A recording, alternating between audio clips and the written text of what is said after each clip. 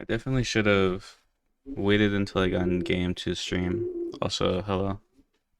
I didn't expect Q to be this long. I hope you liked the new video. I was trying kind of something new. I've never like done a 1v1 kind of video. It's doing really good though, which was kind of surprising. Also, hello. I'm doing alright. Just woke up, so.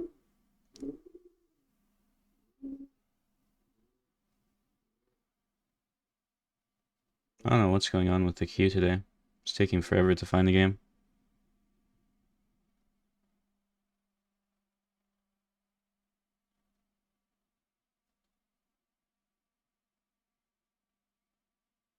Hello. Yeah, I usually wait until like I'm in a game to like start streaming, but I already like posted on like the comment on my new video that I was streaming, so I thought I could start, but now queue's taking like forever, so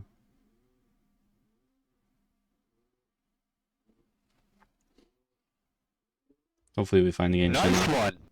Thanks for the Prime sub.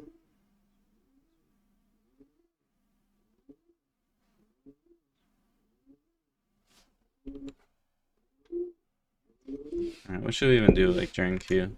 I never know what to do during queue.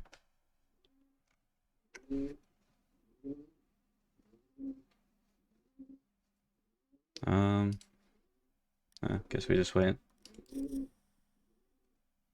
There's like no new skins or anything either.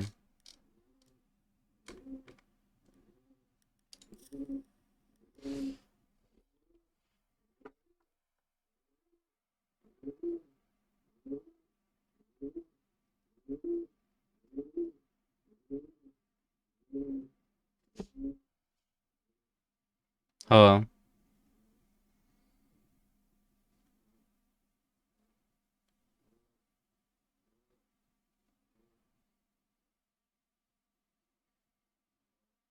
No, I'm not talking. It's not me.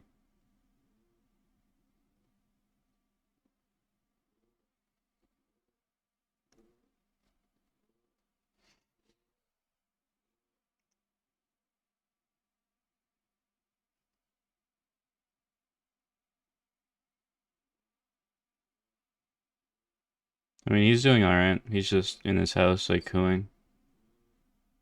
As usual. Especially because I, like, just started talking for the day, so he's gonna be cooing a lot.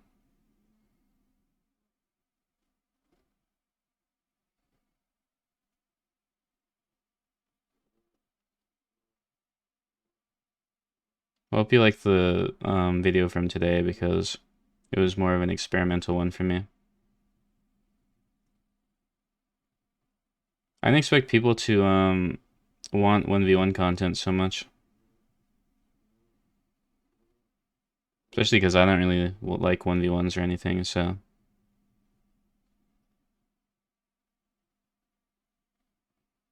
But I mean, if people like it, they like it.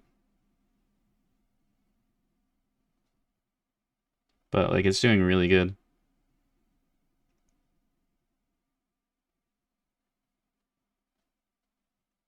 My best performing video in a while. At least early on. And early on doesn't really mean much. It can go either way, but still. Yeah, it would have been cool if I could 1v1 Shock. I wanted to for like the content, but oh well.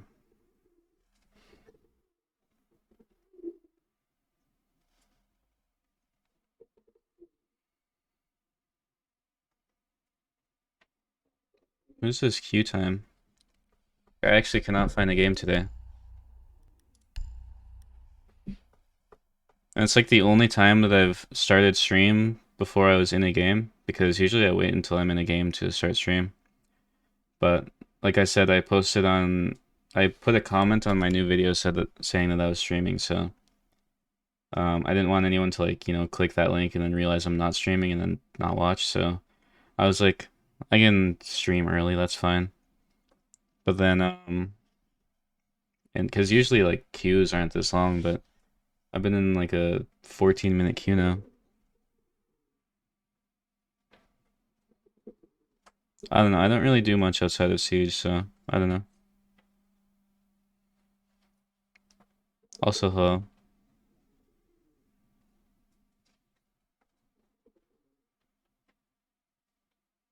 I play toggle lane or hold lane, but that's just me. Most people play hold. It's just preference. Just like every other setting.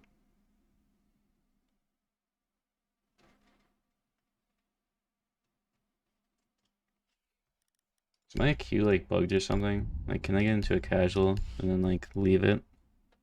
Maybe that'll fix it.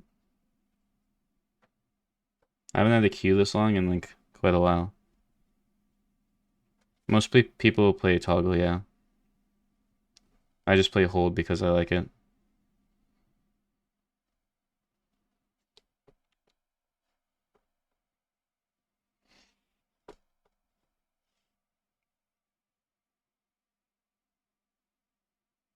I'd say it's a different kind of quick peeking when you do hold lane.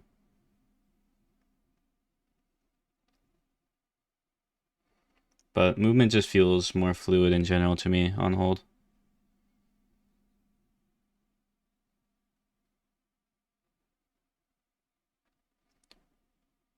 Well, most other games that I've like... Okay, I did get into a game here. Most other games that I've played that are on like... or most other games that I played that have leaning, whenever I like open the game, it's always like set to hold. So I was like immediately used to it for every other game that I play. So I'm gonna play one round of this and then I'm gonna leave because I just want to see if it fixed my queue because I cannot find a game right now. So we'll see if this helps.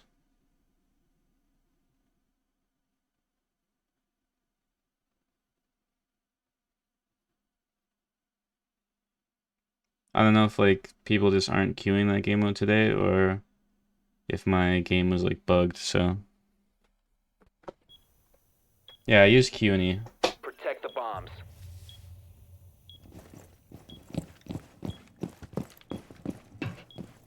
Oh yeah.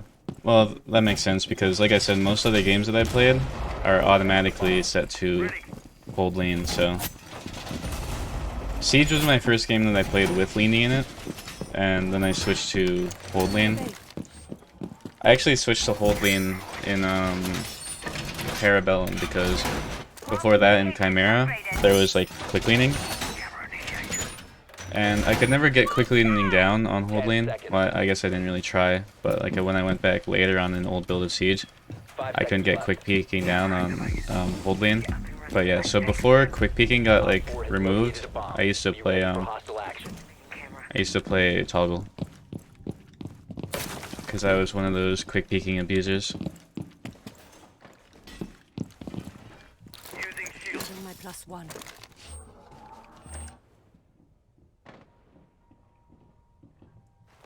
Throwing alarm. Here, watch this. Oh, you're going above me. You have been spotted by hostiles. Fall back. Knew that guy was gonna shoot the door. I get a free kill on him. Ah, my bad. Alright. Let's see if I can find a game now.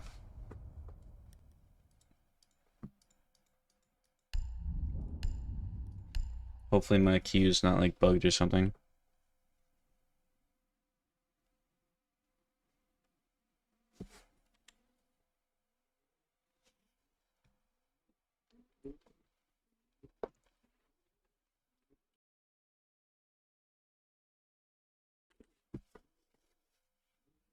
I don't play with viewers, sorry. But if you join 6shot, I play with viewers there.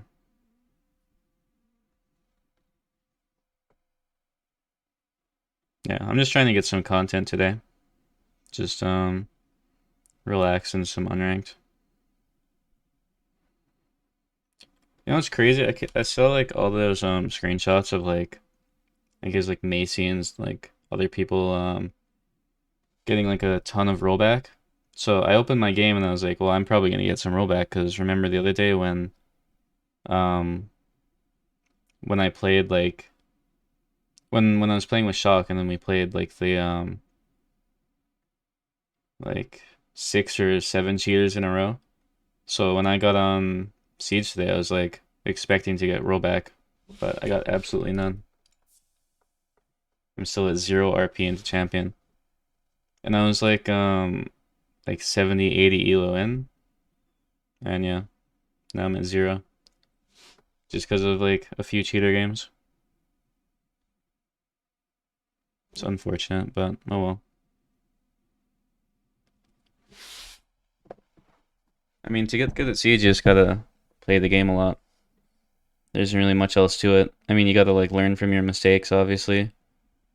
Um, don't blame like outside factors when you play bad. Like, don't say like you lagged or um, like you had bad teammates or you got unlucky. Like, just take accountability.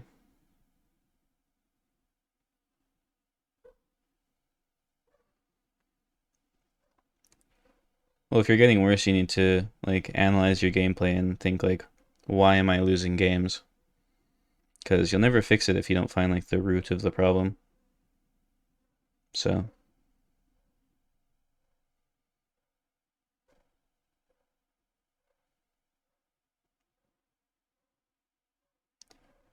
yeah, that's the thing. I feel like a lot of people don't really notice their improvement. And it happened to me too. Like I played Siege for like quite a while. Um, and once I kind of like peaked at the game, like a few years ago, I thought like, oh, I haven't like improved at all in the past like year or two. But then like I go back and watch like my old videos from that era where I thought I peaked and I was like, well, I was actually terrible back then. Well, if you don't have game sense, then practice your aim. And well, obviously still your game sense, but focus on your strengths and but also try and like improve on your weaknesses.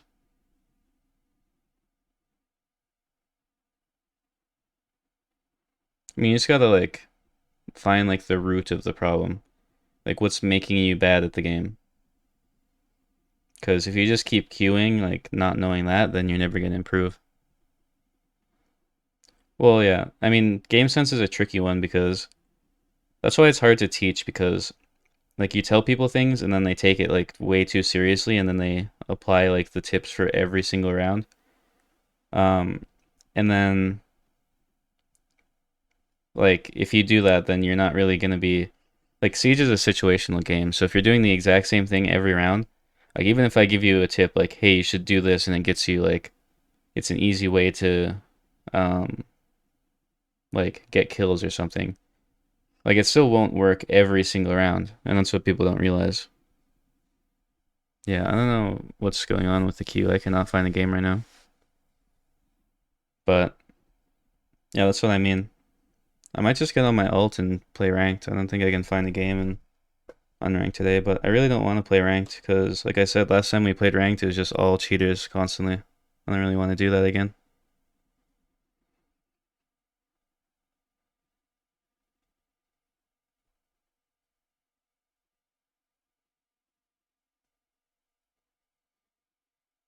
But yeah, I don't know what's going on with this queue. I cannot find a game. But open shop. There's nothing really new in shop.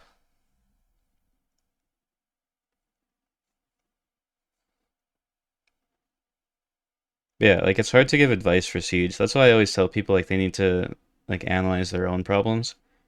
It's not that like I have no advice or like I don't know how to give advice. Like I know how to give advice. It's just if you give advice, people either take it too seriously or they don't take it seriously enough. So, really to improve, you need to understand why you're playing badly. Like it even happened in Six Shot the other day when I was trying to get my champ, when I was on my like last few champ games. I was trying to tell my teammates like how to play and stuff, and like in certain situations. And by like the end of the game, they were taking my advice way too seriously to the point where like they were overthinking things and playing too scared. So then I was like, well, that's like on me for giving them like bad advice. Not that it was bad advice. It's just like I said, Siege is such a situational game that if you give people like certain advice, then like it might not work out in like every situation. But yeah.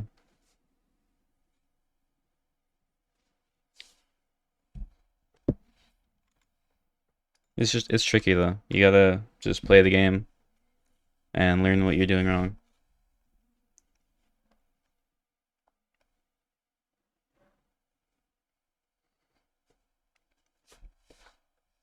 Well, if you struggle with recoil, you should be. I'm assuming on that sensitivity, you're probably pulling down with your wrist. You should be pulling down with your arm. Then you have a lot more space to like adjust. Like I've showed it before.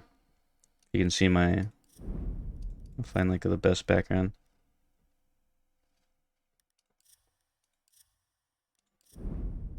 If you see my mouse like here, like if I pull down with my wrist, I can only get to about here. And then I'm like, my mouse or my arm is in a bad position, like my hand's in a bad position. And I'm like I can't go further than this. And then when I'm aiming, it's gonna be harder because my hand's like pushed up. But if I pull down with my arm, I just do that. I can go like as far as I want, and my hand's in the exact same position. Well, if you just run sealed ops, then I mean, what's even the point of playing? Unless you enjoy playing sealed ops. If you like have to play operators that you don't enjoy just to play good at the game, then maybe the game's just not for you. But like I said, there's other ways to improve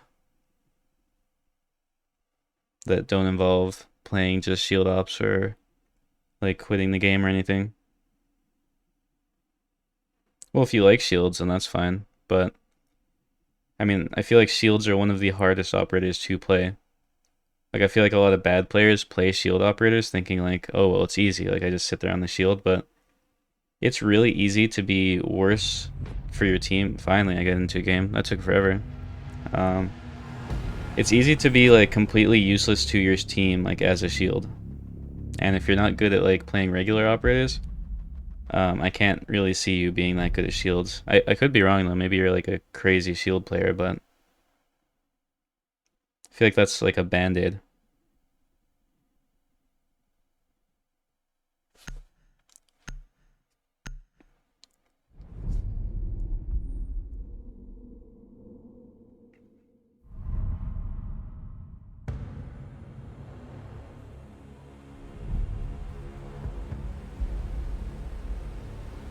Well, the thing with raw or wait, raw acceleration. No, you never want raw acceleration. No pros run mouse acceleration. If you mean like raw input, then some people run that, but I don't because it gives me mouse acceleration, which you don't want mouse acceleration. Mouse acceleration pretty much destroys like consistency in your aim, so nobody runs that. But for some people, like raw input's normal, but for some people it gives them mouse acceleration. For me, it gives me mouse acceleration, so I don't know, it's just a bug setting. I'd recommend just having it turned off. Ranked is not treating me good. Every time I play ranked, I just play cheaters, so don't really enjoy ranked that much. First player on. I have no idea what that guy just said.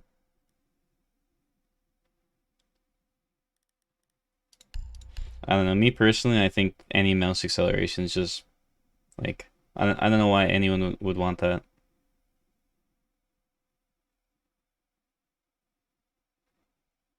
Unless maybe they wanted to play like a slow sensitivity, but they had like a small mouse pad or something. That's like the only way I could see that.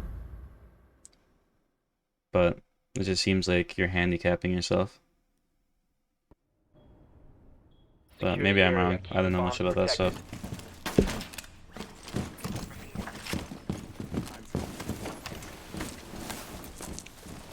Also, my stream's been alright. I mean, I just started and I haven't played around yet because we got in like a 20-minute queue.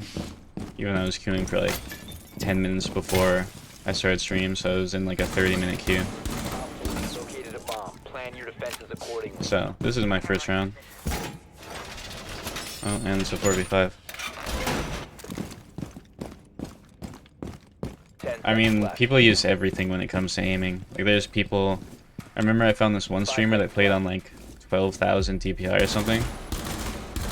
He had a hand cam, and like every time he'd do a 360, you wouldn't even see his mouse move on it. It would look like he just like bumped it like this, and he'd do like a 360. So, I mean, people use everything.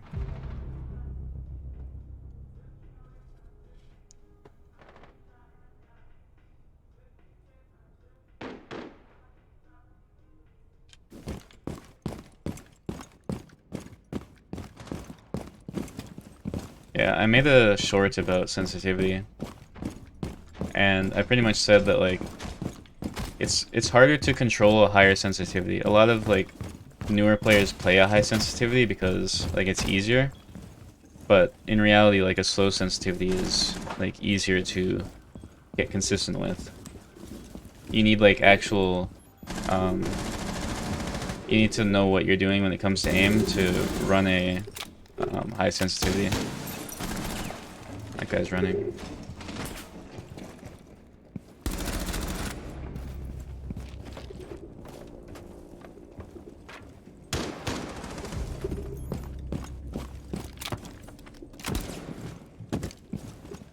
Reload. Op 4, last stop standing. Oh, that's Buck dead. Which operator do I like the most? Probably like Buck or something. I feel like he's most fun to play for me.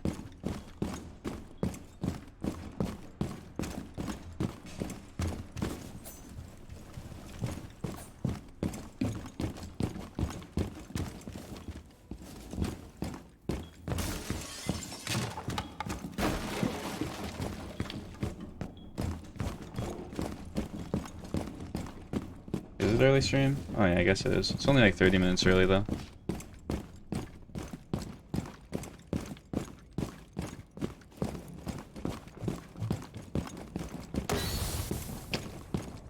You have been spotted by hostiles. Fall back.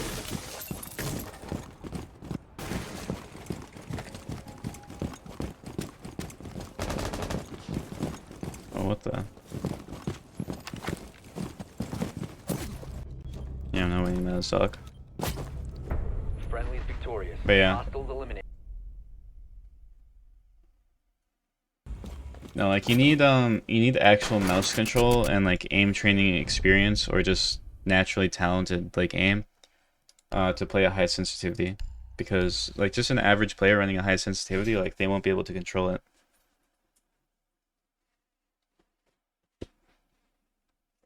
But like getting used to a low sensitivity really isn't that hard. Like I played a high sensitivity like pretty high. Like I played 1-to-1 on, here it is. I was on 40 40 and I was playing 1-to-1. So if I play that sensitivity now, Secure the area. Keep the bombs protected. like I can barely play this now. And if you go to my old videos, you can see this like in my description as my sensitivity. Like this is the sensitivity I ran. If I run it this round, like this is really hard to run. My advanced sensitivity is just 1-to-1. You can go exclamation point settings and see the video. It's 1-to-1. So that means my 10 seconds my remaining. ADS sensitivity. If I can find my 360 on this end. Down to 5 seconds. My ADS sensitivity is the same as my 360 sensitivity. Bomb located by Op 4. Oh my god. Okay, I'm getting off this. Yeah, this is the sensitivity I used to play.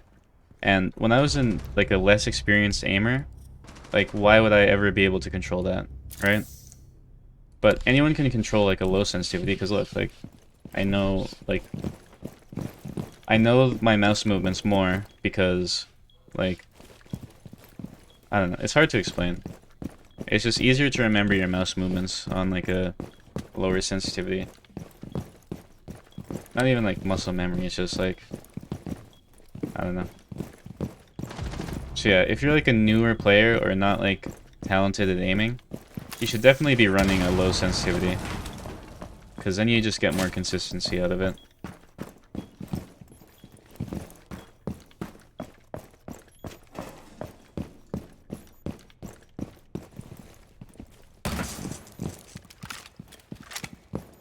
Yeah, I play with default multiplier. Alright then. 4, last stop standing. Shut the window. He's gonna jump in.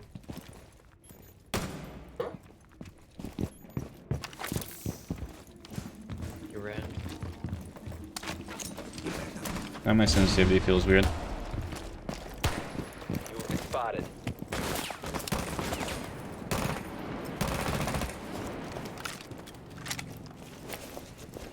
You can shoot through this umbrella. Yeah.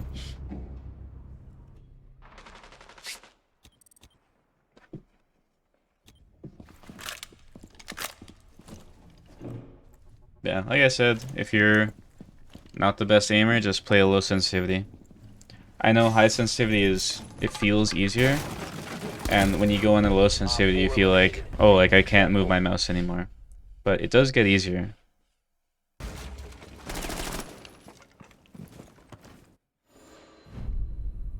And if you don't have the mouse pad for it, just what you should do is make it like if you have a small mouse pad, make it so your whole mouse pad is a 360.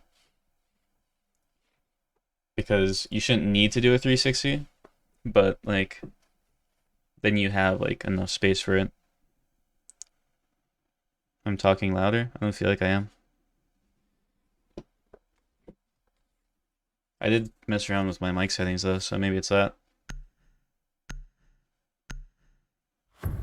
Well, low sensitivity isn't necessarily better or worse.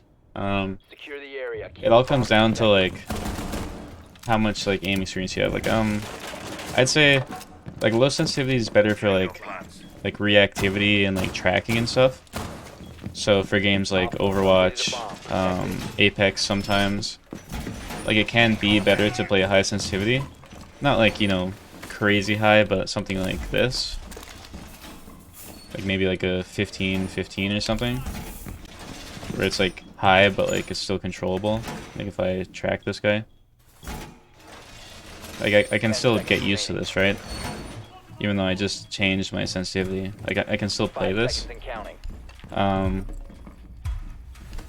But Op 4 has located a bomb. Be ready for hostile action. you shouldn't go like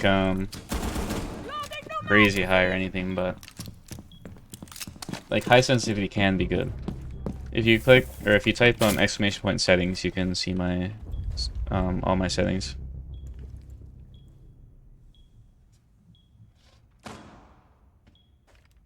Well, that's the thing, like you can't handle the low mouse movement because like when you're just starting, like it feels terrible. But like I did it too, but once you get used to it, it's fine. See, what you need to do is what I did is every day I'd turn my sensitivity down by 1 point, or like the second I got used to my sensitivity. 1 Op 4 remaining. Alright then, Op this has 4 been a fun game. I'm glad I queued for like 30 minutes to find that. But the second I got used to my sensitivity, I turn it down by 1. So like I played 40-40, right? So then I switched it to 39-39, and then once 39-39 felt normal, then I went down to 38-38, and I did that all the way down to, I think I went to like 15-15 or something, and then I stayed there for a while, and then I went down to like 10-10. So I just got used to it slowly, like 1 point at a time.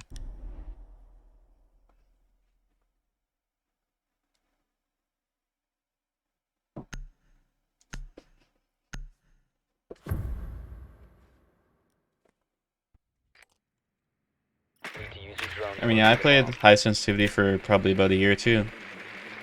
But, you know, eventually you gotta go down to low, because I don't think you can really learn on high sensitivity. Like, it's a lot harder to just feel out your aim and see like the flaws in your aim. Because an important part about, you know, getting better aim is learning like the flaws and like in your aim. So maybe you have bad tracking, maybe you have bad flicking, like you can't like flick to things. Maybe you can't Insertion in 10 seconds. like well, no drone's moving, so I have nothing to track, but maybe you can't like track things. Maybe that's like, you know. Your mission is to But when you're on locate high and defuse sensitivity, the bomb. everything's so inconsistent that you'll never be able to like see the weaknesses in your aim. Well, like I said, if, you know, adjusting to a sensitivity is too hard for you, just go like go 1 point at a time.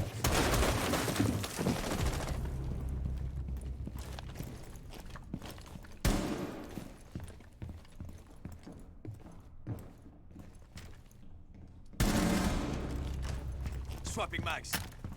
Oh wait, I still haven't changed my sens back. Oh no, I did. I've changed my sensitivity so many times this game, I'm like confused now. Is there a hatch in here? I know there's one in like to piano, but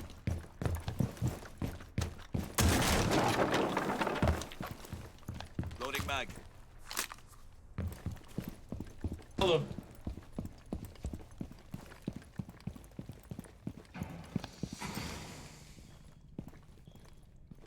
they ain't gonna expect me here because that's castled. Damn, I thought I headshot that guy. Best way to get better is just play the game and learn from your mistakes. Like, try and think about how you lost a round.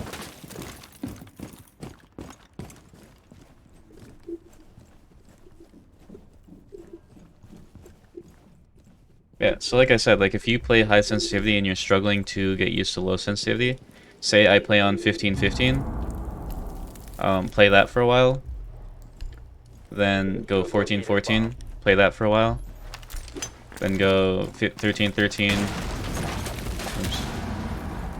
13-13, then 12-12, 11-11, 10-10, 9-9, to whatever your goal is. If your goal is like 6, go to 6. Friendly, last So. operator standing.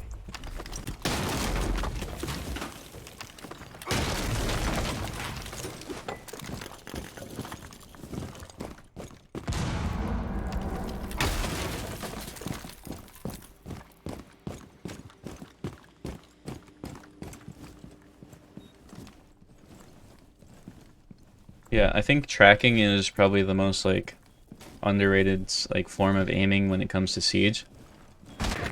So many Siege players think that you don't need tracking, but it really does help you.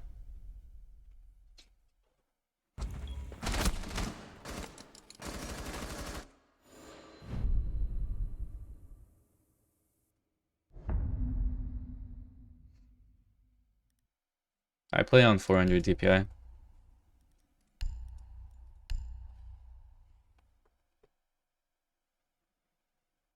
But yeah, like, Off Iana. I'm not getting off Iana.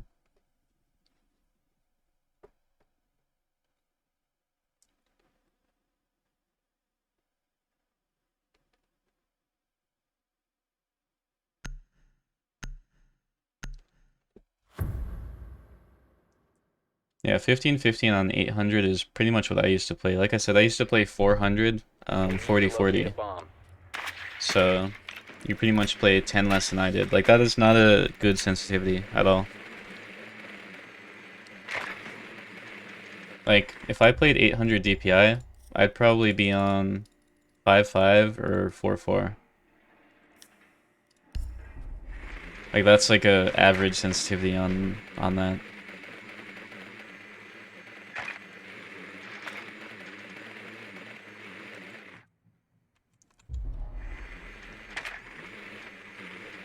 Insertion in 10 seconds. 5 seconds to go. Are these guys like egoing about ranked right A now? bomb must be located and defused. They're like all diamonds and emeralds, like egoing each other. But yeah, I don't know. It's all about just Obviously you need to find the sensitivity that's right for you, but to some extent, like, you need to be in one sensitivity range, which I'd say, like, should be low.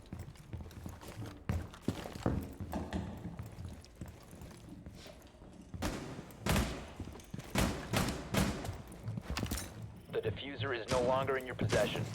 The diffuser is now. Drone activated. Guy's like in there. I'm just gonna ignore him for now. You located a bomb.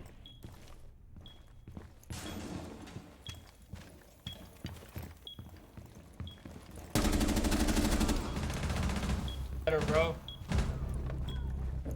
Breach ready. First story, first.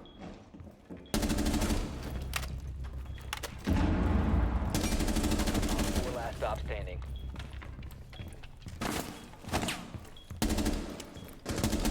Drop the diffuser. I'm reloading.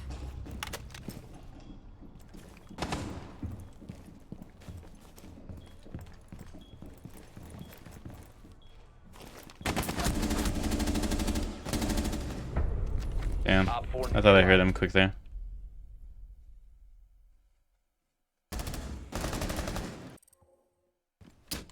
But yeah, it's important to find like a sensitivity that's right for you, but you should always be playing in like a sensitivity range where like you actually can aim. So like I said, if your sensitivity is too high, you're never gonna like learn like the flaws in your aim or anything. And for me to learn like the flaws in my aim, it took like aim training. I think that was the most important part of aim training. Like I realized when I was tracking, I held my mouse too hard, and it led me to like not have as like, well, just good aim in general. So I worked on like doing tracking scenarios, but holding my mouse like a lot more like lightly. To flick to that door, I have no idea. I don't like pay attention to my like mouse movements, but we can find out.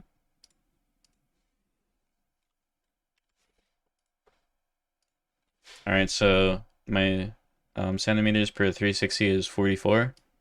So what, that was like a,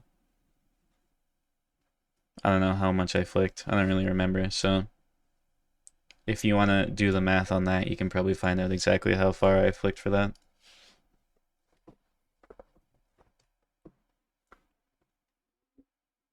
Yeah, so like a whole 360 for me is 44 centimeters. So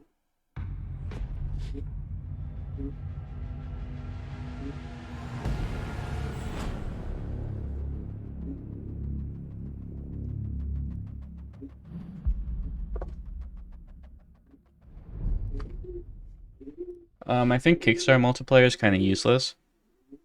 Like, I don't think adjusting your sensitivity within like the 9.1 to 9.9, I don't think that really matters that much.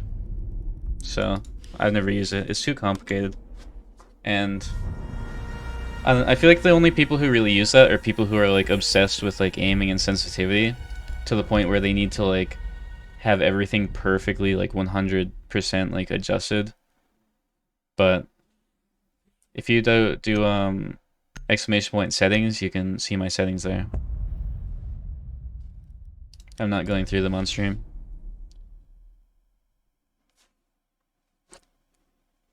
And I literally never change my advanced sensitivities. They've stayed the same since they changed the system. So you don't need like an updated like view on those.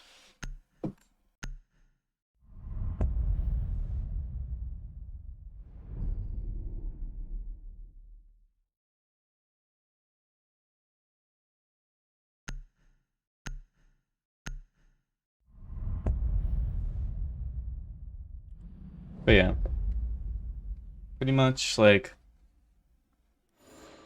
I learned when I was aim training a lot of like flaws in my aim, how I held my mouse, stuff like that.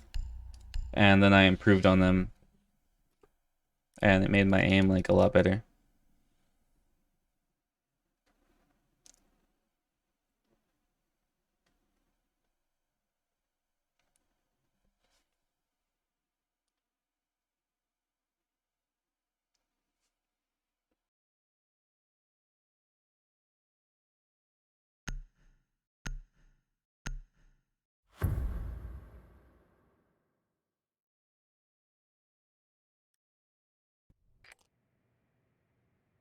We need to locate a bomb. I don't really play other games that often.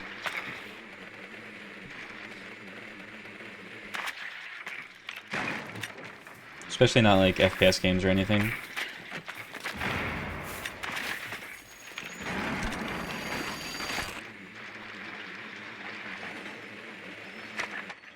Drone has located a bomb. I don't change my advanced sensitivities because they're 1-to-1, so they always stay the same.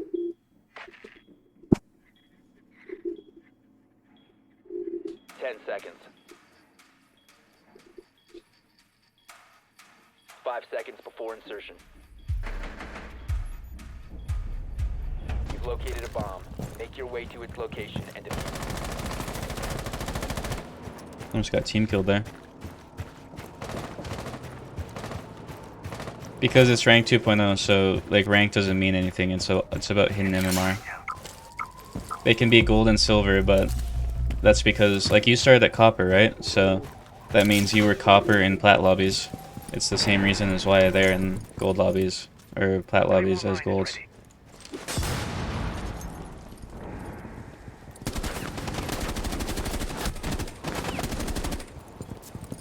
Guy's gotta be down. Cover me. Drone going out. Frag out.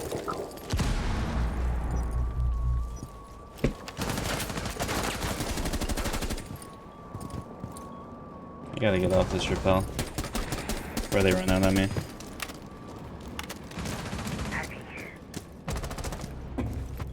No, you deranked from plat 1 to plat 4 because you lost games. Not because any other reason, like you just weren't winning. Gotta stop blaming outside things for why you're losing. Because 90% of the time it comes down to mistakes in your own gameplay. Four last stops. Op 4 eliminated.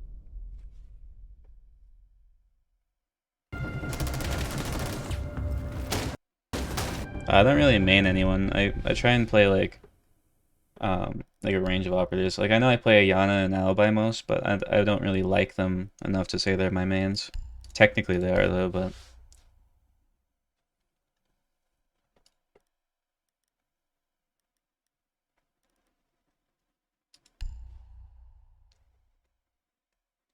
and if you want to see like my, actually I'm gonna make that a command. Just because people ask for my thoughts on operators a lot, I'm gonna make this I'm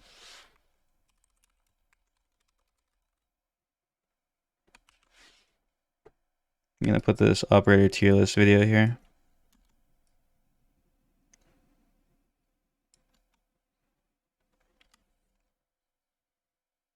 Oops.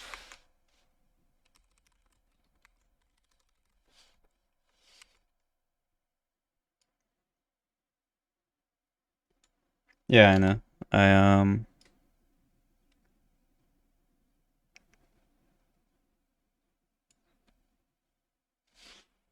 Hope that link worked. I like shortened it. Yeah, that works. Alright. Yeah, so if you want all my thoughts on like operators, just type exclamation point operators, and there's my tier list video. You found a bomb. Make your way to its location and defuse it.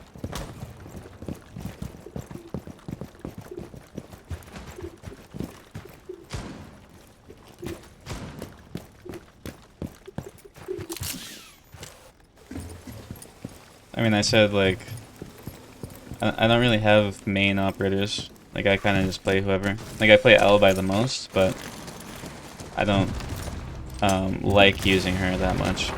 She's kind of boring to me. Oh, alright then. Hey, how they castle that? Flashbang out.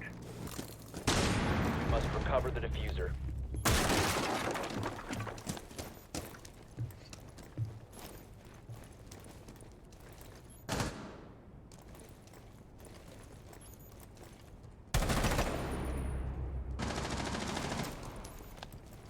Drone ready. Going up red.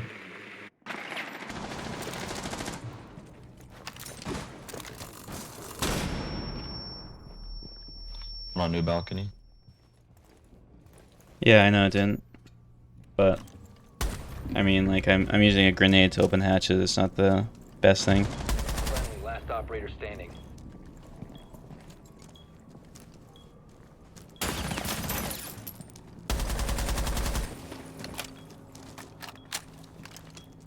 New balcony, red stairs.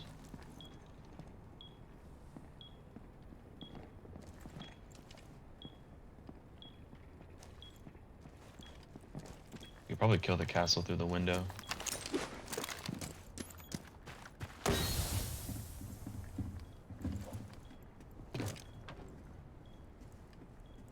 This is how you don't play cafe. Can't just like sit on the roof the whole time.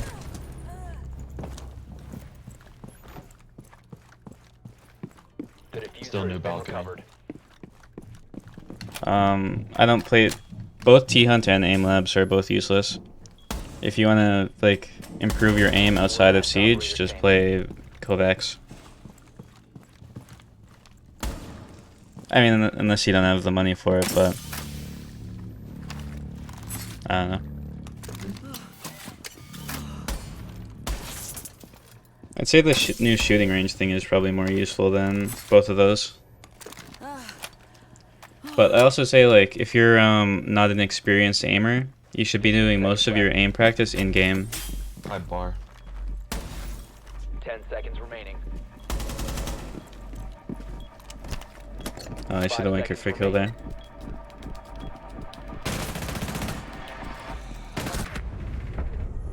The time limit has been reached. Yeah, you should only really be aim training if you're like an experienced aimer and you're just trying to like if you feel like you've peaked mechanically, like you can't get any better, that's when you should start aim training. You shouldn't like learn from aim training.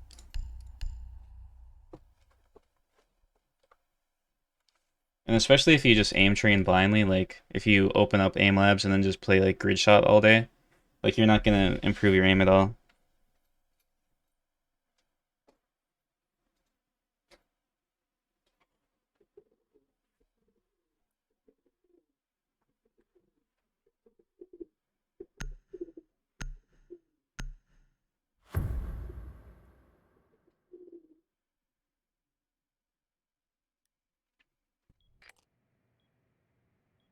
You need to use your drone to locate a bomb. Well, that's why I said you shouldn't like open up an aim trainer and only play grid shot, because grid shot's useless. Like if you want to play something good, you should play like like Kovacs, like one wall 6 targets small, because then it's like small dots on like the end of the wall, so then you practice like just being precise with them. And then for tracking you can do like I know like a lot of aimers don't really like it, but I play it a lot of on Kovacs. What's it called? 10 seconds to go. Kata IC long strafes, and it's just like the guy that like To insertion. moves like around like this, and it actually worked really good for tracking. Like, Locate say someone like swings a doorway, right, and then like they go from here to the middle, and I'm peeking here. Like I got a lot better like tracking their movements, and then I played a lot of skeet tracking to like kind of get like curves. So then like when people like threw C4s at me, then I could shoot them a lot easier. So those were things that like helped me. But like I said, I wouldn't aim train unless you know what you're doing when it comes to it, because I feel like there is like aim training routines that actually could be harmful to your mechanics. Like I said, if you just play like Tile Frenzy or Grid Shot all day, then you're not really going to be learning anything. Drone activated.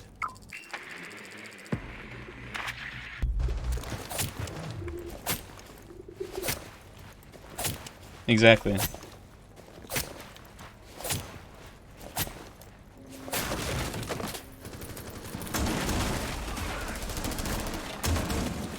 That's what I'm saying though, like if you're not like an experienced aimer, the best way for you to learn is just by playing the game. Like I said, aim training should only be for people who are like feel like they've peaked or like plateaued in like mechanically. Like if you feel like you've been playing for a while and you haven't improved, that's when you should start aim training. But like when you're just learning, you should definitely be like you should definitely be just playing like the actual game, because that's how you're gonna learn like the most. Also, my rank's just champion. I'm only 0 elo into it after the cheaters though, which is unfortunate. Oh well. But yeah, like less experienced aimers, just practice in game. More experienced aimers who have kind of peaked, that's when you start aim training.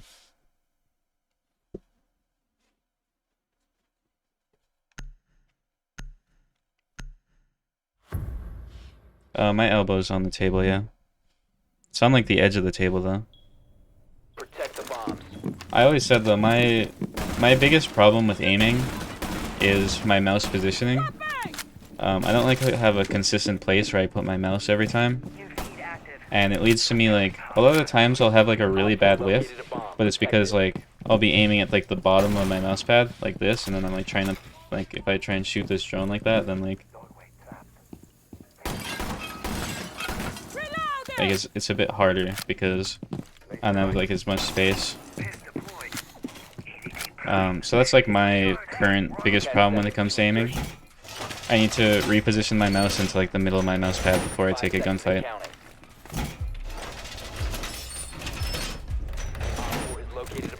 But that's one thing that I'd say aim training did help me with, is just learning like those kind of flaws within my aim. And like I don't aim train much anymore, but when I did, like I said earlier, like I learned that whenever I was tracking, I held my mouse down like too hard. So if I find someone to track, like I don't know why I shot there.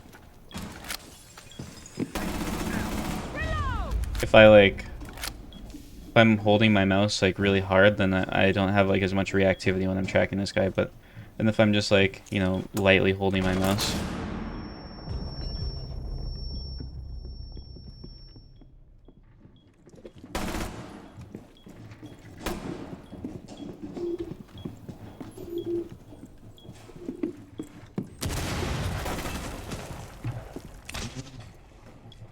Oh, he got hacked.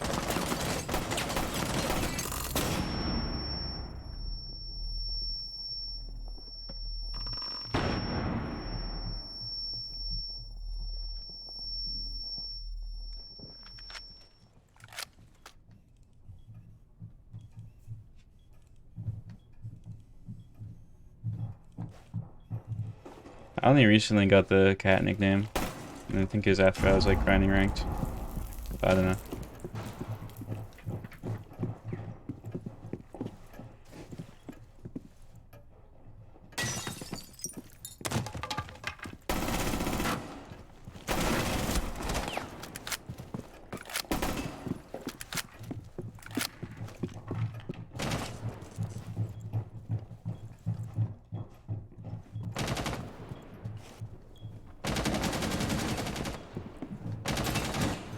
Oh, I didn't get that hash.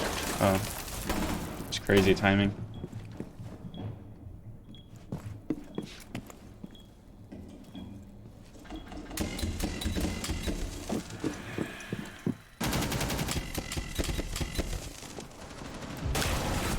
The operator remaining.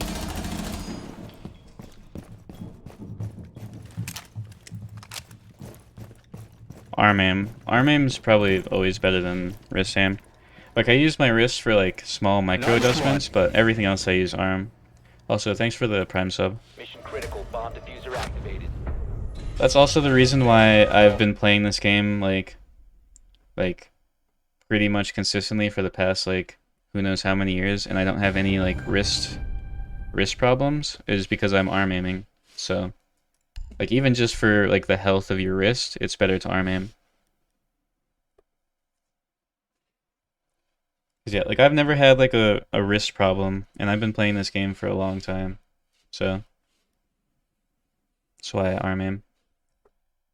But yeah, so I was like holding my mouse too hard when I was tracking, so then I realized like if I held my mouse like lightly, then I was like more smooth, and I had better like reactivity.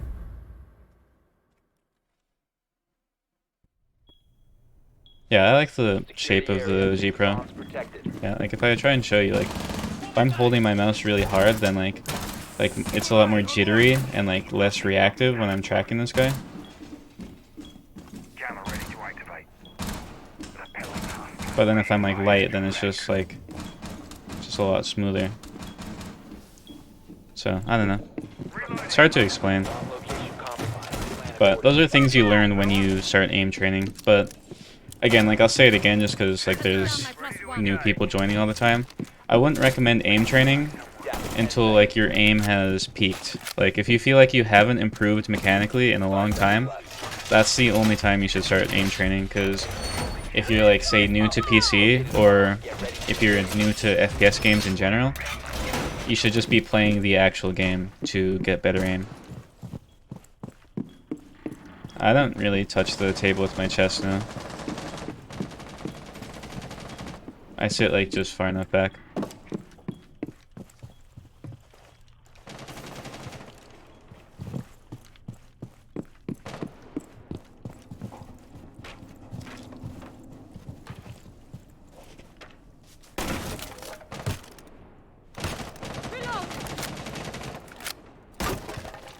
I think one's outside bakery. Maybe not. Op that allows 12 reinforcements? I mean, that'd be cool, but I don't know how useful it'd be. Definitely not on certain sites, but maybe in comp too. Otherwise, I don't know. Guy doesn't want to peek me. Reloading my ammo.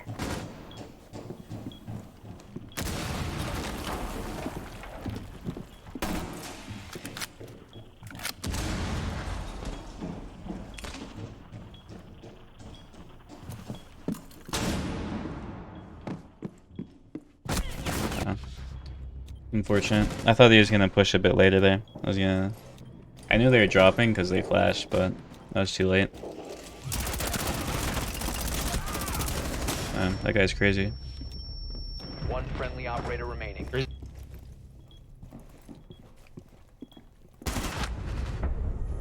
Mission failed. All friendly. Yeah, I think G Pro was probably like my favorite mouse. But then like I had a G Pro that double clicked in both sides, so like I'd be ADSing and then randomly un-ADS me and I'd be shooting and randomly stop shooting for me. So then I switched to like Glorious mice for a while. But then the Superlight came out and so far it's been good. I mean I had to get one replacement because it had like sensor issues, but otherwise I've been liking it.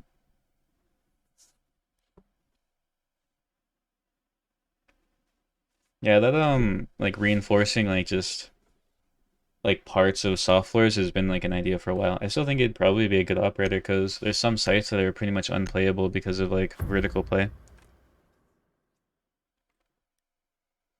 But I wonder how that would work. Like I feel like that'd be really hard to implement in Siege.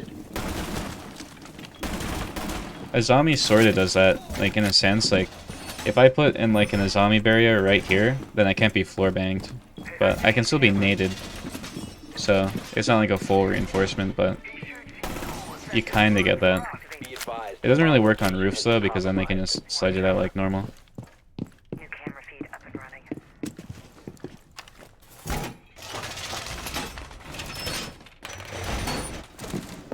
Yeah, I definitely think they should like add some more just simple operators to the game again. Like they used to. 5 seconds left. Op 4 has located. Well, I wouldn't take leaderboards on Aim Labs very seriously because they reset like weekly or monthly or whatever.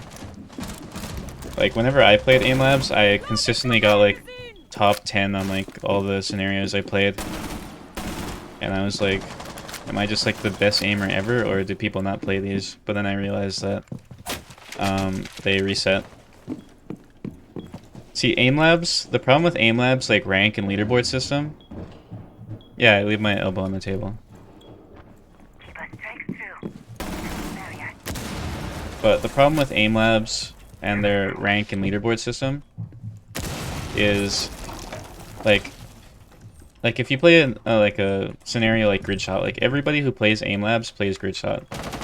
So you're not really gonna get like a. So everyone's gonna be playing that, and then that's like more of a balanced kind of one. Even though Gridshot's like useless and you should not be playing it. I don't know how that flashed me.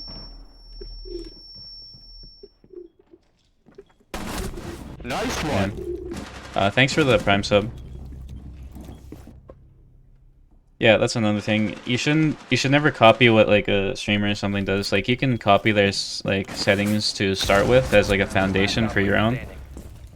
But I don't even think grid shot's fun. It's like the most boring and like wrist straining thing you can possibly play.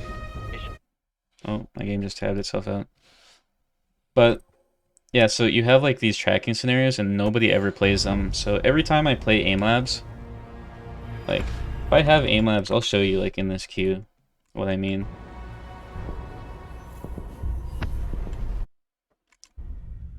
But when I play aim labs, like the second I play any tracking scenario, my like rank immediately goes to like top 0-1 or something. Like I get like Grandmaster instantly.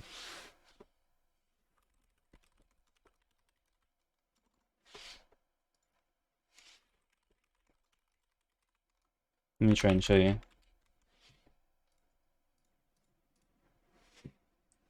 Oh, I still have aim labs installed, so that's good.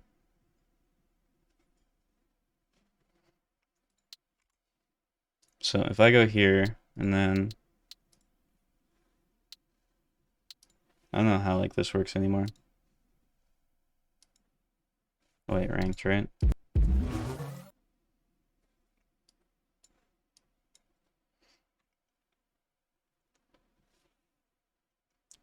Can I like search them? Reactor track standard. Alright, so if I play like I don't really play aim labs much, but if I play like one of these. Also I have not aim trained in forever, so like don't mind how bad my aim's gonna be.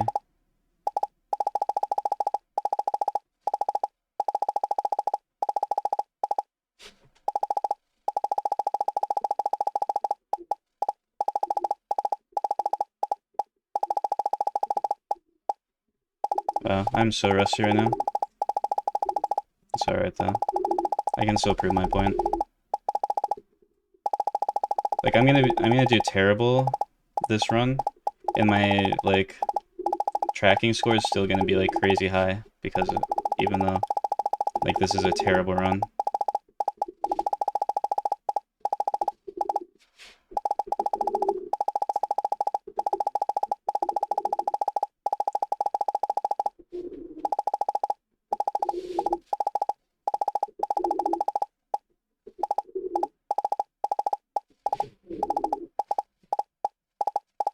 Oh my god, my mouse position's so bad. Alright, 93. Like, this is a terrible run. Like, I have not aim trained in forever, so this is a terrible run, right? But if I go to the thing, like, I'm 229. I should not be 229 on the leaderboard with such a bad run. Like, that was an awful run. And then, if I go to... Where's, like, the... I don't know how you can find, like, the rank thing. Like the all-around rank.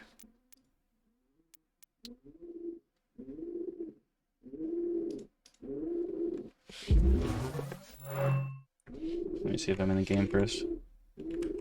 I'm in the game. I still have time though.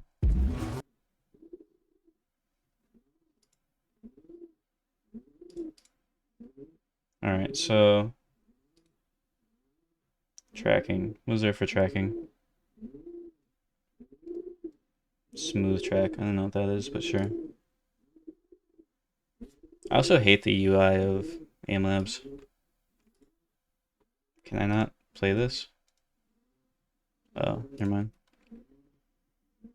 Alright, smooth track. Let's see.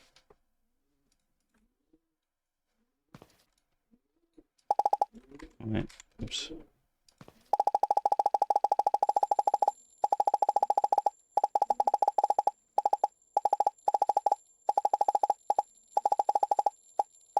Now this one's like the main like ranked one, so it's gonna be oversaturated, so my score is gonna be like pretty low, but especially because I'm so rusty and like just terrible at aim training right now, but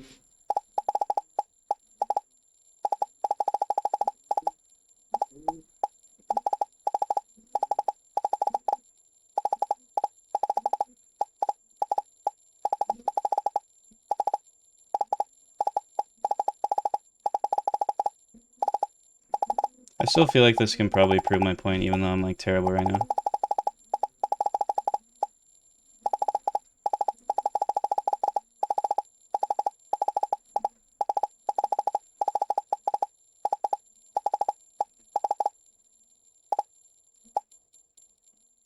Alright, so 42,000, terrible run, right?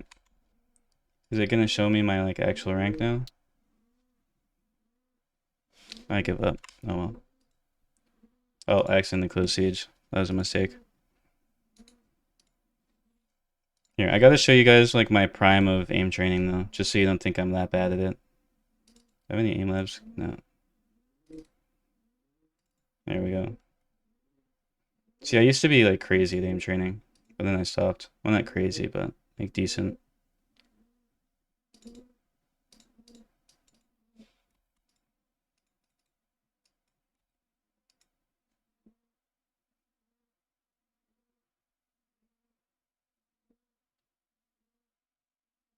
Wait, this is the wrong one.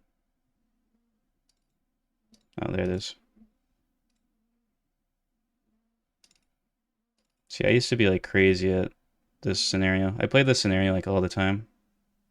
I love this scenario.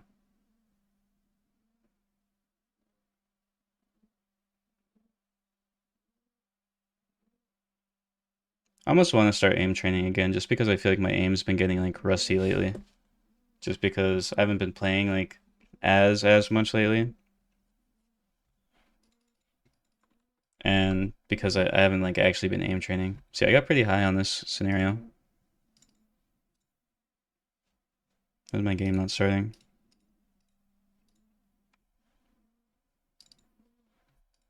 And this one, I played this one a bit, but I got decent at it. Then this was another one of my favorites. Like this helped me with like C4s a lot.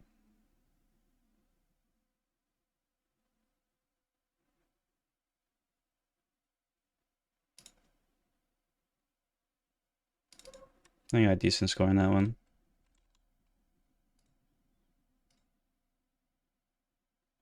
But yeah, I don't know. Alright, finally my game's starting. I accidentally closed my game when I was closing my other thing, so...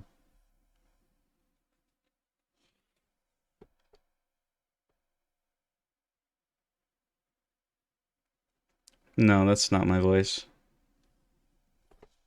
Yeah, I used to like aim train a ton, and then I just like stopped because I spent like too much time doing it.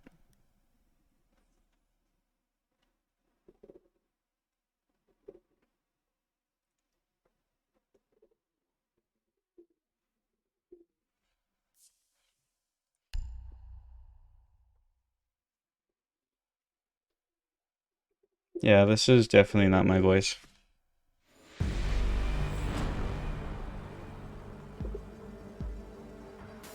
A bomb must be located and defused. You located a bomb.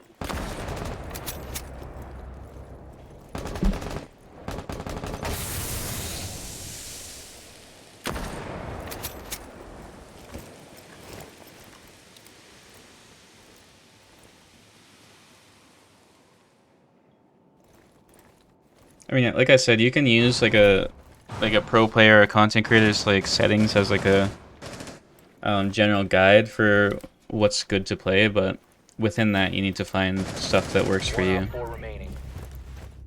Don't go in there, don't go in there.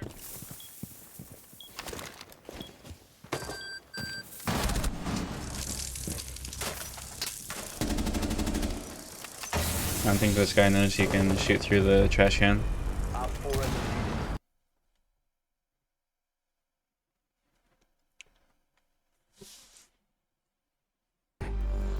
Well, I don't mind if you ask like questions, but if you ask questions, then I reply to them, and then you ask the same question again. That's when it gets like annoying.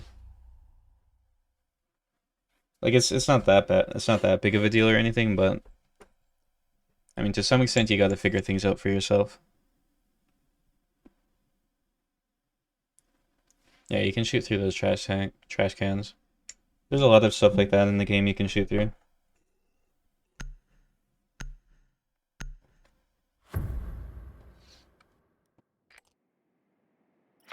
locate a bomb.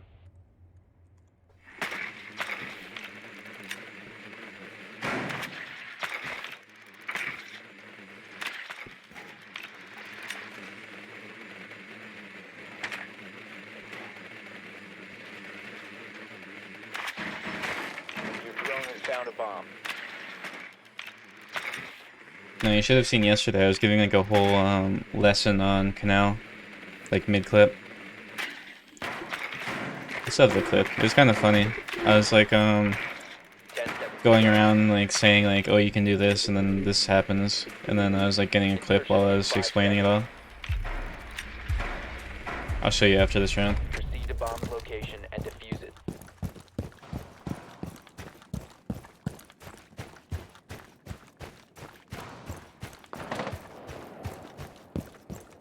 Like I said, I don't mind if you ask questions. Go ahead, but just don't spam them. I hate when people double repel.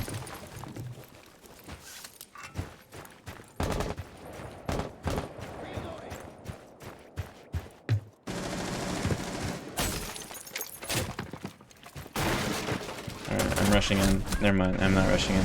Alright, I'm gonna show that clip now.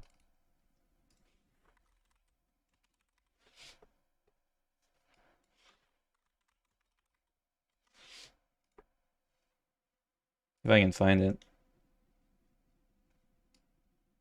I don't know why this one like file takes so long to open now.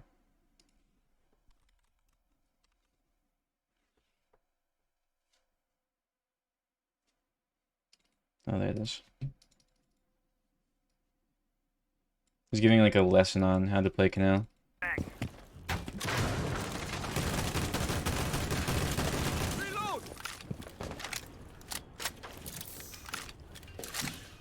Shield up.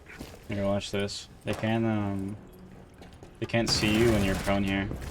Loading new magazine. It's a pro strat right there. I don't know why my mic sounds so like unclear sometimes. Watch this too. Spotted. Never mind. In a minute. Okay, Osa's not paying attention. You have been spotted by There's an angle hostiles. there too. Alright, now I can show you. Your location has been compromised. You can like see outside museum there. Oh my god. That was kind of a funny clip. Round.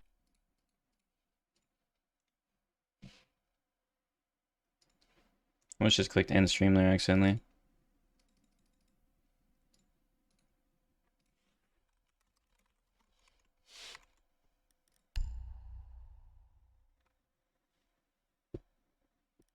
Well, the videos aren't the main draw for Six Shot.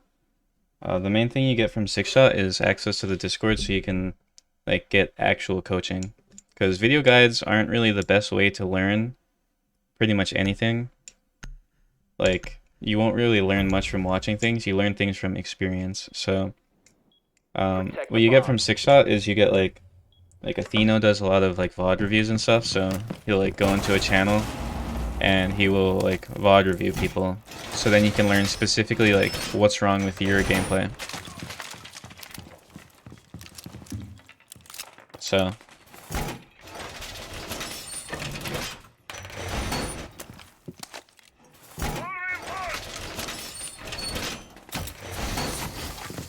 Activa barrier is activated. Setting my plus one. Try to get through that. Be advised, Op 4 has found a bomb. 10 seconds to insertion. 5 seconds left. yeah, if you're going to Six Shot just for video courses, then it's not going to be for you. Bomb But located by Op 4. I mean, considering you have access to it, since you said that you bought it, might as well get the most out of it. I just jumped down there.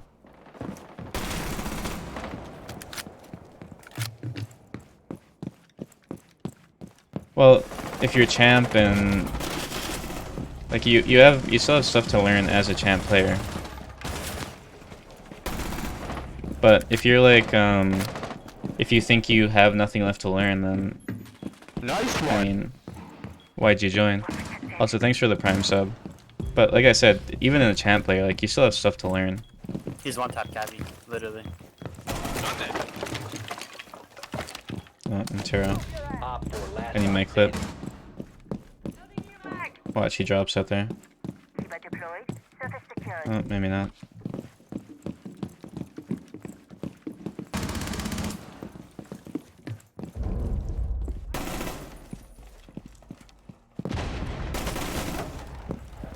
Oh, he cleared the claymore for me. Playing my trump card. Damn. Hostiles fall back. That's what I'm saying. You get community, you get VOD reviews, you get personal coaching. Like, if there's stuff that Op 4 eliminated. you specifically want to work on, then it's up to you to, like, you know, ask for help in those, like, in that regard. Like, the people who, like, the content creators in Sixshot don't just know exactly what you need. So.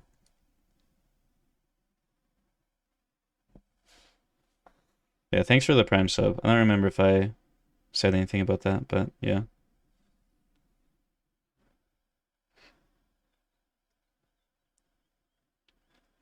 Yeah, like if you're in Sixshot, you can, you know, when someone's doing a VOD review, you can join, get that. You can have like a community, so you have people to play with all the time. Protect the bomb. Like you can ask for advice. Like content creators are pretty active in the chat, so if you just like at one of them, they'll probably reply to you. You know, stuff like that. Be advised, the bomb location has been compromised. The video courses are a very small part of that. Activated.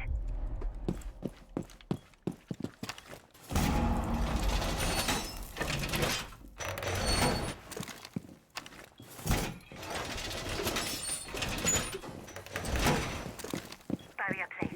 We're covered. 10 seconds remaining. Alarm! Proximity alarm! Nice 5 one. seconds. Thanks for the tier 1 sub. Op 4 has located.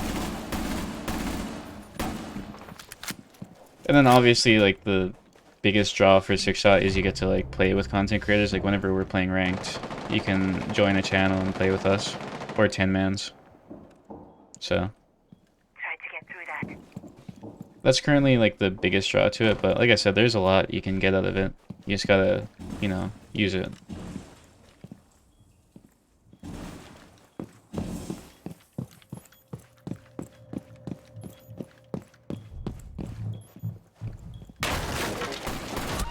Damn.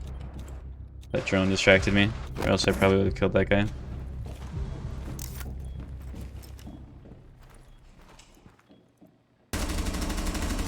Reloading.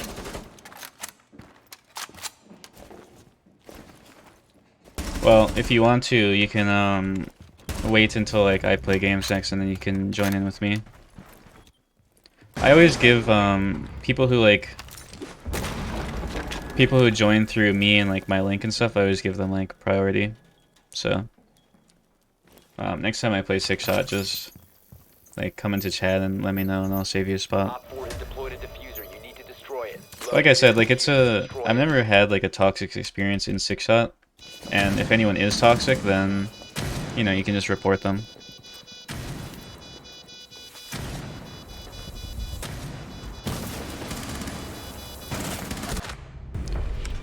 Well, that's the thing. The target audience for Sixshot isn't like the best players, so I mean you can't expect to have games where everyone's like really good. Although there is a lot of like pretty good players in Sixshot. But the thing is, everyone's trying to improve together. So if I'm like playing a 10-man with someone, and then I see like and I see you do something wrong, I can tell you, and then if I see like another teammate doing something wrong, I can, you know, let them know. That's the biggest point.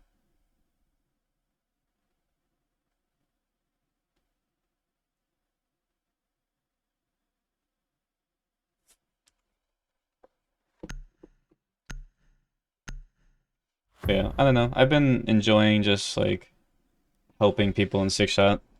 Protect the bombs. Like the coaching aspect's pretty fun.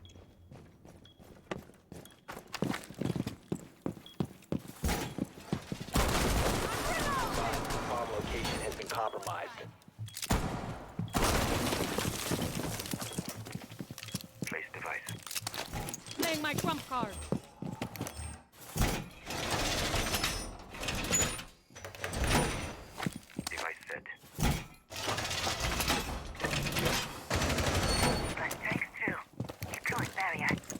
Planting the bait. I've never been a big fan of Feedback completed. like elite skins or anything. 5 seconds and counting. I like making my own sets. You know what Op 4 Siege is needs? located Tom. Siege should make a alibi, like elite skin. I feel like a lot of people would buy that.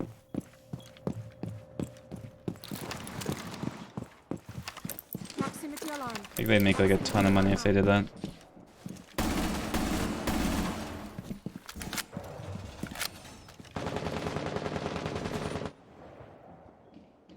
Device positioned. Kiba deployed. Set device.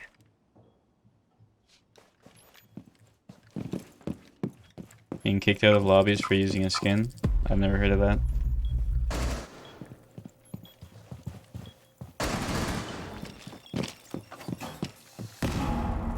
Barrier I formed. think they're above. Kiba deployed. I don't know where though. Device placed. You're mine, Palyasu. Move your ass. You've been exposed.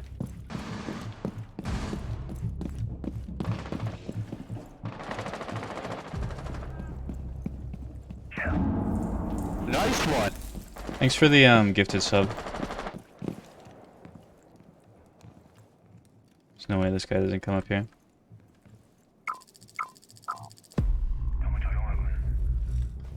I'm gonna flank them. Your location has been compromised. Plant a distraction.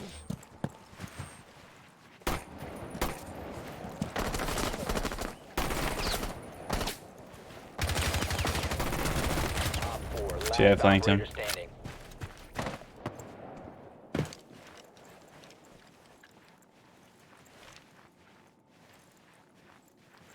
Where's this guy?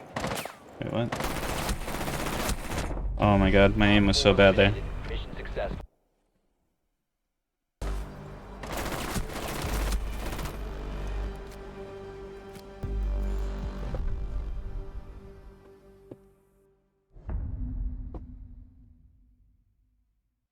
Yeah, I mean, like I said, 6 shots, like as much as you use it, is what you get out of it. Like if you take advantage of whenever the content creators are like doing stuff in it, then you'll get quite a bit out of it. Like there's some people where every time I play ranked, like they always are like ready to play, and they obviously get the most out of it because like they get the most coaching time because they're like always ready to play, so Secure the bombs.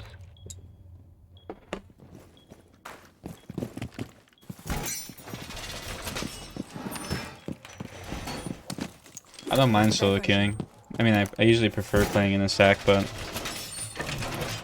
it's whatever. Op 4 has located the bomb. Be ready for assault.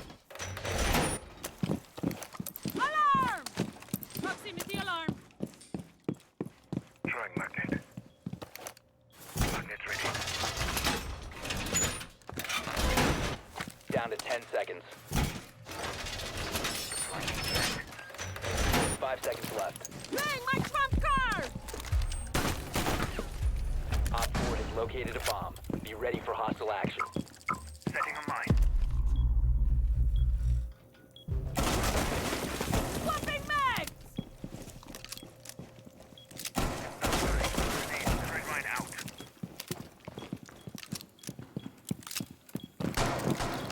Playing my trump Like the one round they haven't gotten main breach. That's not mine going out.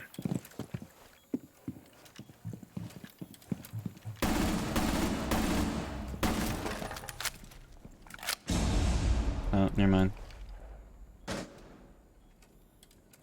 I don't know where these guys are pushing. I thought I heard them like big garage, but I guess not.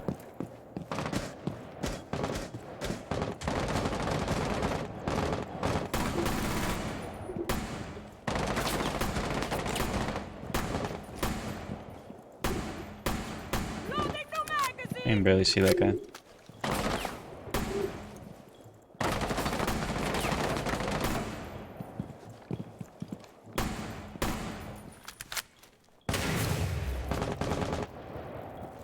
I mean, that wasn't my strongest bailiff rotate, so Oh my god, that was scary. Damn. Usually with bailiffs, you just kind of have to do it fast and like just in a circle.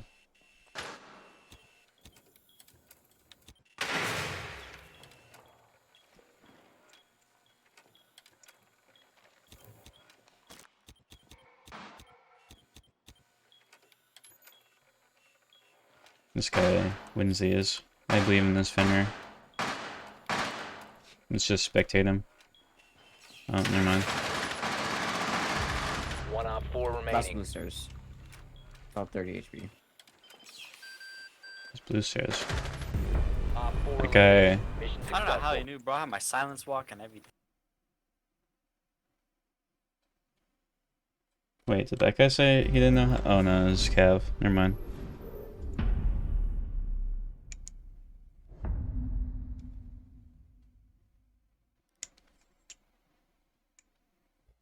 My camera settings? I don't know what that means.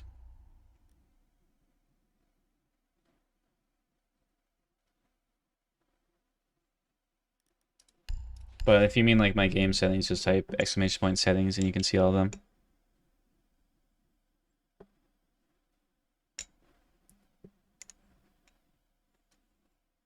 Tips to get better at Siege, you just gotta play the game a lot and just like kind of learn from your mistakes. Like try and understand why you lose rounds, why you lose games, stuff like that.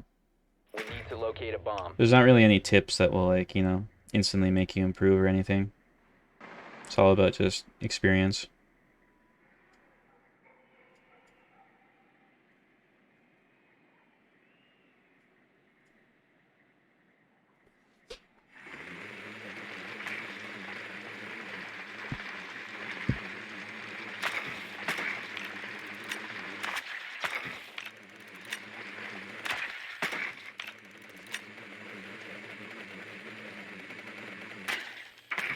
Seconds.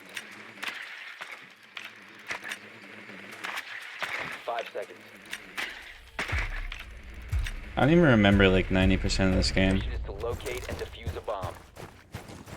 I don't do keyboard or mouse cam now.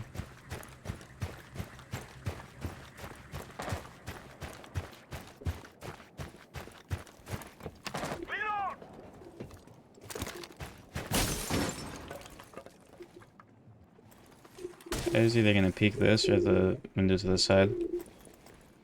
Heard him in the hallway.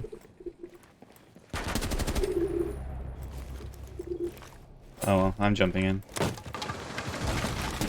that was a bad idea. I did know that guy was in the hallway though. I saw Capcan and I was like, there's no way they have 2 trap operators.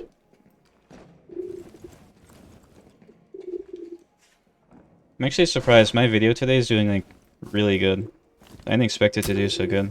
As like a 1v1 video, I've never done like 1v1 videos.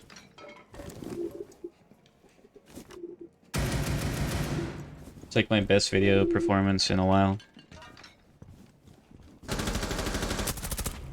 One's below you, Fuse. One friendly operator remaining. You have dropped the diffuser. We have been eliminated.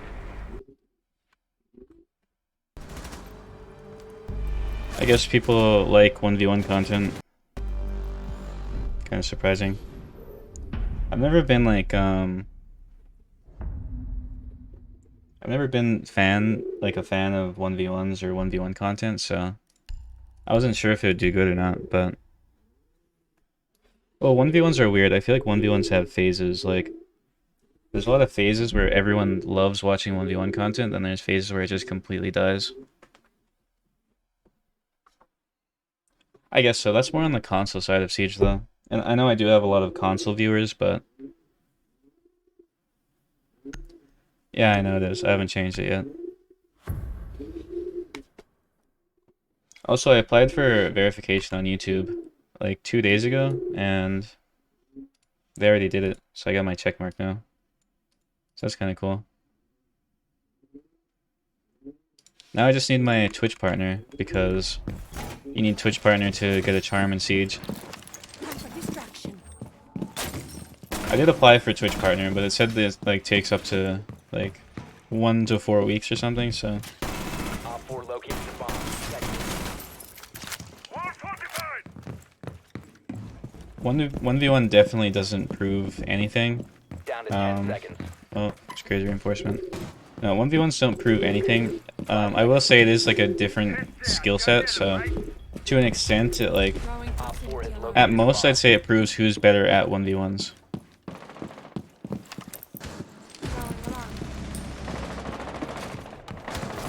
But yeah, Head down. You're on speed, little fella. Your location has been compromised. oh, my aim sucks there. I cannot hit that guy. You have been spotted by hostiles. Fall back. I'm reloading. Finally. I knew that guy was in a terrible spot, so I could just peek him.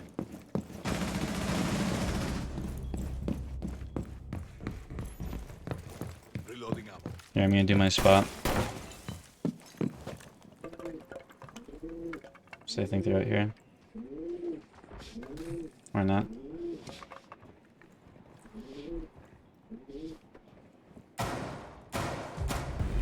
Damn. 4 eliminated. Mission success. Well, GG.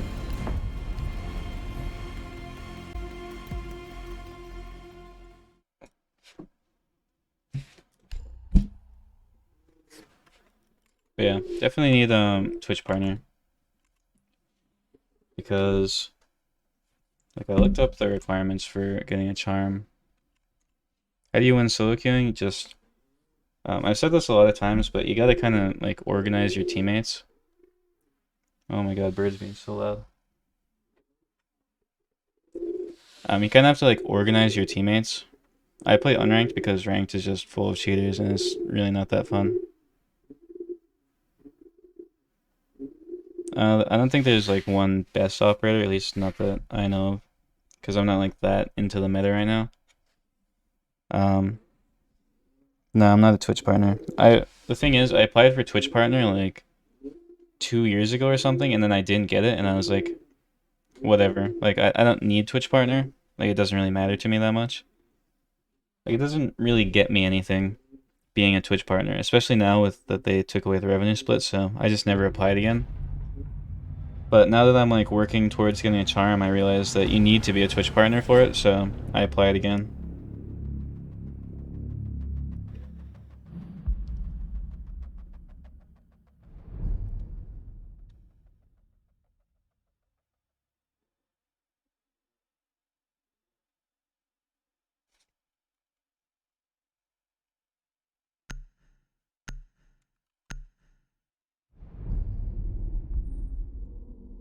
Yeah, I mean, I've never understood that. Like, I used to do this thing where I'd, every time I found, like, a really bad player in, like, unranked or something, I'd, like, add them and then, like, coach them for, like, a day or something. I did it on stream a ton of times.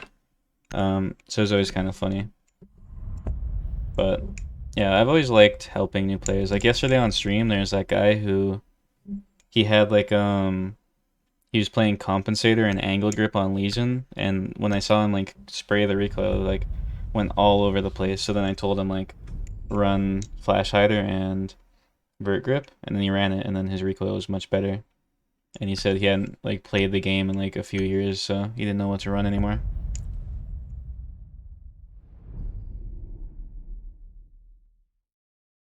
Yeah, I've never understood like if you ever see a new player like in your game, like, what's the point of getting mad at them? Because, I mean, everyone's new at some point, so... If anything, you should encourage new players because they keep the game alive. If a game never got new players, then, like, eventually everyone would leave.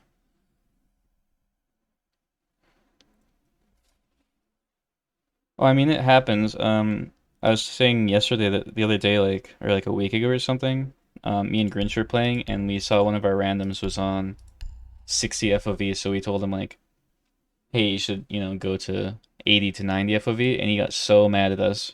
He acted like we were, like, personally insulting him or something. Protect the bomb. He was saying how, like, oh, like, old, like this FOV is better because he's used to it from like the old days of FPS games. I was like, all right then. I mean, if you want to handicap yourself, go ahead. Deploying mobile cover. Welcome back. Like at most he could have just said, no, I prefer this, but thanks anyway. But no, he got like mad about it. Heading to welcome back. Left. Ready for company. 5 seconds left.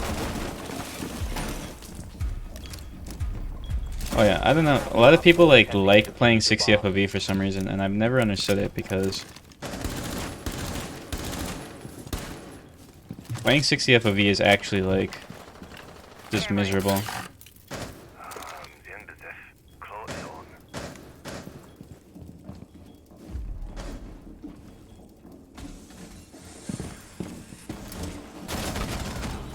I don't know what that guy's plan was. My bad, kid. I kind of shot you in your toenails. Damn, I suck.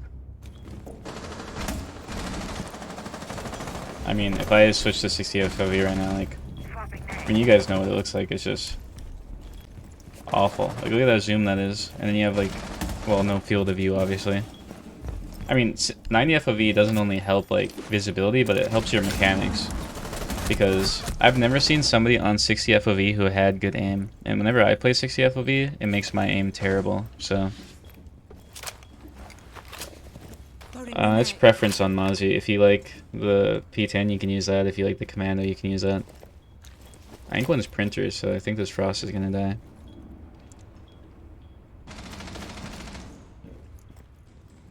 Well, if your mouse, if your lowest mouse DPI is 800, then you can just play like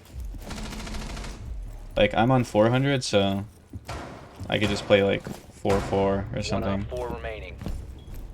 something like that.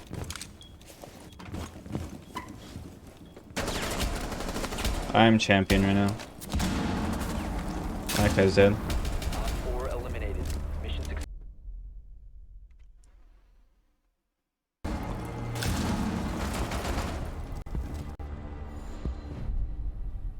Yeah, like I said about the Kickstarter multiplier, I feel like very specific sensitivities never really matter. Like I feel like those people who are crazy about optimization, like they always run that stuff. But like I don't need like 9.5 or something. Like I'm fine just playing 9, 10, you know.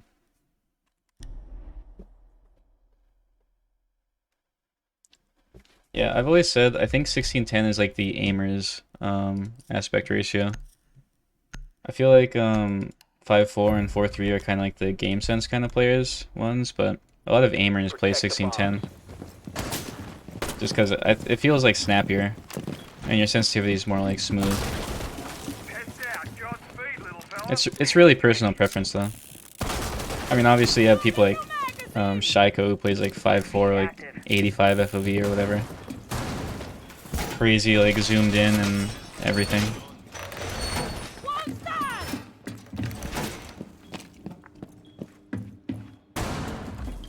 But I mean, that's why I chose that. Oh, I'm still on 4-3. Wait, this is in Down to 4-3. 10 seconds. Oh yeah, that was weird. It like told me I was on 4-3. 5 seconds. Yeah, no, 5-4 is like, Bomb locations are I don't know. secure. It's kind of like weird for me. Let me play it for a round. I used to like switch between aspect ratios all the time.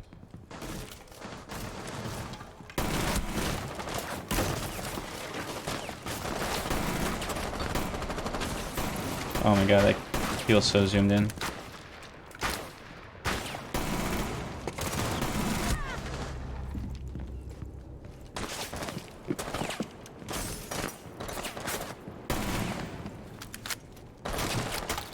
Playing my trump card. Someone. Oh, I suck. I saw that guy, but I didn't shoot. Yeah, 5-4 just feels weird to me.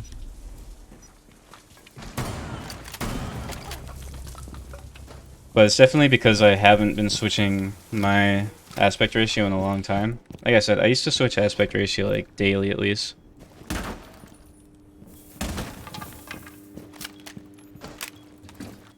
I mean, 4-3 is the same thing. Like I said, I just haven't switched in a while. But like, I could get used to them. That's not the problem. Like, it didn't feel that bad on 5.4 right there. But the problem for me is, like, I want all my videos to look, like, consistently the same. So, I've just played 1610. That was a weird C4. I don't know how that worked.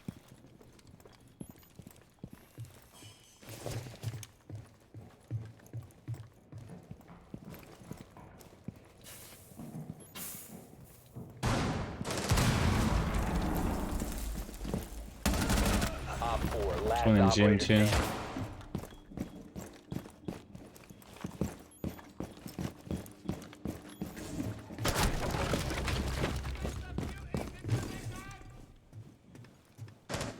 Yeah, exactly. I just think 1610 is like the best looking like aspect ratio. So that's like a big reason of why I run it. Like I said, once YouTube started working out for me, I was like, I don't want all my videos to be like a different aspect ratio. Like I feel like, because like I said, I used to switch aspect ratios like daily. So one clip would be 5.4, the next clip would be 1610, then the next would be 3.2. Like I felt like it was kind of jarring just constantly switching between them. So I was like, I need to just pick one and then stick with it. Swapping mags. And that's what I did. I mean, you don't need to play 1-to-1 sensitivity, but as long as you're on like a low sens. One friendly operator remaining. You have to join 6shot Academy for that. If you type exclamation point 6SA and then join 6shot, you can get access to the Discord. I don't know exactly how it works because like I got invited because like I'm a content creator in it. Like I didn't buy into it, so but you just go to the thing. From what I've heard, it's not that hard. I think if you just go to the website, there should be an area where it says Discord. I'm not sure.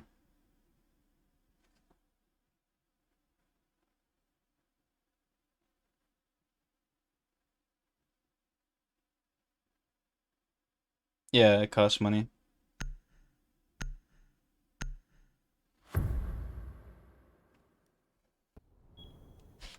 Secure the bomb.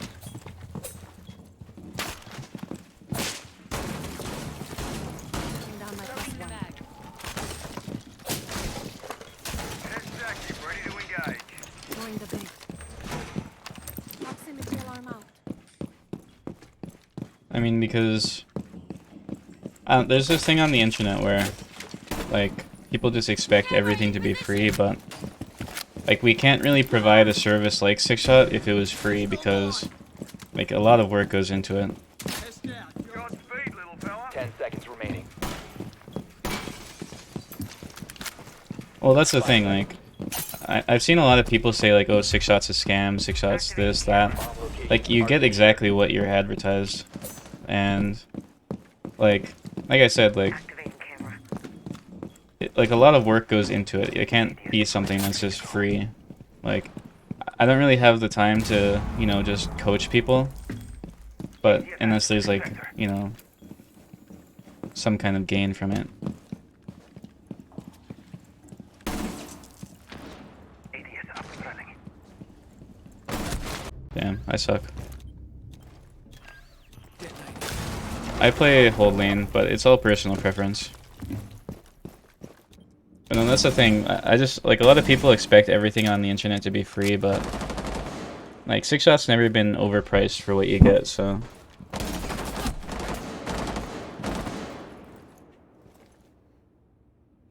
Because like I stream daily, I post videos daily. Like you can consume all that content for free, but if you want to go like past that, then you're gonna have to start paying, and that's just kind of how like the world works. Most people say hold lane's better for quick picking.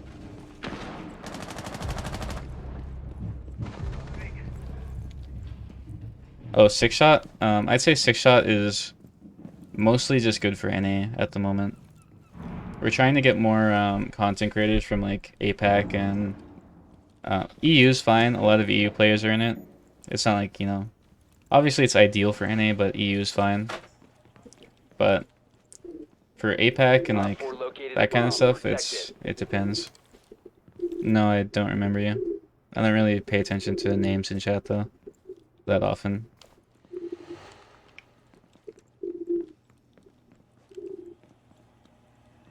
But yeah. Yeah, like I said, like Six Shot's still a relatively new thing, so we kind of need like a foundation for those kind of players. Like, we don't have, like I said, those kind of players Drag out. in it that much.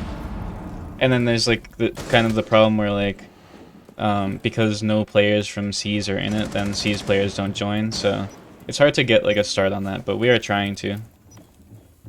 It just takes time.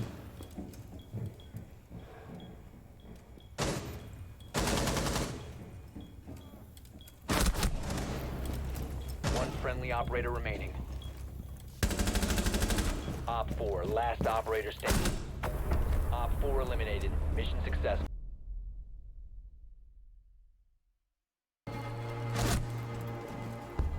Alright then, but DPI doesn't know, so like I was explaining earlier, one-to-one sensitivity is like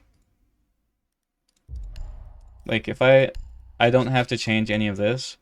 When I change to any of like these sensitivities, my one-to-one sense stays exactly the same. It's like a multiplier of my horizontal and vertical. So it stays the same. You never have to change that. You never, or if you change DPI, that's fine.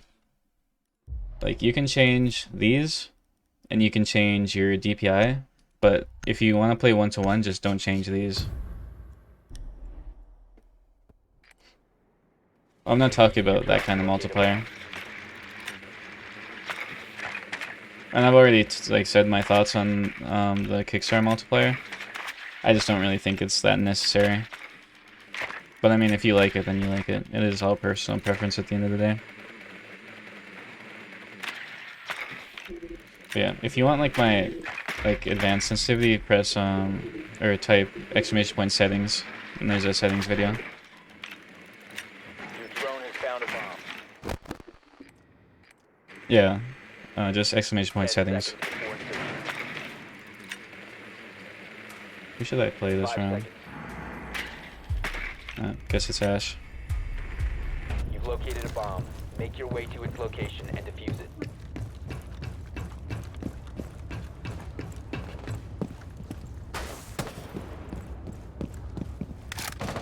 Yeah, at the end of the day, all settings are just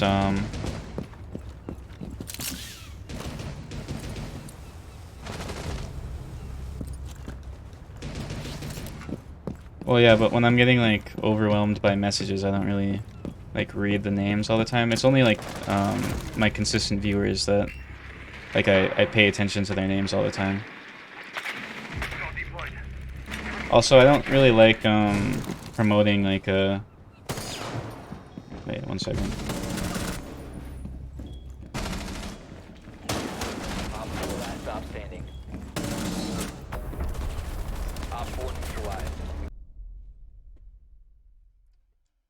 But yeah, like I don't want to pretend like I'm friends with every single person in chat. Like obviously there's people in chat who I am like friends with and stuff, and then there's viewers who are like here a lot, which I'd say I'm like friends with. But I don't know, I feel like some streamers, like, you know, people who say like I love you to their chats and stuff all the time, and like they have like certain names for their viewers and stuff, I feel like it kind of just promotes like a kind of parasocial community, and I've never really wanted to do that. And I'm not saying that like I don't care about my viewers. I'm just saying like I'm not good with names, so when a bunch of people are like just constantly chatting, like if somebody just comes in and says some things, then I'm not going to remember their name. And I have so many people in chat that like I'm not going to remember every single name. Like I remember your name, I remember like everyone who's a regular who types a lot, like I remember their names, but and if people take it that way, then they take it that way.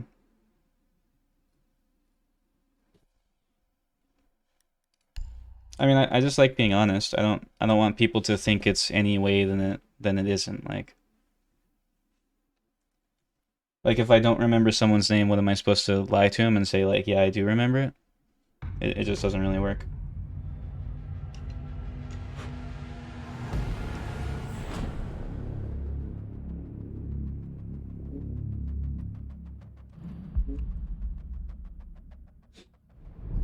Well, yeah, that's what I mean. Like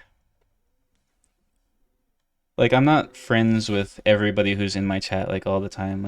I'm friendly with people. I like everyone in my chat for the most part. But I'm not gonna like sit here and be like that's why every time people say like I love you in chat or something, like I don't really respond to those messages because it's just like a line for me. There needs to be a line between like a content creator and their community. And that doesn't mean you have to hate your community or anything. It doesn't mean that, but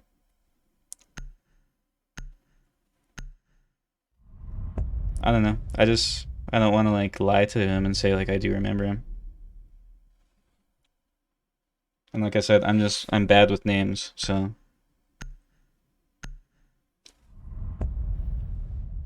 like I said, I'll read someone's name and then like if they're not actively in my chat all the time, then I just forget it.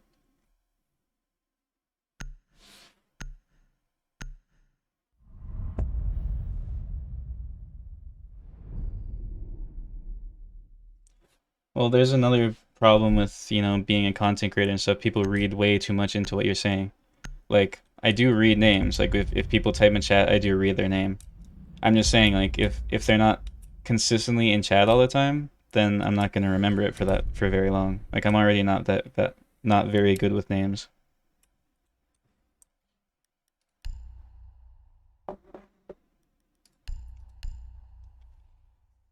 Like if somebody comes in and then they just say like hi and then they type like exclamation point settings and they never type again, I'm not gonna remember their name for very long. And like I get a ton of people who come into chat like all the time and say like, oh, do you remember me? Because they came in like for a few minutes like years ago. It's like I don't. And then I got a comment on my video today. It was somebody saying like, I can find the comment. They were saying that like. We need to locate a bomb. Let's see where it is.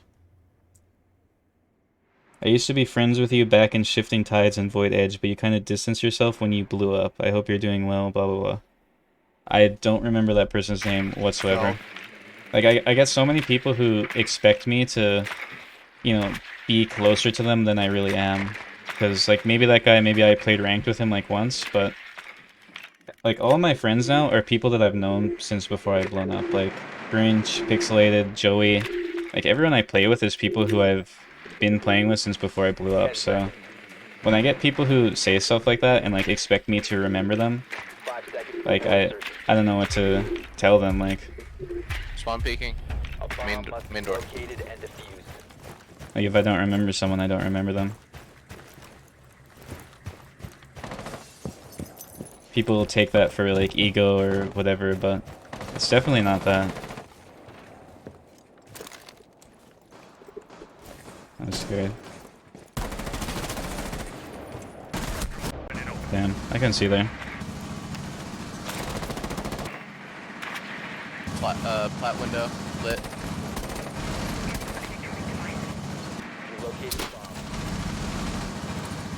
Top fireplace. Good as fuck, Warden. Top fireplace. No, I don't plan on buying a face cam. Well, that's what I mean, though. I hate that shooting bug. I can't even hear my own thoughts. Like, I get... See, it's happening right now because of the shooting bug. I can't... Oh my god. I cannot hear my own thoughts.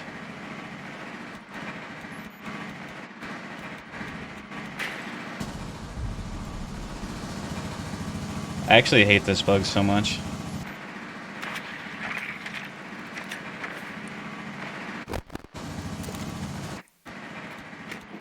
Checking your No, I'll library finish my stairs. thought when I can actually hear what I'm thinking. Library stairs is clear. Warden could be below though. Oh my god, thank god. That was like the longest shooting bug I've had. That's so annoying. No, I'm just saying, like, I get overwhelmed, like, pretty quickly whenever I'm, like, streaming. Like, that, drone, or that shooting bug, like, that was, like, overwhelming. Like, I could not, like, think or hear my own thoughts during that. And streaming's, like, kind of overwhelming. Like, I have to play the game. Sometimes I'm playing with Warden people, down on your door. like, in my stack. Last one's in between sides. And I have to, like, pay attention to what they're saying, like, people I'm playing with. Nice. So I have the game, chat, people I'm playing with, and then like all that kind of stuff. Like, I'm not gonna, you know, if somebody's not a regular in chat, I'm not gonna be paying like a ton of attention to their names. Like, I'll read their names, but like if I read someone's chat, I look at their name and then I look at their message. But like, I just have so many people who are in and out that I'm not gonna be, you know, looking too much into people's names.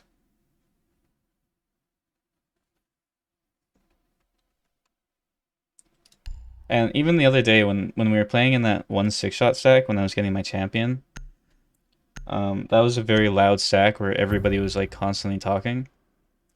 And like it like overwhelmed me. Like I get overwhelmed from stuff like that. So We need to locate a bomb. like, I don't know, reading names is another step to that. So like, I didn't mean that I don't pay attention to names. I'm just saying that like they're just kind of in and out of my head because I have enough that I'm like already thinking about at any given time.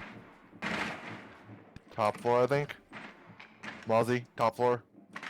Alibi. Like, I even have some people on like YouTube that comment every day that like I recognize them. And like, commenting on YouTube is like a very Seconds before non-personal kind of thing.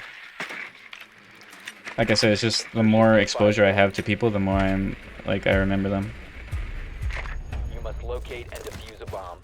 So I didn't mean for it to come off rude, but that's just kind of how it goes.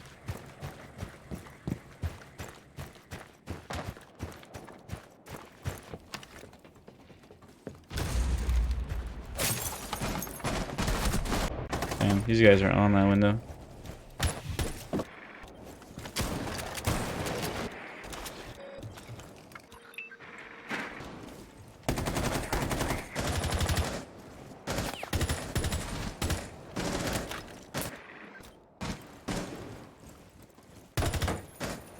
Three pink.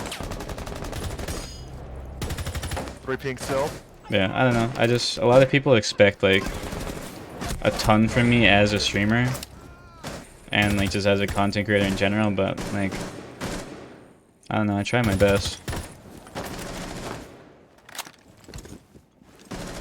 Can't do everything. Diffuser has been recovered.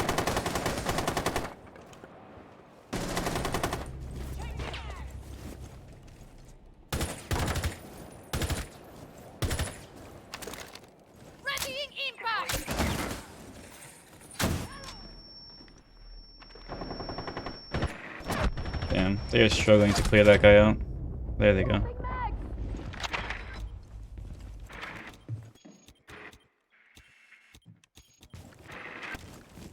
Bomb. Close hacking. You located a bomb. Device converted.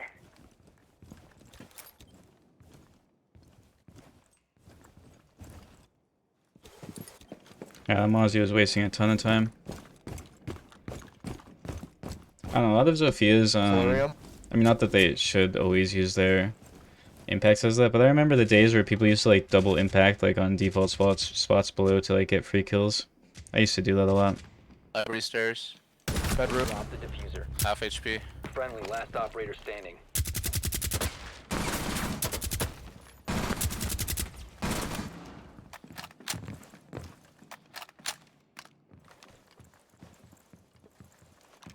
The diffuser has been secured.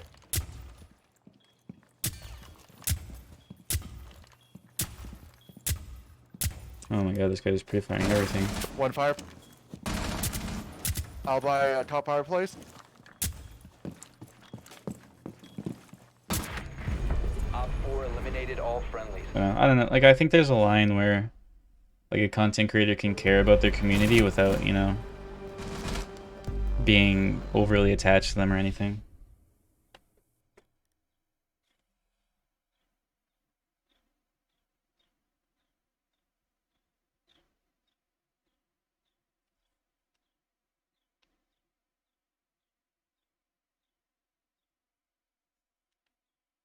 Well, yeah.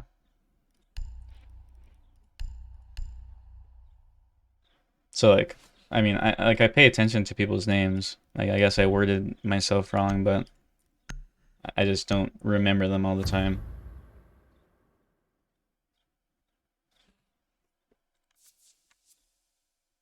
It's the same with like whenever I'm in a ranked game, like I don't recognize 90% of Locate a bomb.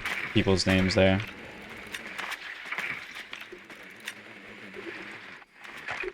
Well, I think the thing is a lot of content creators promote those kind of relationships, and I just don't really think that's very healthy.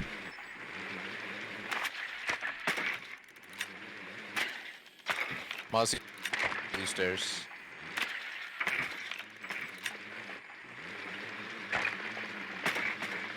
Like you have streamers like Dream and stuff who like weaponize their fan 10 bases, seconds. and like Insertion in 5 like seconds. remember when he did like that whole merch drop where it was like Your talk mission about is like you locate could and defuse a bomb. spend time with him all the day or something, like I don't know, that Play stuff's just Mario weird to me. Library.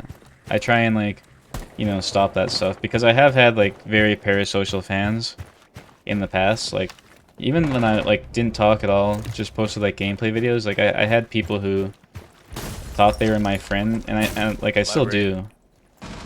And like I don't like being rude to people, so I've never been one to just kind of like cut that stuff out and just be like, no, you can't act like this. So like I kind of put up with it for a Thermite bit, over here.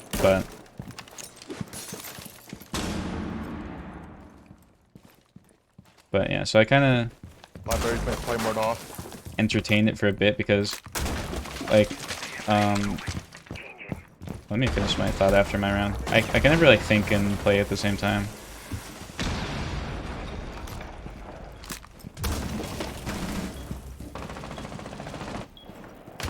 Bomb is Oh, that guy's above me. There's hype around any content creator settings. That's just kind of how it works. Yeah, well, so the thing is, what I do kind of now is like if people get like that, I just kind of ignore their messages. Because protect the diffuser. like I have had people who are very like parasocial, but like I'm somebody who replies to DMs. Like a lot of content creators don't reply to DMs, but I reply to like pretty much every DM I get, as long as it's not, you know, just someone saying something stupid, or you know, like if someone asks a question or like says they like my videos or something, like I'll say thanks, or I'll, you know, answer their question. I'll do stuff like that. But then when you answer DMs, then you kind of invite like those kind of parasocial people in, and like I don't want to stop replying to DMs. I'm still gonna keep doing that, but it's just if they get like that, then I just start ignoring them. But I do understand why a lot of people don't like reply to their fan messages, because like I have had people who just, you know, send me a message like, oh, big fan of your videos, and then I'll respond with like thanks, and then they'll message me like 10 times a day for like the next week, and then like we're friends or something, and it's like that's the kind of behavior that I don't like. Protect the But like I bomb. said, like I still respond to fan DMs and stuff, because you know it's not that much effort, and like, you know, if it makes someone happy, like that's like worth it. But I mean, I'm still gonna get those kind of people who, you know, take it too far. So I try to not promote that stuff as much as possible. Op 4 has located a bomb. Plan your defense.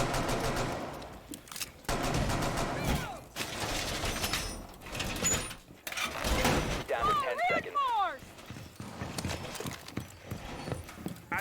5 seconds. Setting down my +1. Yeah, like I totally understand. When I first like, you know, kind of became a content creator, I was always like, oh, why don't more content creators like respond to their fans? Like this isn't that hard. Like it takes me a few seconds, and like it makes people happy. So like why don't more people do this? Okay, But then I'm as I did it shot. more and more, I realized like you kind of give people that in, and then they like take it and just run with it.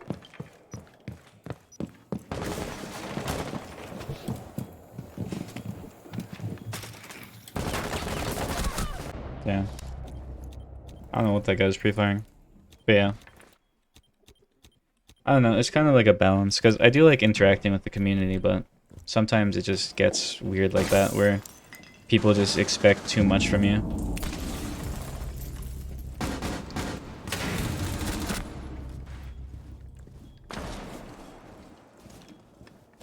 Kind of like big win. Op 4, last stop standing. The only DMs I don't respond to are Twitch DMs though. I don't know why, like, DMing on Twitch is just weird to me. But like I have like Twitter DMs open, Discord DMs open, stuff like that. So Big I'll windows. probably always like respond to DMs and stuff, but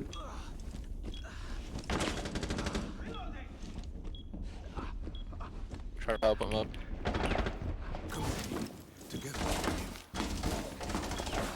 how to play Alibi? I mean, you just have a good gun and you just shoot people. That's about it.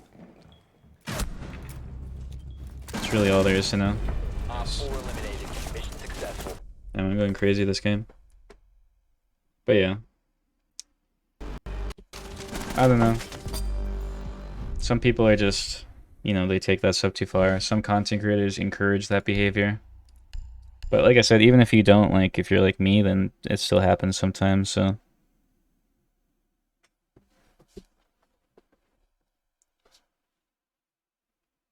I mean, I've made good friends based on people who used to be fans of me. Like, Alpine is someone. When I first, like, got some traction on YouTube, Alpine, like, was one of the first ones in my Discord who was active and stuff. And, like, now I talk to him, Okay, like, pretty much hatches. daily. So, like, it does work out sometimes, but I did have to learn, like, going on that, you know, Protect the bombs. you can't really do that stuff. Because sometimes it won't work out. And it just takes one person to be weird to just kind of ruin everything.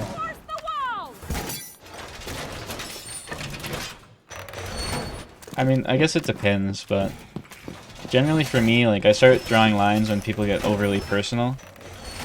Like, I have people who DM me somewhat regularly as, like, a fan, and I respond to them, but it's because they're always, like, respectful and, you know, not, like, 10 seconds. taking it too far. But if someone's, like, asking me every day, like, hey, do you want to play, 5 seconds Throwing left. alarm. or telling me about their day, stuff like that, it's like, you know, that's when it kind of draws that line for me. And, like, I have had people who've been, like, oddly territorial about me when they're not my friend, and it always confused me, because, like, as somebody who... Yeah, but as someone who, was, like, a faceless, voiceless YouTuber... One second. It was just kind of weird to me that, you know, people You see what I still mean? got like that. Like, I can only imagine how that must be for personality-based content creators who, like, have their face in their videos.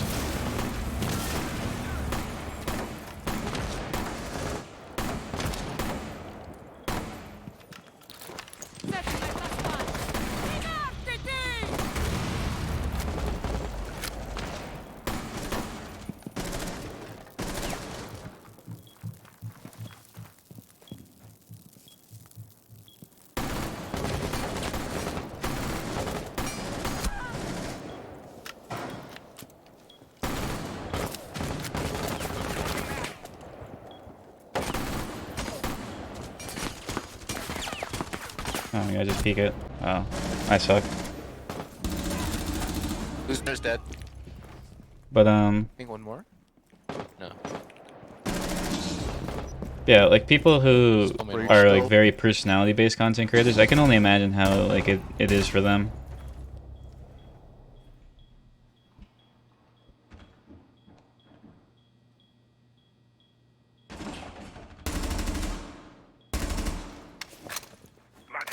Yeah, like I said, like, I was faceless, voiceless, just uploaded gameplay videos, and I still got people who were like just thought they were friends with me when I didn't give them like What's any wrong, one's on indication break? any indication that I was.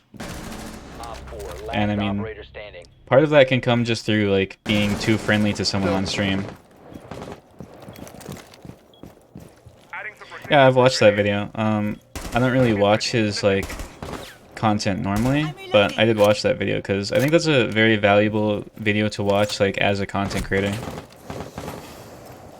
And it definitely made me see like, 'cause I already like had the same beliefs that he said in those videos, but the way he kind of like articulated them is like very useful as like a content creator. So yeah, that's a good video.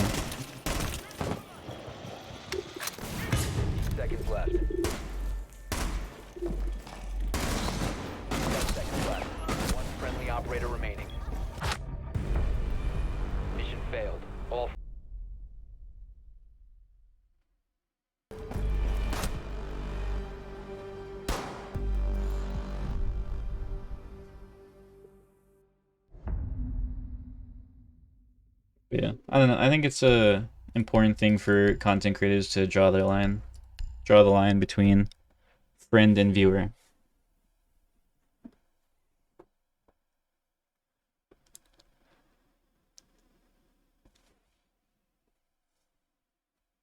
Because yeah, like even in the Siege community, like some content creators don't do it, and like I don't know. Like I used to feel bad if I didn't, respond to every reply on my tweet, if I didn't, interact with every comment on my video, if I didn't reply to every single DM and stuff. But then after a while, I realized like Secure the bomb. some of them you just gotta King ignore. hatches. Showing my trump card. Favorite attacker? I don't know, probably Buck. I know I don't really play Buck that often anymore, but Four has located I don't know, the he's bomb. like always gonna be my Ready for favorite. assault.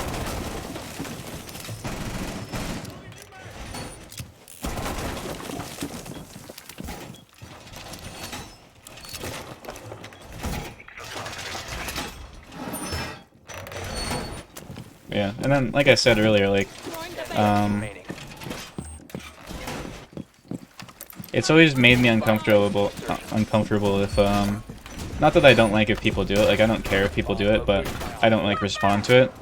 But if people like say like I love you in chat or something, then I'm kind of like I said, I don't mind it, but at the same time I'm not going to reply to that. Setting down my +1. Like that's one of the lines for me.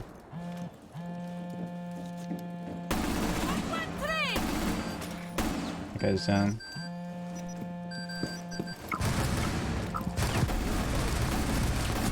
Oh my god, my movement was awful there.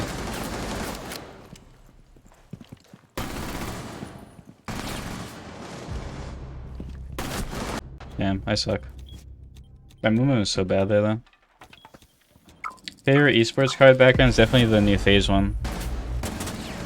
It looks really nice. My 360 or my centimeter per 360 is 44.3 or something. I don't know, something like that. One friendly remaining.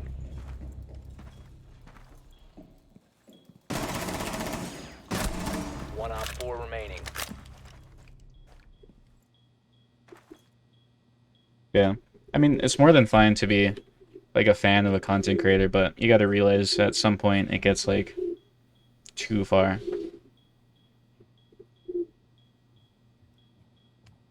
I mean honestly my video is doing, or my stream's doing worse today than it did yesterday, but there's probably a lot of viewers from that video. It's to be expected though. Twitch and YouTube in general is up and down a lot.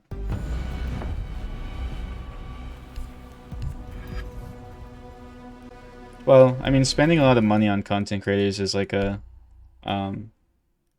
it's the same as just, interacting with a content creator. Like, it can be healthy, and then it can be unhealthy. Like, if you're donating a lot to a content creator and you expect them to be your friend because of it, then, like, that's not, like, a healthy way to support a content creator. Like, you should never expect something when you give people money for, like, from your own free will.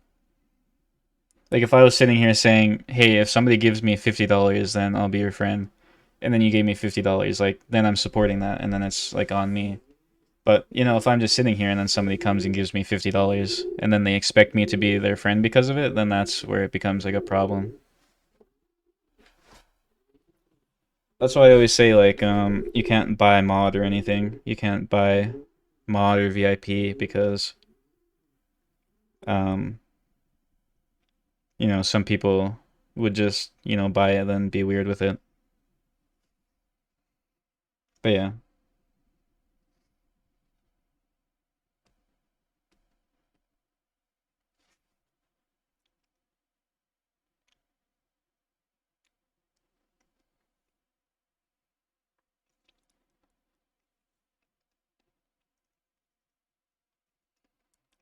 But no, and I'm already kind of like the whole like having kind of fan dynamics is still something that makes me kind of uncomfortable. Like, I don't know.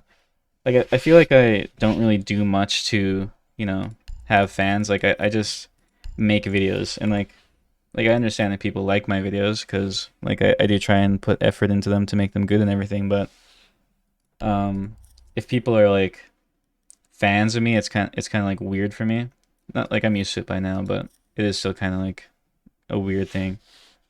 So then when it gets past that, then it's like even weirder for me. So I don't know. It's just kind of weird being like a content creator for me at least.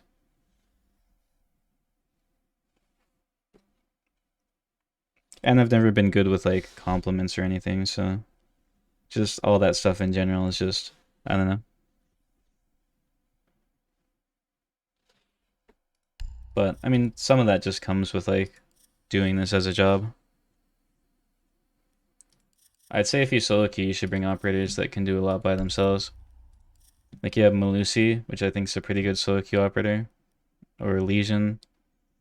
Like cause Lesion, you have like your goos around, so you can watch more angles at once in case, so you don't have to rely on your teammates. Same with Melusi, stuff like that.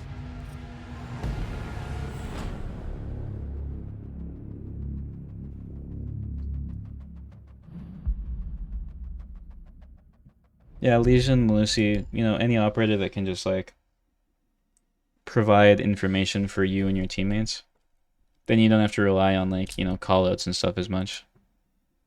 Card backgrounds come in the battle pass sets. You can get them in Bravo packs, I think now, or actually no, I don't think you can. Yeah, yeah. Fenrir is also another good one because then you have like a direct callout every time like somebody hits one. So I don't know who that is. Well, I think I've seen that name actually, but I don't know like specifically who that is. I know it's someone in the Siege community though.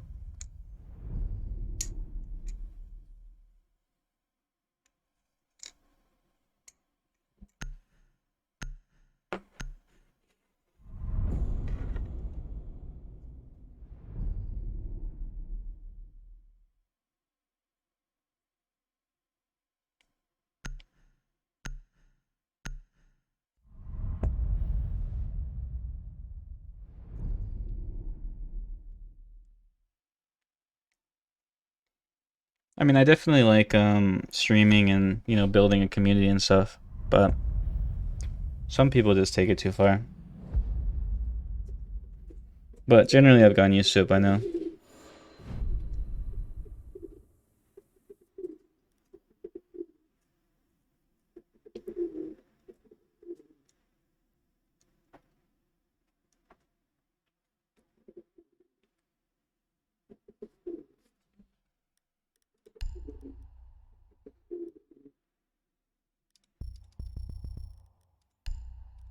I don't know who I want to play. I want to play Ash because I want to try using that like new screenshot I got in a video. That one from the glitch. We need to locate a bomb. Well, yeah, that's the thing. And like earlier when I said I don't really pay attention to names, like I said, it's not because I don't pay attention to names. It's just like if someone's not a regular, like I'm not gonna remember their name for very long. I'd say start streaming on Kick. Yeah, 1-to-1's pretty good. No, so the thing about streaming in general is there's no discoverability on streaming platforms. So 10 seconds to insertion. you don't you're gonna need to promote your stream from other platforms. So you might as well bring your viewers into a platform where you're gonna get the most money. So I'd say Kick. As an established streamer, then that's more of a complicated question, but as a new streamer, definitely Kick. Also Hello. Yeah, I've always liked 1-to-1 sensitivity. I feel like it's just kind of makes my aim feel like better. Because then I have like, you know, I don't know, more consistent. I think he hit it once. I guess not.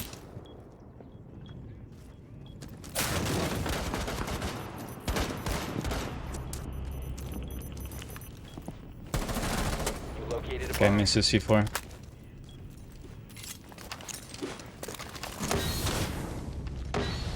That guy's just going for it. I'll join him. Loading new mag. Cover the diffuser. Oh my god, not the Fenrir. Counter intel. Where even is that? One op 4 remaining. There it is. Down Oh my to god, one I suck. friendly.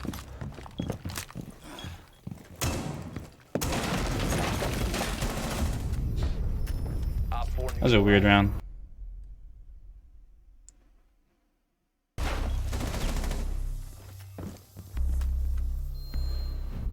Got my clip though. I could not hit that Fenrir to save my life.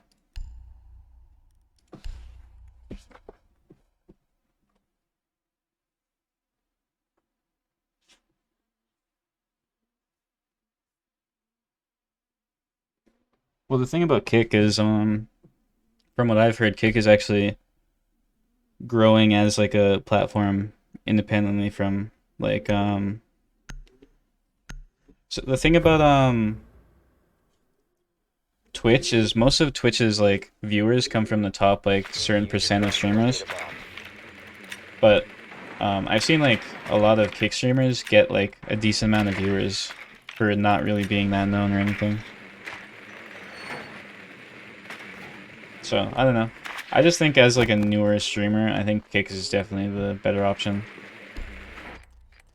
But I could be wrong. I mean, you never know if Kick's gonna like be successful or anything, so I guess it is always gonna be a risk, but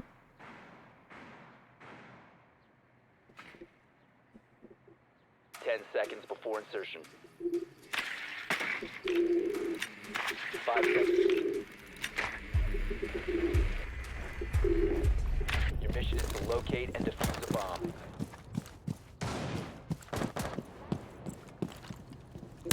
System. for me, if it wasn't for like the fact that you can only get a charm on Twitch, I'd probably try streaming on Kick. Just the revenue split's crazy.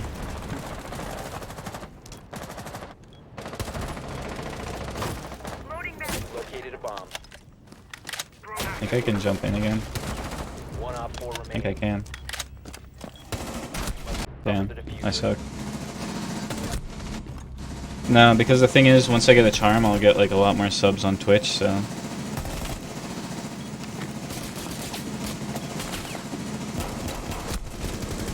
Oh my god, the shooting bug.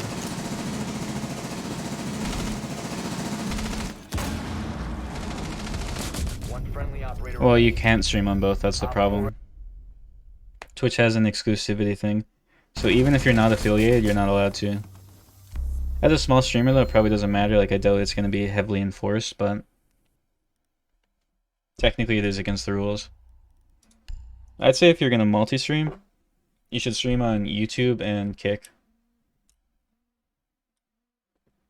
How do I use one-to-one sends? I don't know, it just comes naturally, I guess.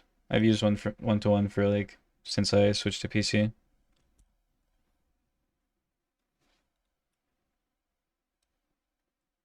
Yeah, so that was the thing, I actually read about it. So apparently Ninja has been streaming on like every single platform, like he's on Kick, Rumble, Facebook, like We need to locate a bomb. TikTok, like every just random streaming platform you can think of. Apparently he's streaming there. And the way he was streaming on Twitch is because he wasn't affiliated, so he couldn't get subs or anything. And then Twitch changed it so even affiliate or non-affiliates couldn't like multi-stream, so then he quit Twitch. Yeah, there's Facebook Live. I've never been on Facebook Live. Apparently it's pretty popular though. I could never imagine using Facebook for anything though, so I've not touched it. But yeah, Insertion I don't in know. 10 seconds. 5 seconds before insertion. Yeah, so he's like, well, I don't make money on Twitch anyway, so might as well not even stream there. Located and defused. Yeah, I deleted my Facebook account ages ago.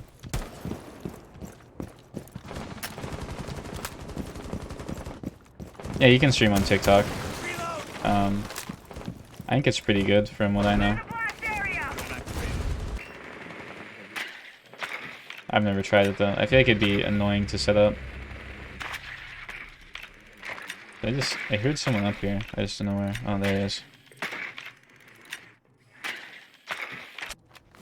I think he went in kitchen. Bomb has been located. Or he went down. Let's hope he didn't go kitchen.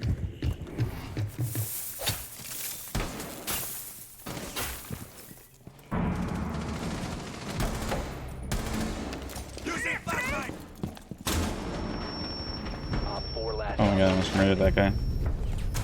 Op 4 eliminated. See, that's the creative plays I like with Buck, though. Not that it, you know, worked, but I don't know. I always just like how you can play Buck. It's such a unique playstyle.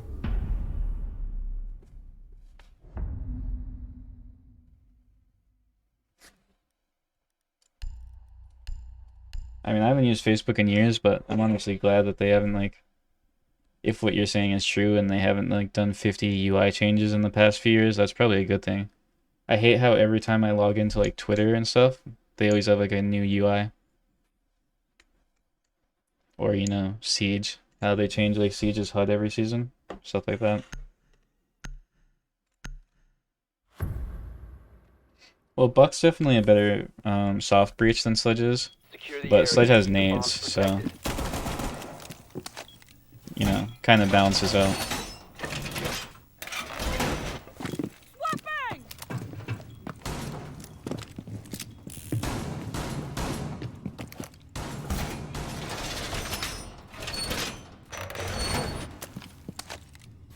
Op 4 located a bomb. Protected. I don't even use the Messenger app anymore. I honestly hated how the Messenger app had like the little pop-up. 10 seconds remaining. Okay, well, I don't talk to my family, so at least I got that going for me. Now I don't have to use Facebook. Oh, we didn't reinforce main wall. Located a bomb. Get ready to engage. Hate to see it. Fueling station set. Oh, hopefully I don't die doing this. Gotta reload. You know, let's embrace it.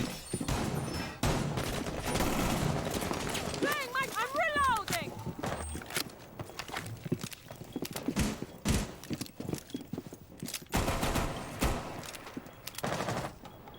Camera activated. Well, I'm pretty sure he's breaking TOS doing that. Like I said, I don't know how much Twitch, you know, enforces those rules, but still. Oh my god.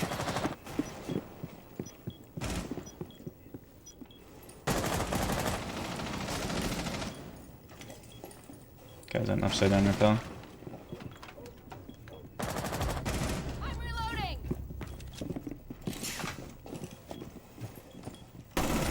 Swapping mag. There's side drone there. I think I hear them under. Yeah. Here, watch this. He's distracted now. One Op 4 remaining.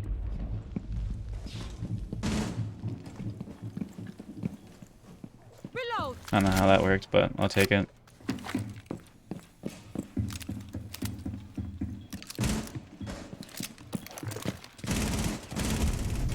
Op 4 eliminated. Yeah, I hate what Elon's doing to Twitter. I hate that guy.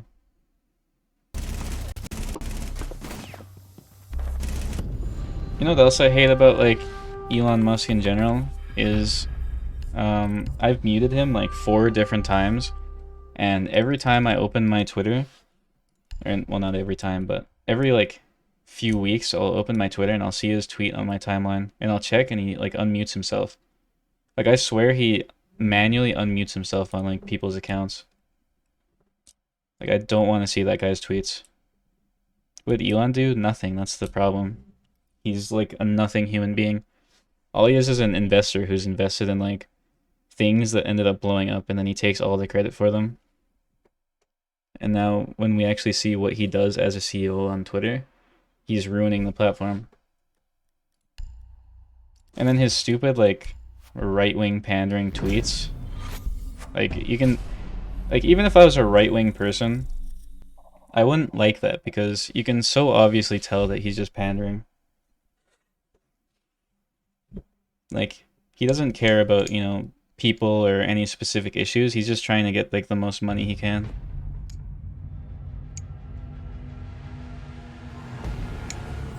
I mean, I upload one tap sometimes on TikTok, but I mostly just upload like clips. Yeah, you can post like any pictures in media channel.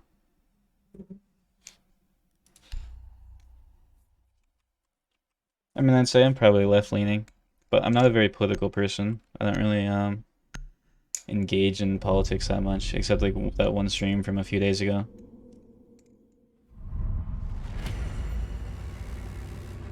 I'm just saying, no matter what political side you stand on, you should be able to tell that Elon Musk is just pandering. Like, nothing he says is actually genuine. No, I'm not getting on politics. I'm just saying. I hate the direction Twitter's going in. My app hasn't updated though, so I haven't gotten rate limited yet, which is nice.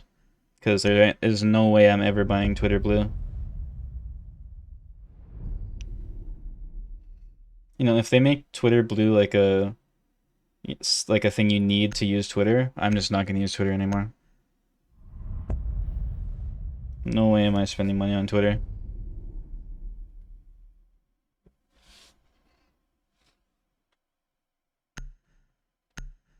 I don't care if they're removing rate limits. It was a stupid idea in the first place. They're just backpedaling now.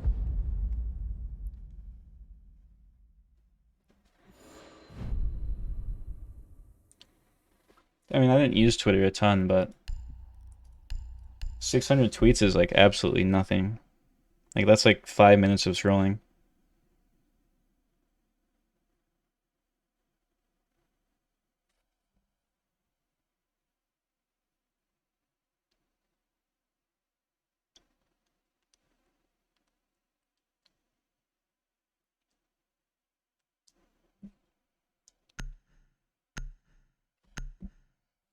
You can type ! specs or PC and see. Secure the bombs. I don't know, like, maybe they're capitalizing off of like each other, but I feel like every social media platform lately is making the dumbest choices ever. Like, you have Twitch, who's like actively taking from their streamers. Like, the people who, you know, keep Twitch alive is the streamers, and Twitch keeps taking from them. And then you have Twitter, who keeps like just making like just the dumbest decisions possible.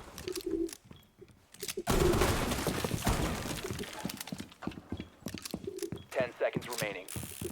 I mean, if you buy Six Shot right now, I'm not playing Six Shot right now. But next time I'm playing Six Shot, then yeah, you can play with me. Op 4 has located the bomb. I don't know, yeah, it's just weird. Like, every social media company just seems to be making the worst decisions around now. You know, my one theory on it is maybe like they all see how stupid like all the platforms are being, so they're like, now's the perfect time for us to make stupid decisions because it's gonna get drowned out by another stupid decision. That's my theory. Yeah, YouTube's making some weird decisions too, especially a few months ago when YouTube was trying to do that thing where like they're demonetizing like violent video game content and stuff. Oh, I didn't even see that.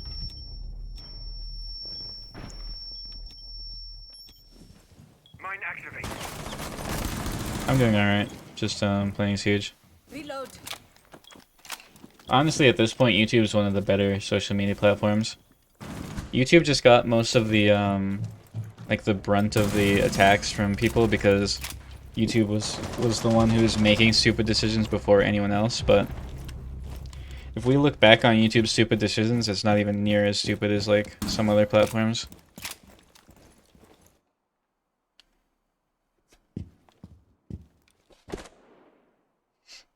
Well, the thing is, most companies probably expected, like, you know, their profits to go down after the pandemic, but I mean, they should know that, you know, if they kept things normal and then they just waited, like, then things would be fine. It's like kind of an investment, like, you know, if we keep our consumers happy, and especially Twitch. Like if we keep the people who, I mean, Twitch streamers are pretty much Twitch employees. Like you're the one making the money and you're getting paid to make the money. Friendly remaining. So if you ran a business and then like you just kept taking away money from like the people who are working for you, and then like another like office or something opened up and was offering people better pay, like, and then you still keep taking from your employees, like, what do you expect? That's what I'm saying. I feel like businesses nowadays, and I guess all the time, they always focus on like short term. You can even see the same thing happening in like the movie industry. It's like you have like those cult classic movies and TV shows that like will endlessly make money because people are always gonna watch them, always gonna like Op 4 eliminated. consume content out of it. It's always gonna be relevant, right? But like they cost a bit more, they're a bit riskier. So then these like movie and TV studios, they opt to make like, you know, just generic like filler TV. And I don't know. Short term they probably make a ton of money, but after like a year nobody's ever gonna remember them. Yeah, but you think as an investor you would, you know, invest? That's kind of the point of investing, is like you get rid of money and then you see it later. Like if I was a TV studio, I'd be trying to make like the next Breaking Bad, because look at Breaking Bad, like they, you know, they let people make a show that they want to make, and then it turns out to be like a show that's still relevant like years after like release.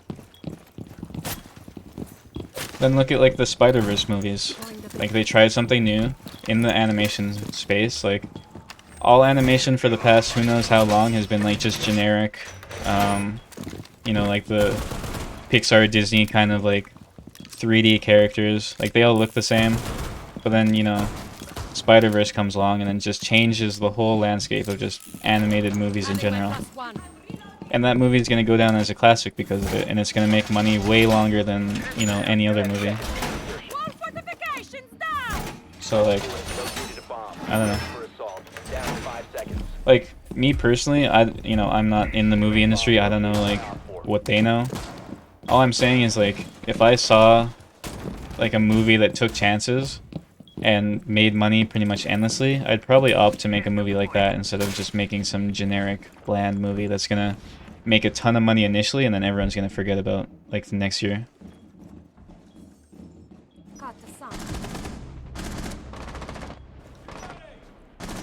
Oh, she didn't castle this. I'm running out. No, he's down. Your He's down. location Left is side. compromised. Don't Oh, that guy's just still at spawn. Don't you ever hate like when someone's like AFK at spawn and then you die because of it? Because like they come out late. I just hate when that happens. But no, I'm just saying like it gets proven like every year. Every time like an actual creative movie comes out, like it makes money longer than any just generic movie. Like me personally, I'd rather watch like a unique movie that maybe kind of fails at what it tries to do than watch like the same movie over and over. Like I'd rather watch a bad unique movie than a decent like generic movie. But I mean, they just want the short-term investments. They just want to make their money back quickly. So what can you do?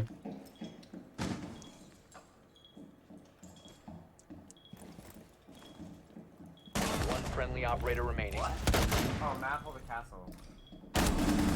And then you see that thing where Netflix like increased the price and then did the whole sharing thing, and then they actually made more money because of it. User has been successfully I feel deployed. like businesses and stuff just kind of know that they can walk all over us, and there's really not much we can do. Mission failed. All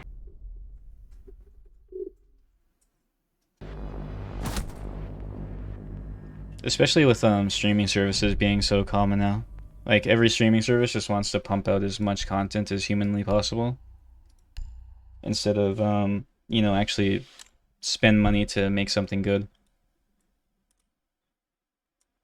I think the biggest issue is though, like, I don't really think you necessarily need like the biggest budget ever. I just think they need to start giving like the writers and directors and stuff more freedom when they're making movies and stuff.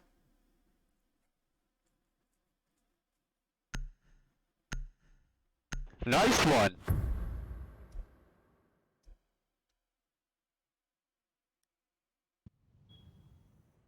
Secure the Thanks bomb. for the Prime sub. That's the thing, if you give a director like freedom to make the movie that they want to make, Located a bomb. Be ready for even if they assault. don't have the biggest budget, like they'll probably make a way better movie that will last way longer than, you know, a movie that's like just generic. Like it always shocks me that like every time a movie is like Setting down my pistol. has the freedom from like the writers and stuff, it like 90% of the time ends up being like an actual good movie or a TV show. 10 seconds to insertion. Like it's so consistent. 5 seconds to insertion. Op 4 has located the bomb. Get ready to engage. Swapping mags. Deployed and ready to go. I mean, you guys just gotta watch and support the streams and maybe we can get a charm one day.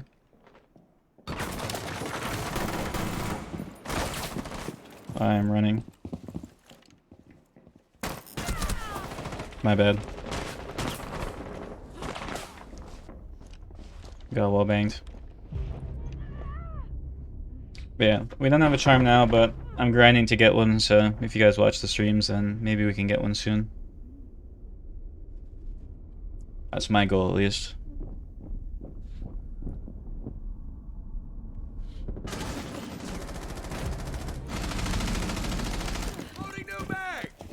Right here.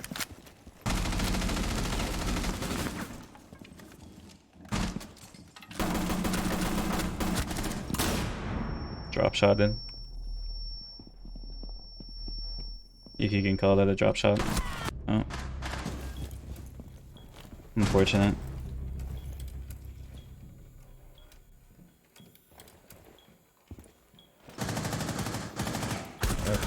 Op 4, last stop standing.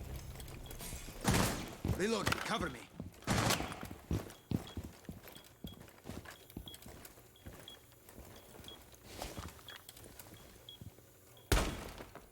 I'm not really trying right now. I'm just playing unranked. So, I'm just kind of playing for fun. I've seen blue bar.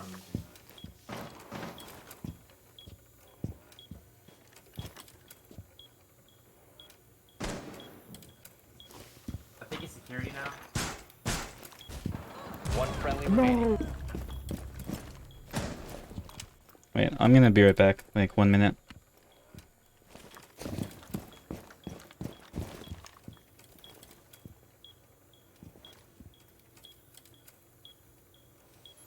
Blue bar. Sorry. Thinking can hide. Bad angle.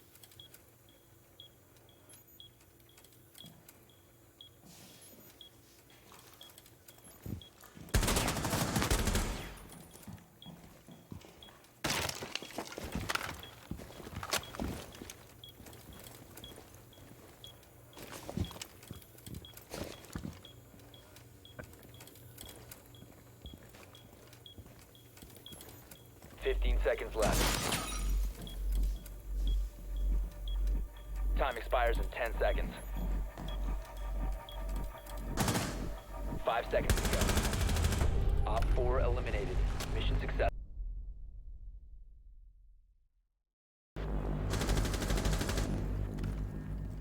Alright, I'm back. He died, I guess, so now you're stuck with mic version.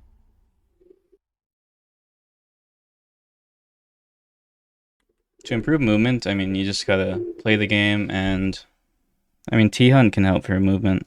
That's about all T-Hunt's really good for, though. I don't think T-Hunt's really that great for aim. I don't know, just practice, though.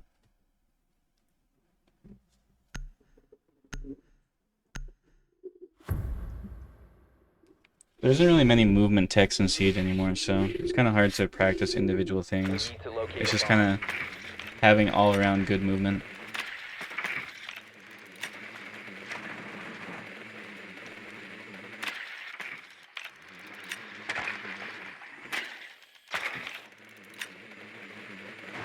I don't think you need to learn quick peeking specifically to rank up, but I mean, being better at anything will help you just improve in general. Drone has found a bomb. But I mean, having good mechanics are the last thing that will make you rank up. Insertion in 10 seconds. Insertion in 5 seconds. Proceed to bomb's location. Right, I'm gonna nade this guy. Throwing frag grenade. Damn. I didn't get it.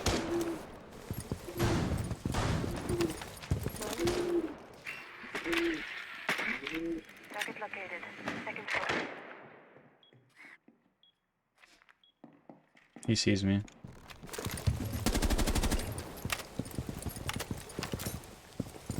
Wait, I actually have an idea. Right.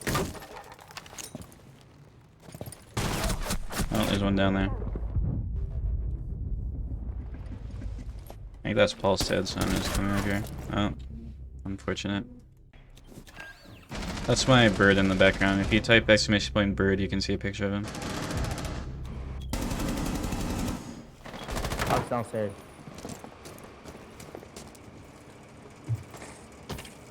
Yeah, like I said, it's not really anything specific that you need to rank up. It's just, you know, getting better at anything will help you.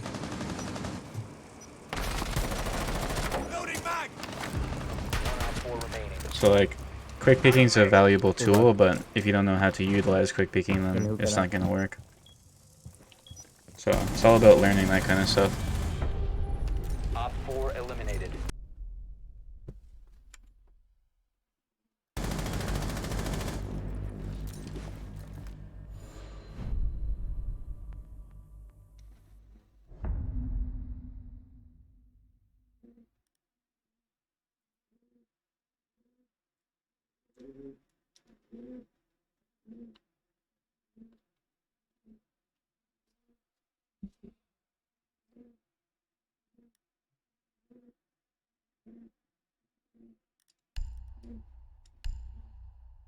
I'm Canadian. Not anymore. Maybe like a year or two ago. But, I mean, rank doesn't really mean anything nowadays. We need to locate a bomb.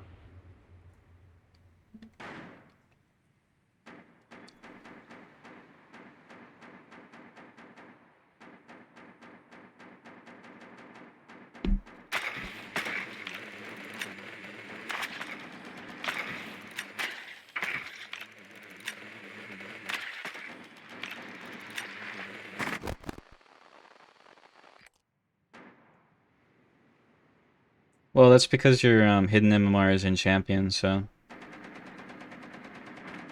Insertion in 10 seconds. 5 seconds to go. You must locate and defuse a bomb.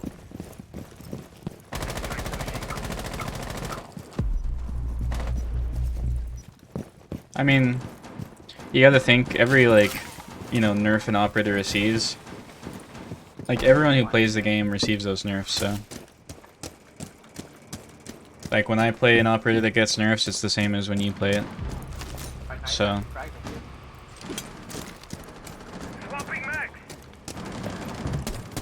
I got an ADS there.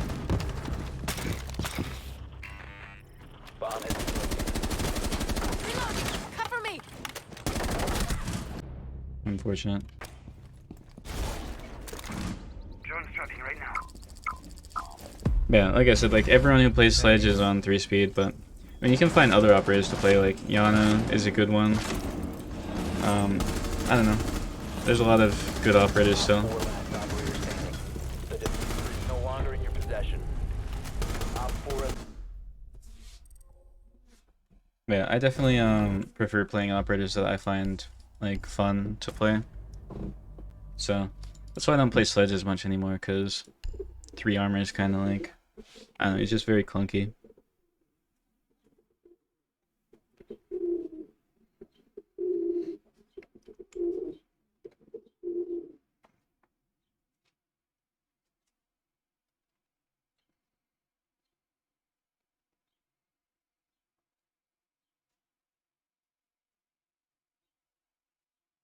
Also, but yeah, I don't know. Three armor operators are just kind of a chore to play sometimes. But like they still are good. Like Sledge is still an S tier operator despite, you know, being very slow now. Same with Melusi.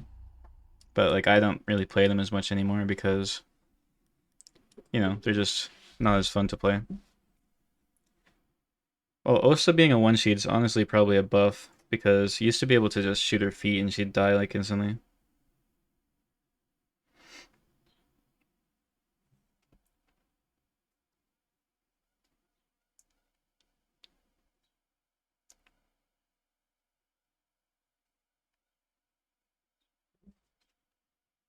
Yeah, all the who's the other one that got a one speed nerf? Oh yeah, like Thatcher. I think some people were saying Thatcher was kind of a buff. I'd say it was a nerf for him. For Osa though, definitely a buff because I mean you're gonna be, you know, walking around with your shield out anyway, so just makes it so you can't get shot in the feet as much. What speed is Blitz? Remember when Blitz was a oh yeah, he's a 2-2. Remember when Blitz was a 3-speed on TTS for a bit? During like when Finka made ADS speeds faster? Like in Chimera. So then everyone was like on the TTS running Blitz with like a Finka and a Lion. So then you just like ran in and then like you were so fast and then you could just instantly ADS. That was crazy.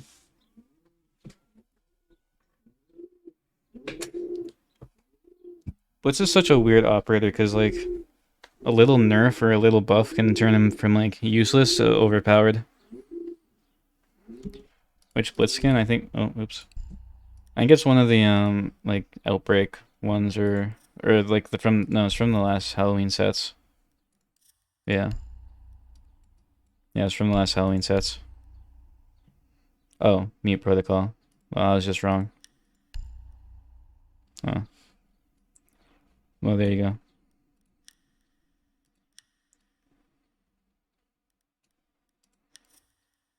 But yeah.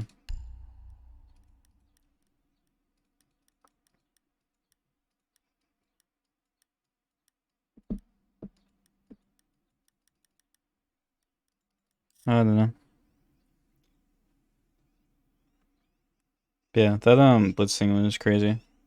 Yeah, the F2 is one of my favorite guns. Kinda sucks that they nerfed it, but what can you do?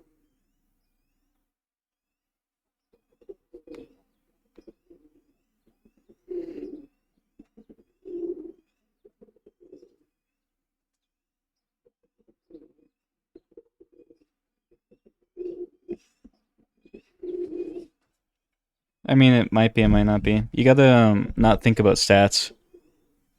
Like if you, it depends on your playstyle. Like if you're actually contributing to your team, then that could be good. That could be really good, or it could be like completely useless. I never really look at players based on their stats.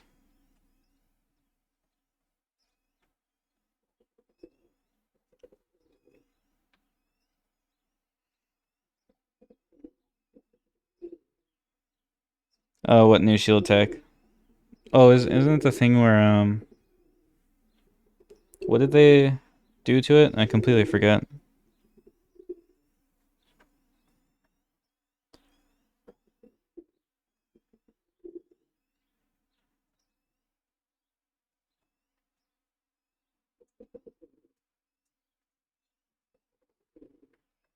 Yeah, I forget what the shield thing is.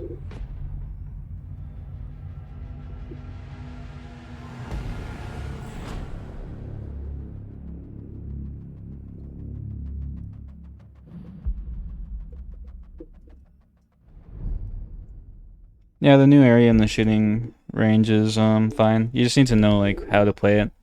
Like if you're just pretty much recreating grid shot and siege, then you're not really doing anything, but like I went over it yesterday. If you like kind of track the balls and stuff like that, have them moving around, or if you have them really small and at like the back of the map and then like working on precision, like that's good, but that's the thing about aim training is you kind of need to know like what to do. I might make like a aiming guide for Siege now that I'm like talking, but I don't know.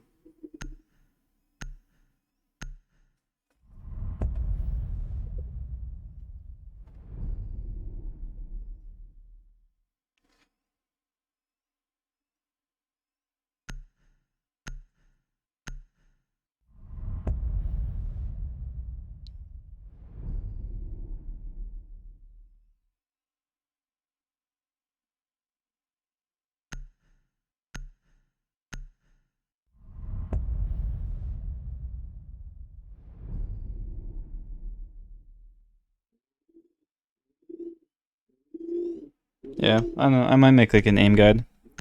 I feel like I have a lot of unique things to say, and like I have friends who are very into aim training, so I have like a lot of information from them, and then my own experience aim training.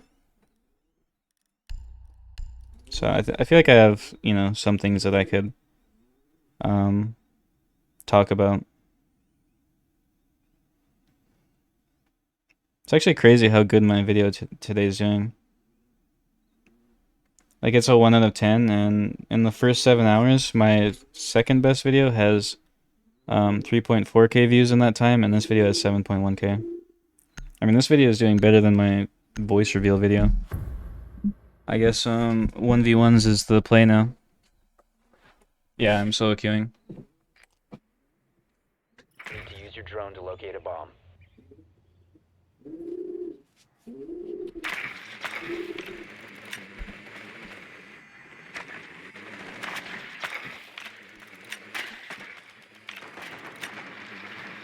Yeah, I wasn't expecting this video to do like so good. Your drone has found a bomb. I'll have to do more 1v1 videos.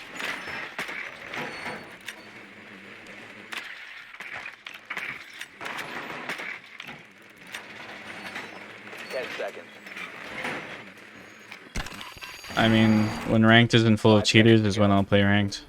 Like I said, last ranked session we had on stream, I played like 7 games and 6 of them were cheaters, so I'm good.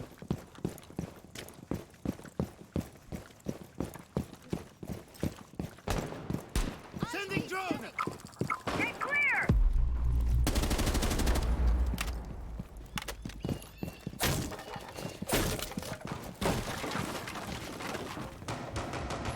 I'm not even gonna drone.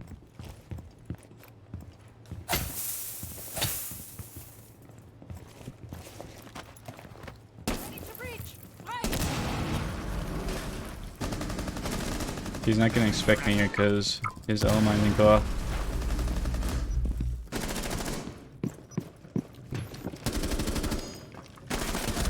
Damn. I always love that rush when I like jump on the thing, but I need to take my hand off my mouse to like spam my keyboard, so it's just risky. I can never do that rush without like spamming my keyboard with my other hand. I found one. Second floor.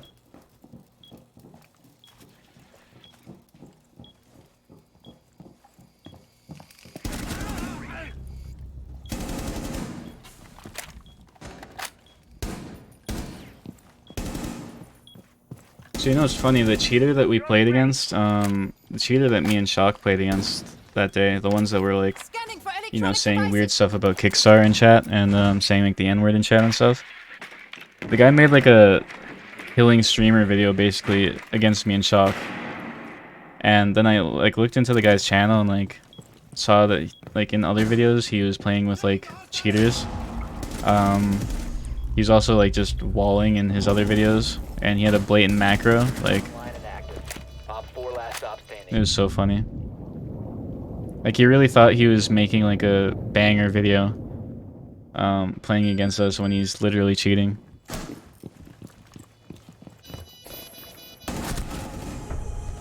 Op 4 eliminated.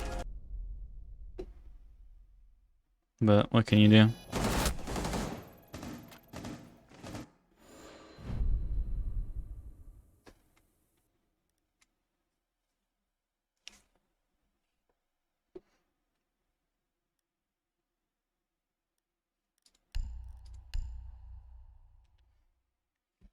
Yeah, I don't know. It's just the weird thing to me is those cheaters that like convince themselves that they aren't cheating, and then they get like an ego off of winning games and stuff. It's just crazy to me, but what can you do?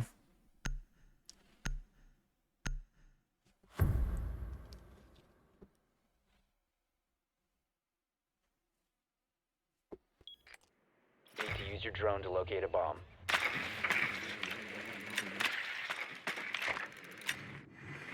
I don't know. It must take some sort of like I just don't understand how people can cheat and still be like entertained by it and then convince themselves that they're like Drone has legit. located a bomb. It's crazy mental gymnastics to do that.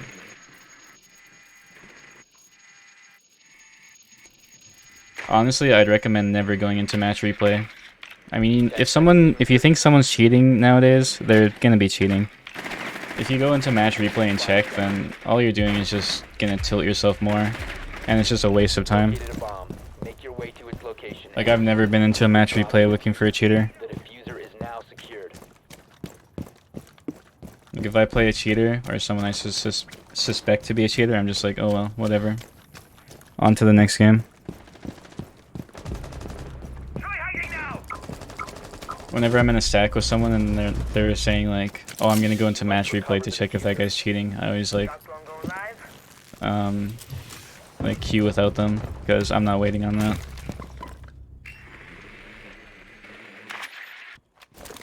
Reloading ammo. Op 4 last Damn, they op. believers, so these rounds are like The diffuser short. has been secured. Where's that C4? Op 4 eliminated. Alright.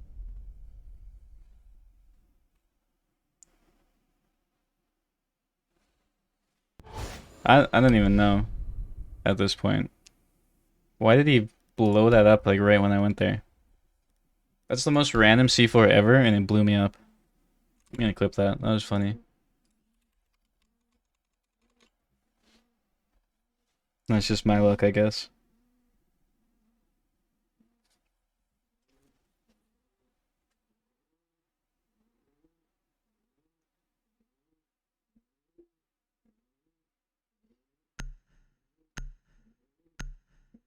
It's a crazy prep C4 though.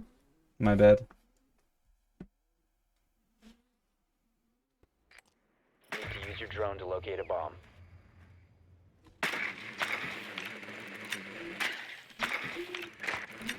Yeah, I don't know. I mean, there's some people who have been cheating who like forever.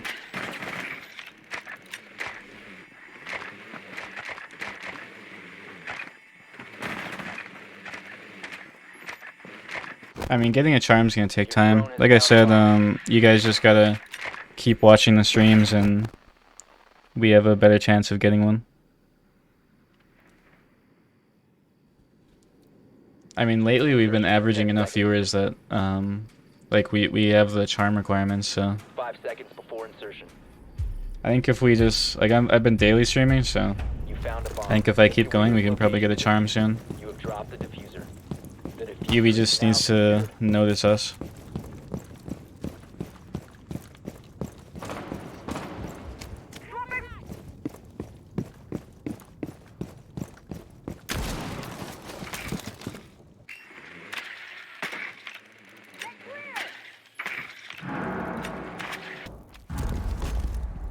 must recover the diffuser. I just hate when there's a lever. It makes it so much harder to get content.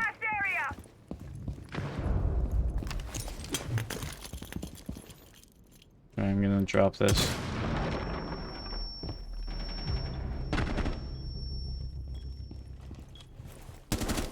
Wait, what the? The diffuser is They were all in sight and none of them killed me. I'm so confused right now.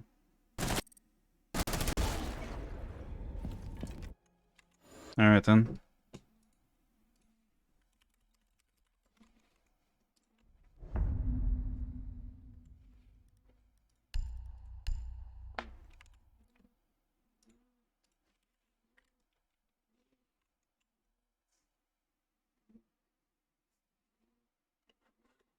Well, luckily you don't have to sell your kidney for a charm. All you gotta do is just watch the streams. Unless Ubisoft like requires a sacrifice, then you never know.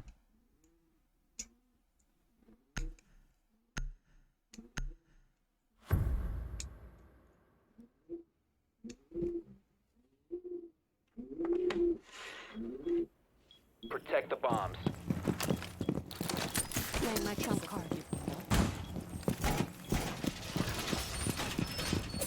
I can use that clip though. I'm gonna use like the Bomb location compromised. first part where like I walk into the C4 and get blown up, and then the next part's gonna be just me walking into site. It'd be like a fun 2-part clip.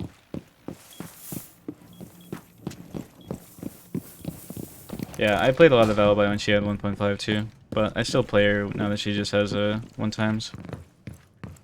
Lethal wires deployed. 10 She's still seconds good. to insertion. Drone shell out. 5 seconds. I don't even know where I want to play on this site. Op 4 has located a bomb. Be ready for hostile action. Drone the razor blue.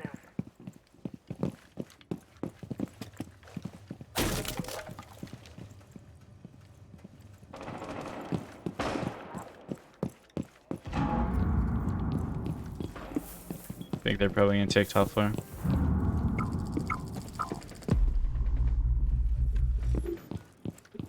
Enemy contact.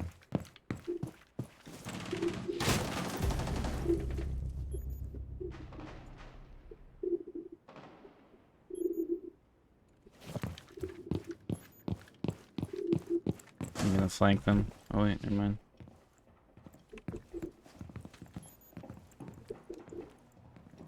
Could be wrong, but I feel like I heard him go in cash.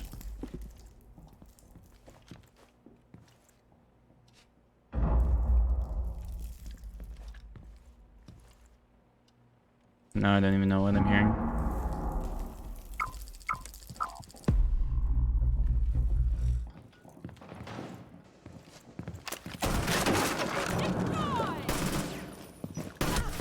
Oh, I knew it. Right when I stopped watching that.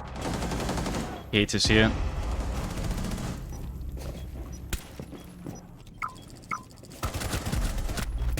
Swapping mags.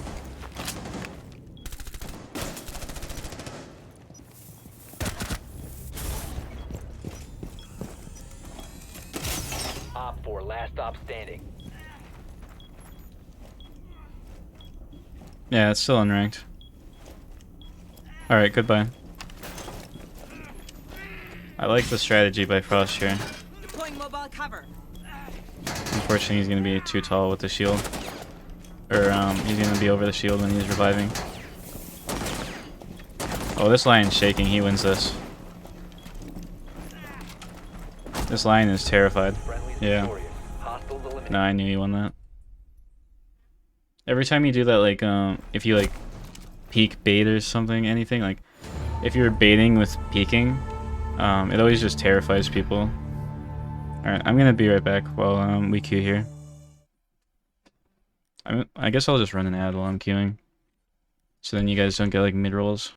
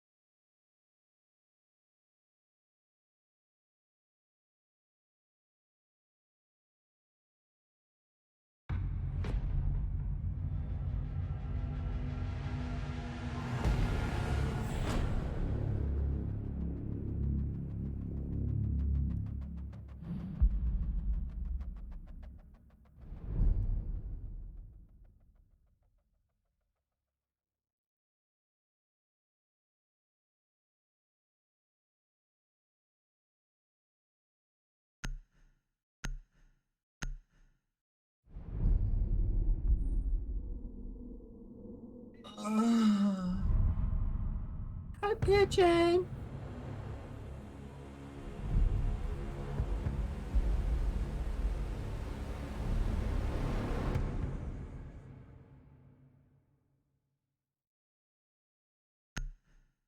Hey, pigeon.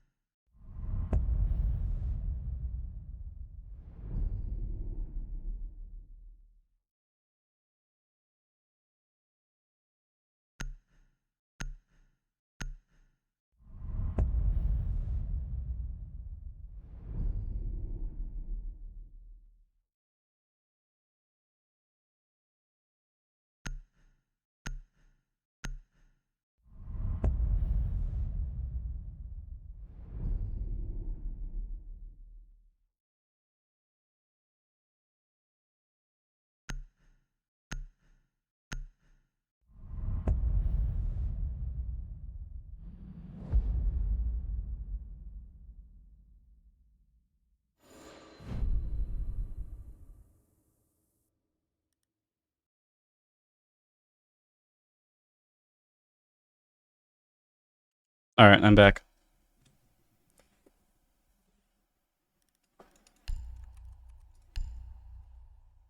What did you just hear? You must have heard someone in game. Pigeon. Yeah, my mic was muted. Pigeon. I have a mute bind on my mic, so I can mute like randomly like that. So definitely was not.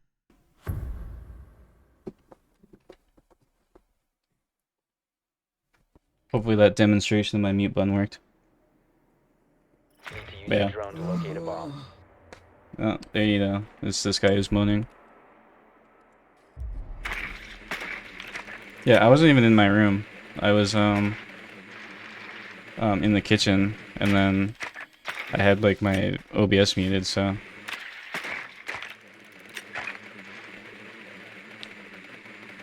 The only thing you guys would hear if I was gone would be my bird cooing.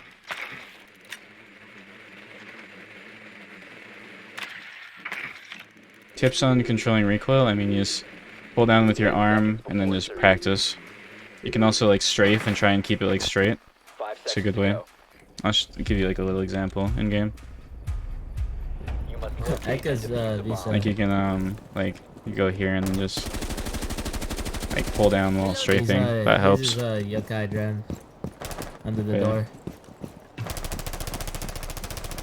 My bird's like 1-2 years old, something around that.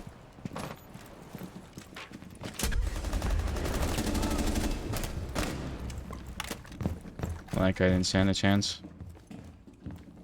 Someone take mom. You have dropped the diffuser. Oh, I'm scared. Where's that C4?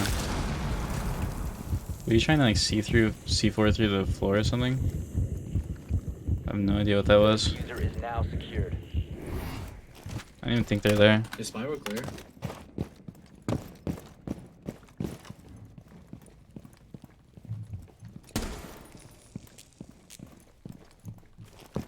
I have no idea where these guys are.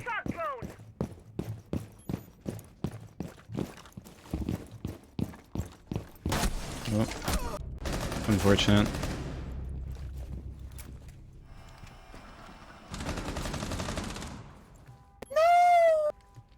I'm safe, I'm safe. The diffuser is no longer in Don't your say possession. You located a bomb.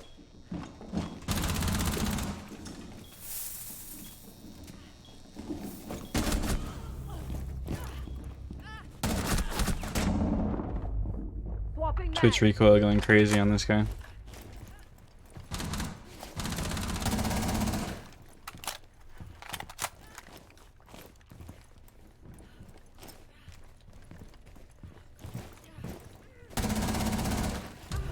One friendly operator remaining. Op 4 eliminated all Unfortunate. I think I just got follow botted.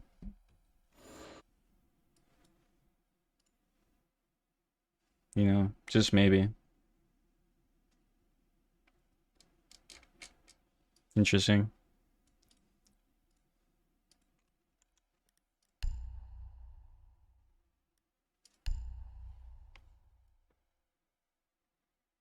Just maybe. I mean, I only showed you guys at the end, but there's like constant.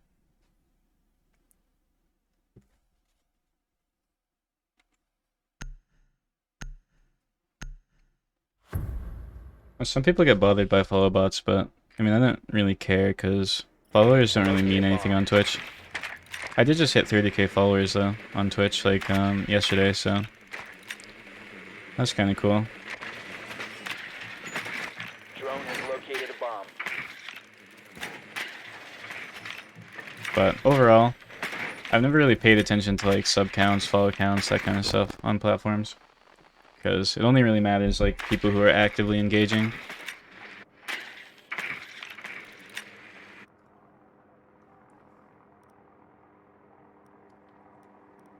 Insertion in 10 seconds.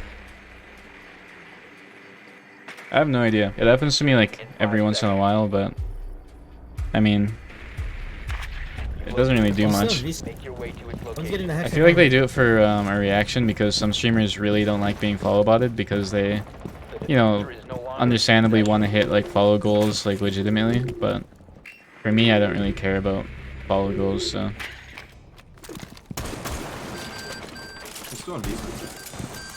I'm dead.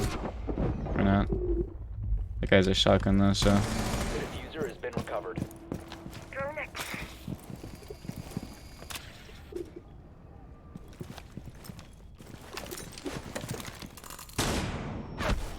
damn. No, my Instagram got taken down for like community guidelines, even though I only posted pictures of my bird, so like I said, I guess bird's just like too hot for Instagram or something, I don't know. Well, we don't have a charm right now, but like I said, if you guys just keep watching the streams, then we can maybe get a charm here soon. Jeez.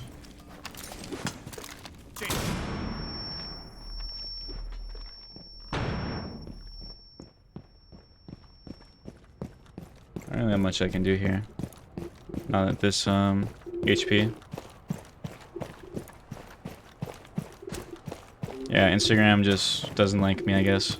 Doesn't like bird.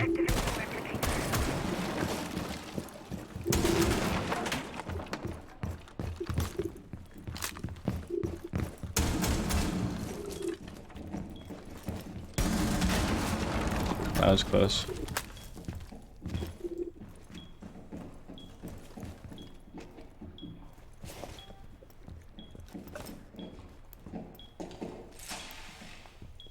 Taking Gemini for a spin.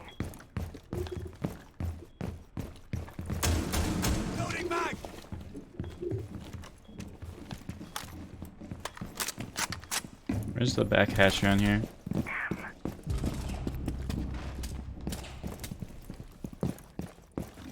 Oh yeah, there's one here. Oh, it's reinforced. Loading new magazine. Unfortunate.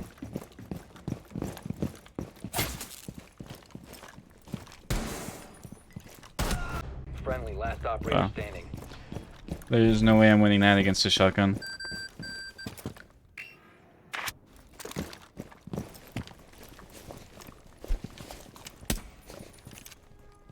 Seconds remaining.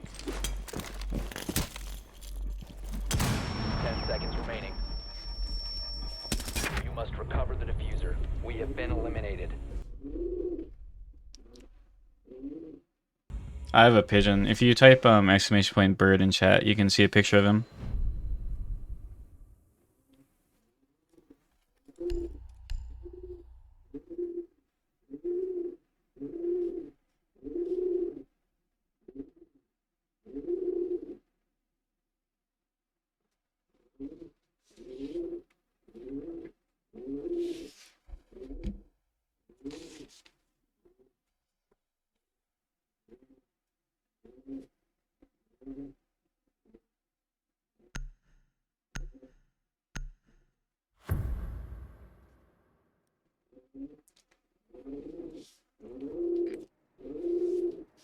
We need to locate a bomb.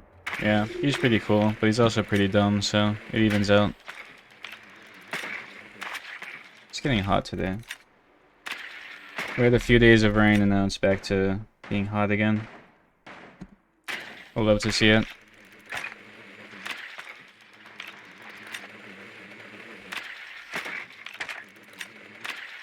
I mean, pigeons are common in every country. They're just a very underrated bird. A lot of people see them as pests, but I don't. 10 seconds I like before pigeons. insertion. 5 seconds before insertion. Drone has found a bomb. You've located a bomb. Make your way to its location and defuse it. Reloading. Yeah, if there's anything pigeons like, it's Cover the diffuser. walking around and cooing for no reason.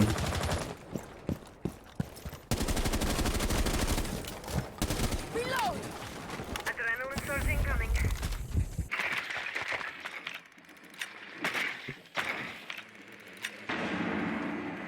I know how to kill this guy. Get out!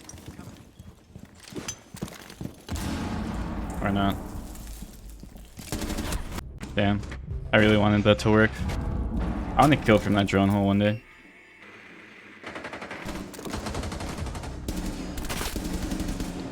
Well, there's many different types of pigeons. Not just like regular street pigeons. Reload. Flashback. Well, like I said, I moved twice last month, and I'm gonna move again in like a month, so I'm gonna wait to do like a setup video until I'm like settled somewhere else and actually have my room like set up nicely. Because right now my room's just kind of like full of boxes and whatever. So I'll wait on that.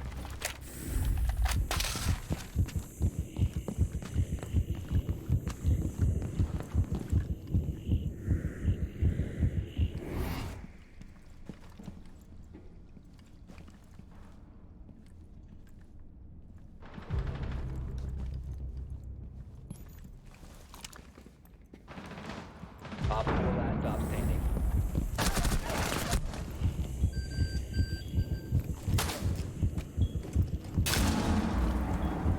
Yeah, a lot of people do pigeon races here too.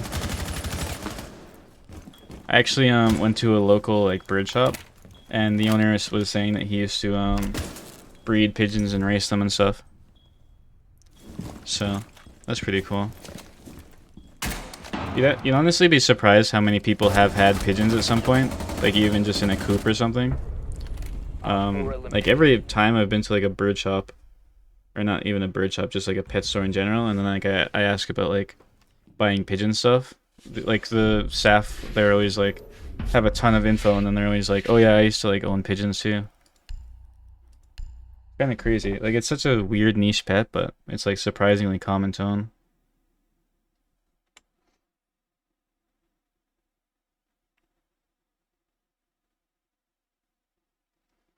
Should just make a pigeon coop.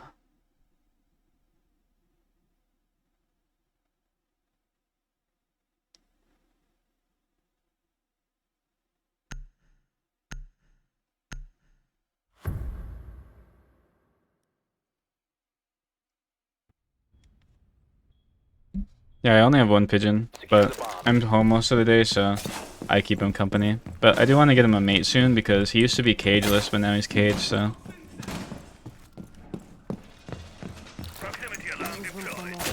Yeah, when if I ever have like a house of my own or something, I definitely want to like build like a pigeon coop in the backyard. And just like, you know, have a bunch of them. I feel like that'd be cool.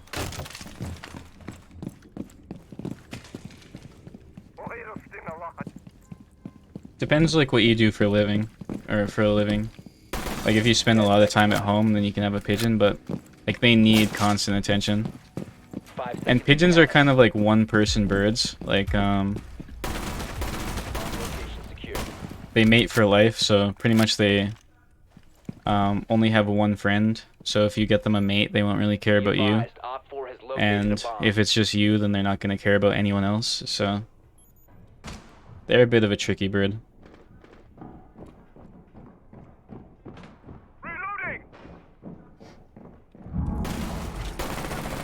I should not have drop shotted. Mine's extremely affectionate. He wasn't a domestic pigeon really though. Like he came from a coop, so he spent most of his life around other pigeons. So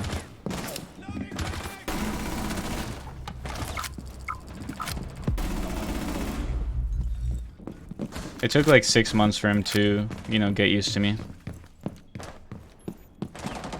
But once he did, now he's like, he thinks I'm his mate, so. Bring my trunk home. Hold on, hold on.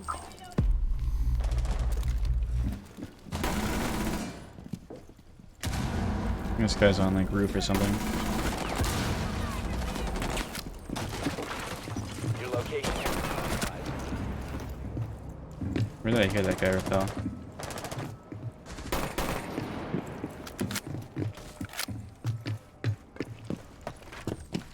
You'll be fine. I'll help you up. Yeah, my bird thinks I'm his mate, so Op 4, last stop standing. every time I like go to his cage, he wants me to give him pets. So he like goes to his the corner of his house, and then he like does this like soft kind of coo, and then I pet him. You have been spotted. It's kind of cute. You have been spotted by hostiles. Where is Fall this back. guy? You know what? Let me get the vision buff. Friendly's Ah, never mind. victorious. Hostiles eliminated.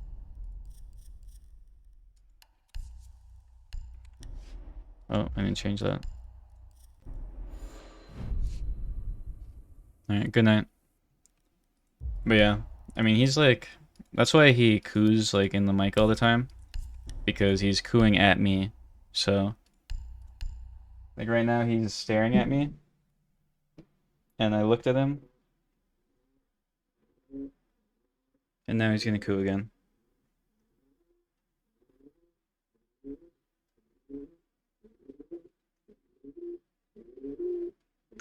So yeah, like right when I looked at him, he started cooing again. Yeah, he's like a cool little pet to have.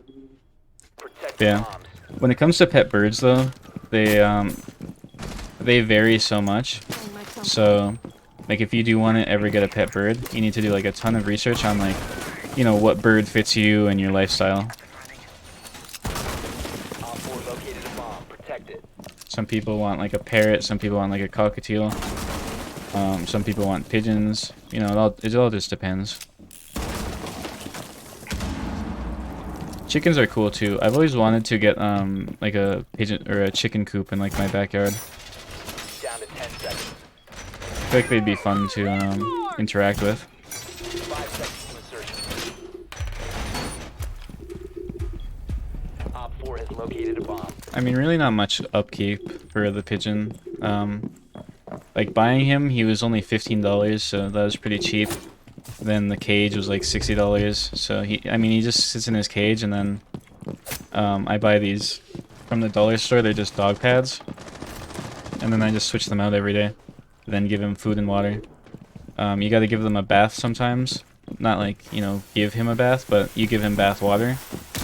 And then, like most birds do, if you give birds like bath water, they take their own baths. So I got to give him water here and there so he can take a bath. Deploying the bait.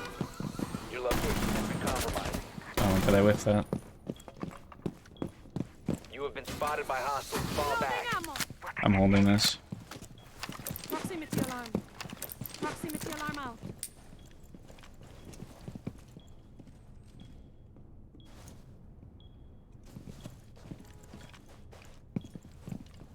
Is that a nade?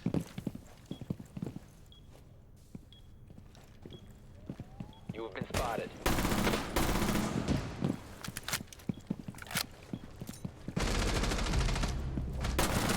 I heard him flashing.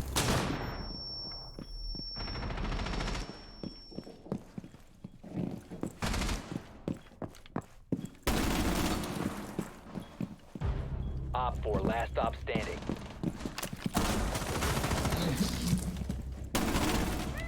Alright Op then. 4 eliminated. Mission success. Pigeons aren't supposed to be outside in the shed. It's just what most people do is they'll get like a bunch of pigeons, and obviously you don't want to like, you know, have a bunch of pigeons flying around in your house. So what they do is they just buy like a shed or they build like a coop or something, and then they keep all their pigeons out there. But if you have like 1 to 2 pigeons, you can definitely have them indoors.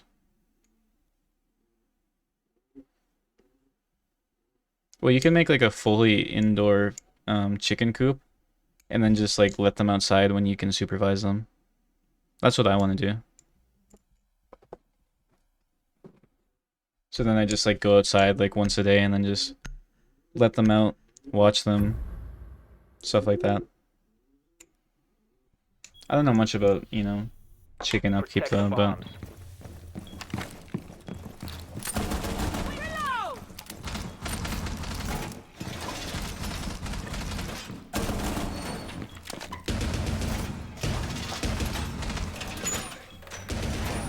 yeah, chickens seem cool to have. I just love chickens. They're so funny to watch.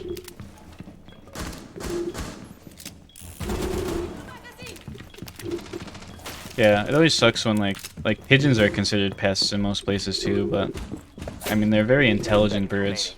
They're just scavengers, so Setting down my +1. 5 seconds and counting.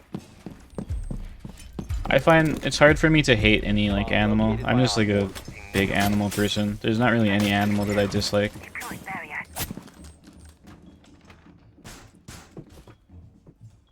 Well, yeah, chickens like they keep themselves company, so Super activated.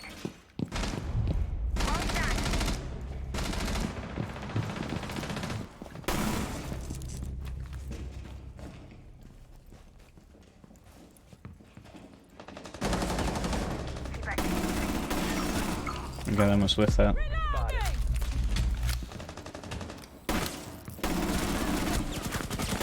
And I did whiff that. You hate to see it. But yeah. No, I like pretty much all animals, so. There's so many animals that I want too. But I know I couldn't like take care of them. So I'd never get like a ton of them, but so. I usually have like one, you know, kind of unique pet at a time though. Like I've had a lot of different types of pets.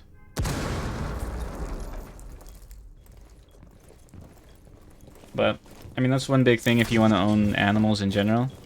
You gotta know if you can like accommodate them. Like if I had like a job where I'd be not at home very much, I would have never gotten bird because pigeons need like a lot of like they're very social animals, so you need like at least one other bird with them. So if I did have like a job where I had to leave my house, I'd probably get 2 pigeons.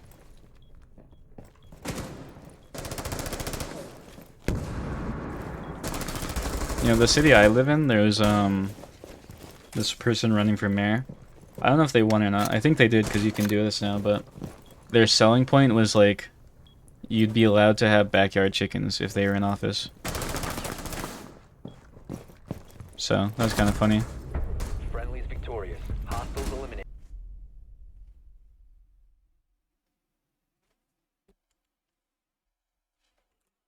I remember getting like flyers in the mail that were like, say yes to backyard chickens or something. I was like, I mean, if I could vote when that guy was going in office, I'd definitely vote for him because I want backyard chickens.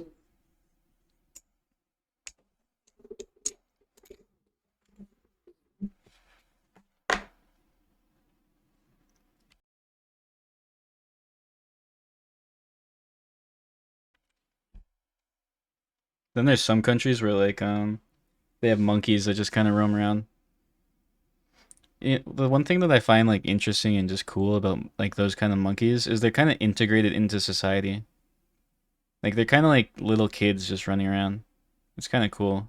I know like people get like annoyed at them because they are like, you know, they make trouble a lot, but it's just kind of cool to me that they're kind of like mini humans just like running around.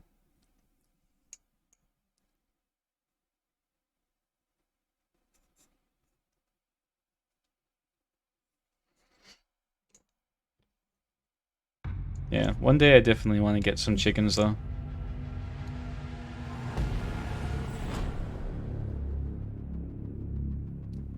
don't know what it is about chickens. I just love watching them. Like, they're so goofy. Like, the way they move around and stuff. And then, like, the ones that have, like, an attitude and, like, then there's... I don't know. They're just funny to watch.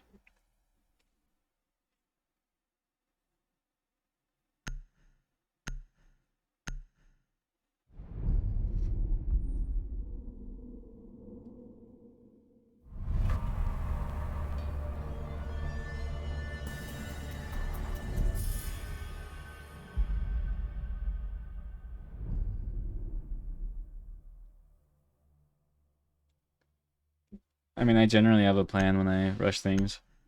I'm gonna start doing like educational type videos where I like go through my thought process like during a round. So I'll try to like explain that stuff.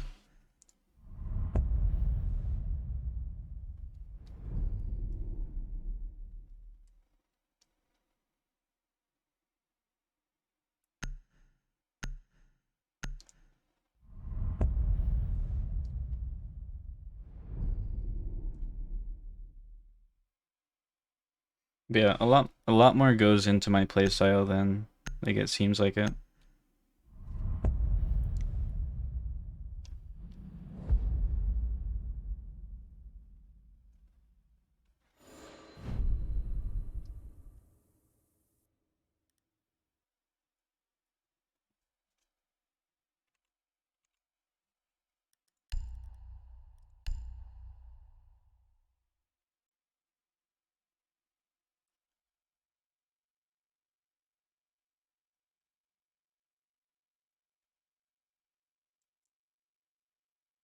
You mean chickens are easy preys? I mean, probably. But I feel like if you had chickens, then you just like keep them inside unless you're watching them. Protect the bombs.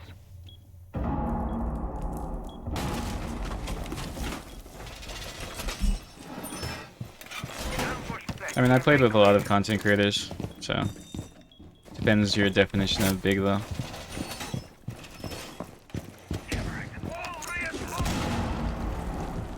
Wrong button. Unfortunate. Pest deployed. Pest active. Yeah, well, I feel like if you had a shed or something, and then you only like let them out when you're supervising them, I feel like then they'd be 5 safe. seconds and counting. Device primed. Keep an eye on board. Keep an eye out for Op 4 attempting to defuse your bombs.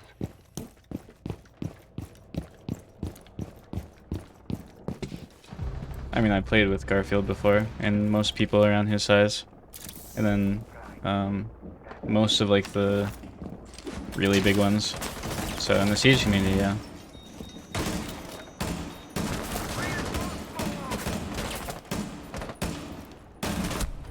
Yeah, like I did not want to peek the actual angle I was in. Of course, that's what killed me. I don't know why that guy didn't want to peek like to the right there. Then the second I peek the other place, he just gets a random one tap on me. It's unfortunate.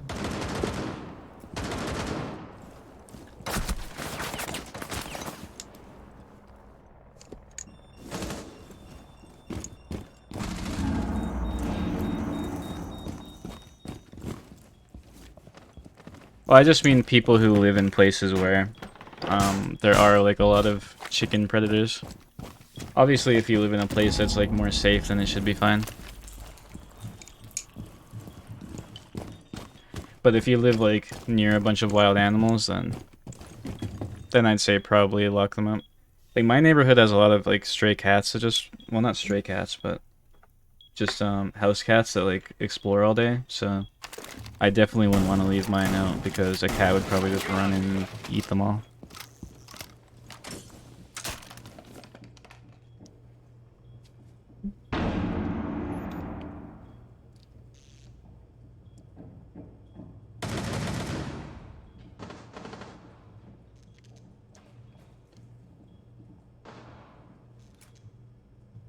Well, Nugget was just destined for that fate then.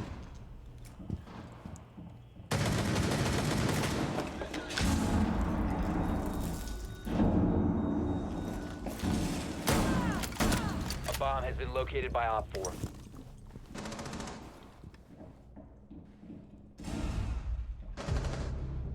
One friendly operator remaining.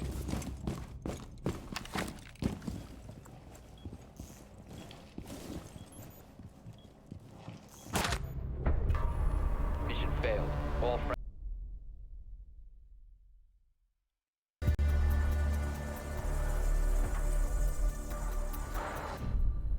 There's so many animals that I want to get though, but not many that I actually can get. Especially with Bird. Bird doesn't really get along with many other animals. Especially considering he's a prey bird. I feel like any animal that I'd get would probably try and eat him. I mean, Bird's been around cats and dogs before, and they've like looked at him, but I mean, he was in the cage, so I'm sure with exposure he could probably be friends with like a cat or a dog, but Secure the area. see, one day I'll just have to get like a kitten or something, and then like expose it to Bird as like a baby, and then they'll be like best friends. I feel like that'd be funny. Having like a cat and a pigeon just running around.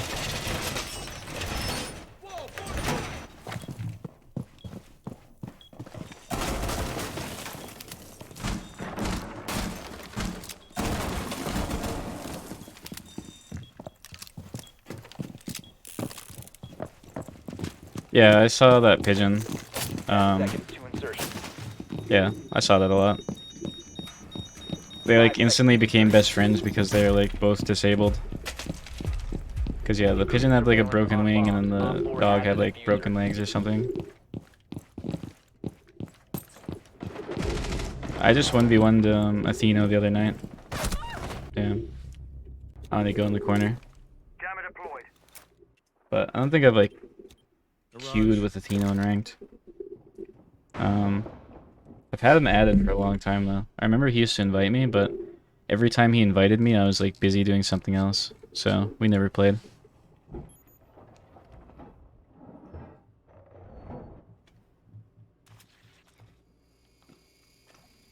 Okay. Well, they definitely know that guy's there.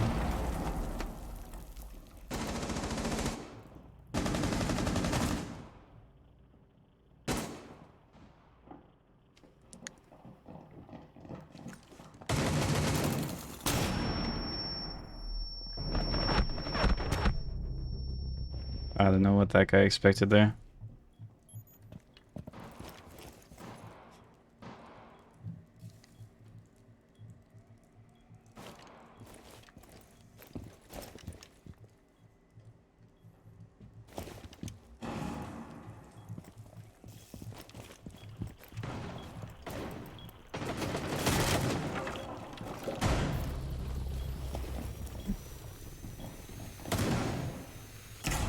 I didn't watch his 1v1 versus Ice Cold. One friendly remaining. I only watched my 1v1 from Ice Cold's video, so I didn't really see the other ones. Mission critical. Bomb diffuser activated.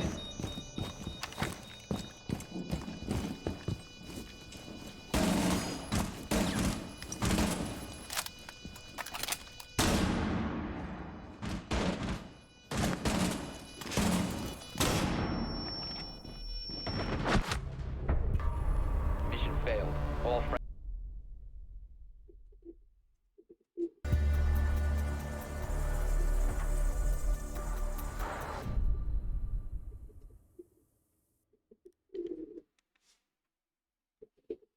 Alright, good night.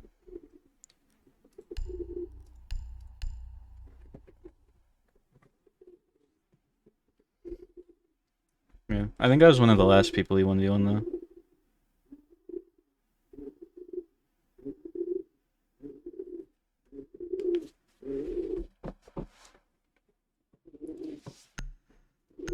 Yeah, I like birds quite a bit.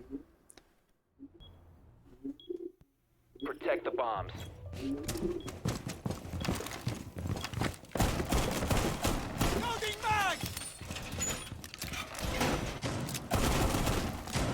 Oh my god, it's getting so hot in my room now. I saw the video, but I only watched my part in it.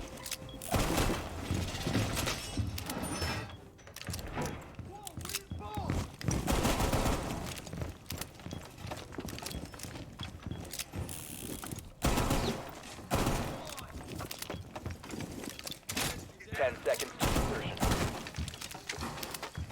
Trying to get through that. Down to 5 seconds. Also, hello.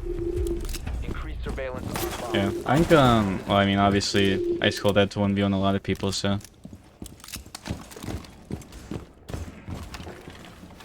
How's this video doing, I wonder? I feel like my 1v1 video did pretty good, so I assume his did good too. Deployed.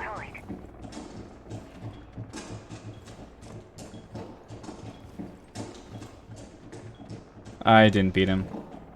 There's no way I was beating Ice Cold in a 1v1 after I was like his 90th 1v1. Like, there's no way I'm winning that.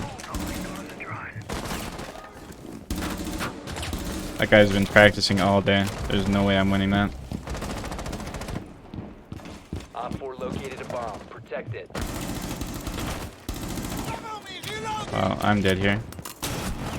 Yeah. No, I already suck at 1v1s, and he was like fresh off of like 90 other 1v1s. There's no way I was ever winning that. God, these guys are like clearing together. It's crazy. They really want their elo. Yeah, I used to play Dan like a ton, but now I don't really play him much. Except like here and there.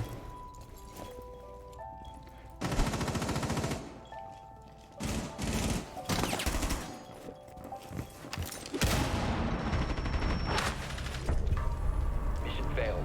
All friendly.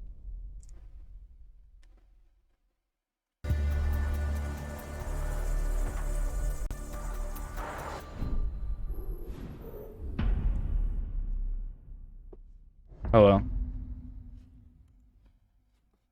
Yeah, I'm honestly surprised at how good my 1v1 video did today though. Well, as long as it's a higher view average for him, then that's good.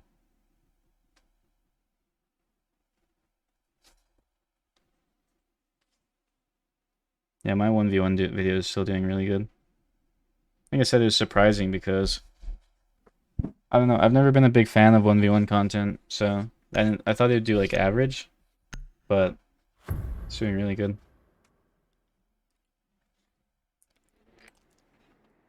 Well, I hope you like my 1v1 video then, because it was like a different upload for me.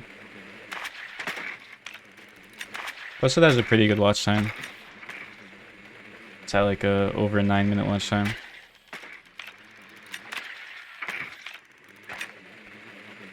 Just type exclamation point settings.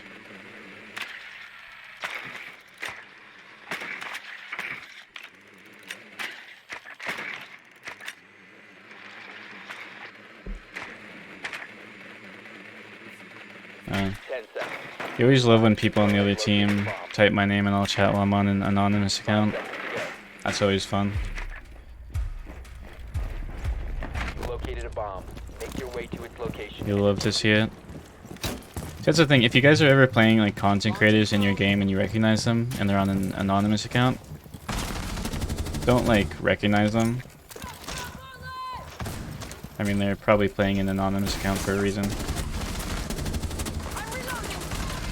I got 2 of the ADSs. I think you can hit.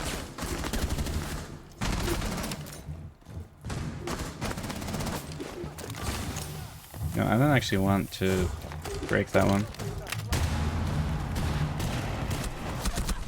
Damn, I thought the fuse charge would make the other guy run into sight. You must recover the Oh, I just typed my name in chat. It's like if I'm on an anonymous account, like, clearly I'm being anonymous for a reason. Like, if I wanted people to know who I was, I wouldn't have streamer mode on. And then this guy just types my name and I'll chat. So, I don't know. It's just weird when people do that.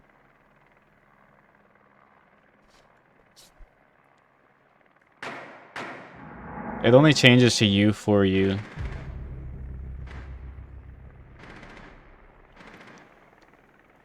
I'm playing unranked. No, it doesn't show for other players. The only thing that shows for other players is streamer mode. So I have mine just set to cat. Which I need to change because people are Op 4 recognizing me last now. stop standing.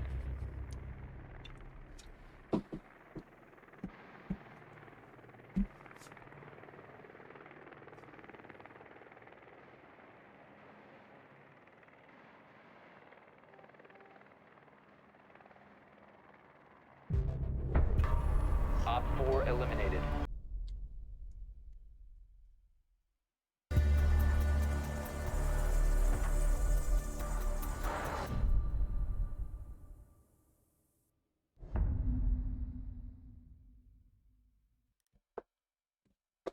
I mean, 2.0 is definitely not as like skill based, but I don't hate it as much as some people. I need to open my window a bit more. 1 second.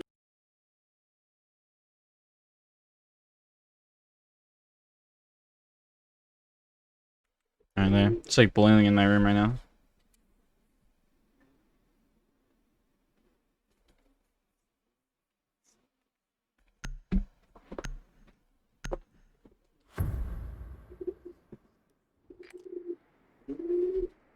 Need to locate a bomb.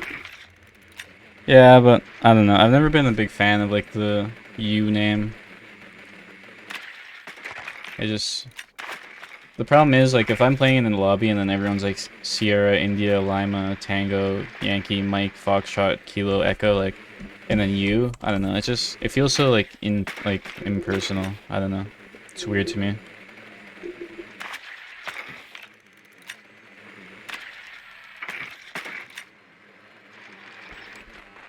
I mean, you can't really trade Black Ice unless there's something that I haven't heard of. 5 seconds to insertion. Your mission is to locate and defuse a bomb. Nah, I'm not gonna try to come back. I'm just gonna rush this. I don't want to play these guys because they know who I am.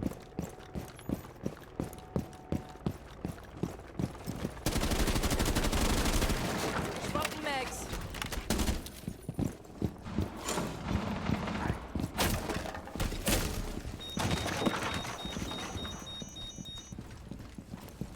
If he like opens that,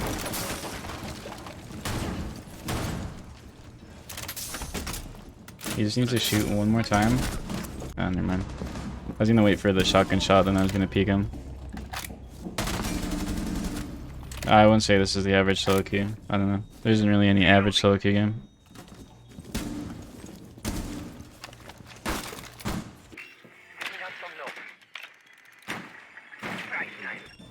I haven't heard of any trade systems, so I don't know about that. You have located a bomb. Deploying talent shield. I mean, pigeons do, but it's not really as you think it was. You can Google that though. He's stuck. He's stuck. Changing mags. I think I know. One op 4 remaining.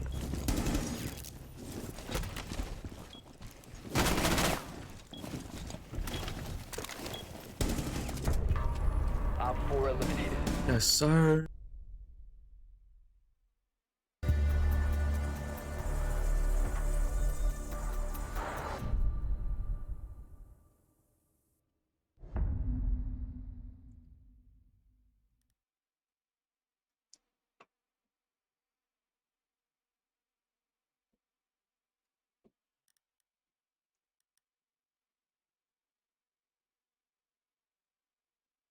It's just streamer mode names.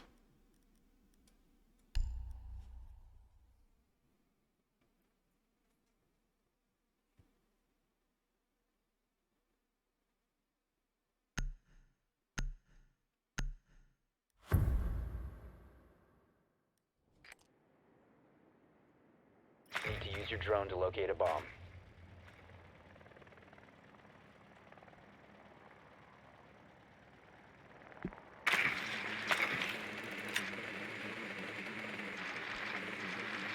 I saw your message. I'm good.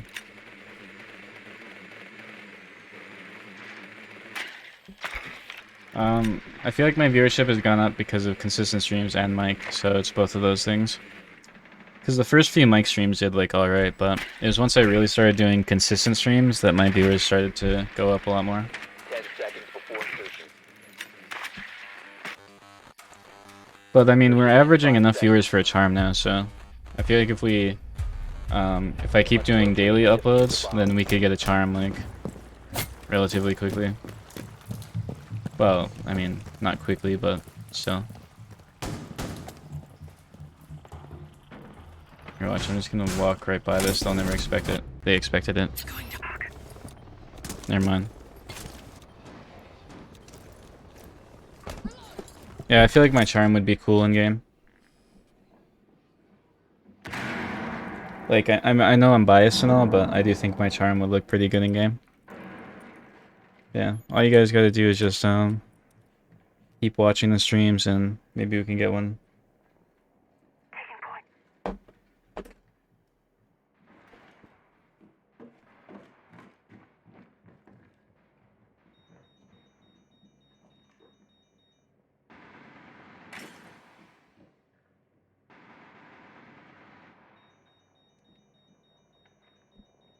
Yeah, well, we just gotta get Ubisoft to notice us. I tweeted at Ubisoft the other day. They did not respond though. Unfortunate.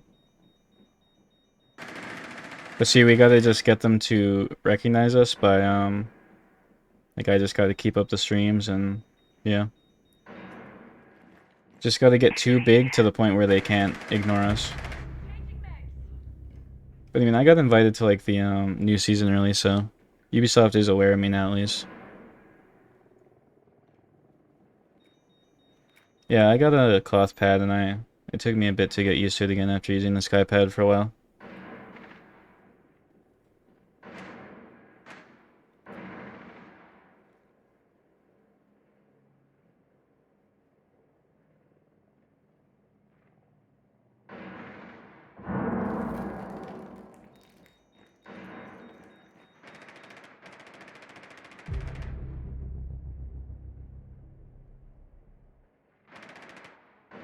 Yeah, I mean, it depends with Ubisoft. Don't follow.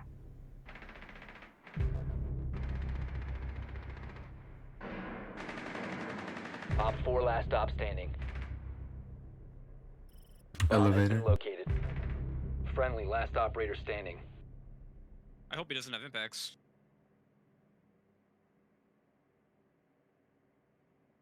Bomb diffusion initiated. Protect the diffuser.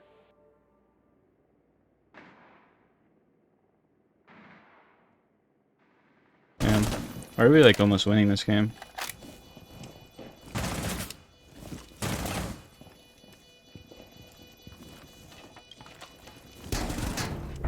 Good shit. Op 4 eliminated. This is a zombie setup, dog. So weird.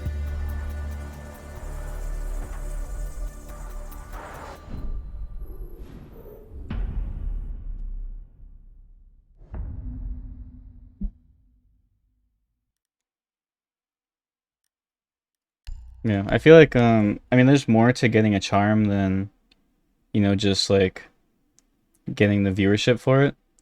So, I mean, I can't just expect to hit the viewers and then suddenly get a charm, but hopefully if we average like these kind of viewers for a while, then maybe we can get one.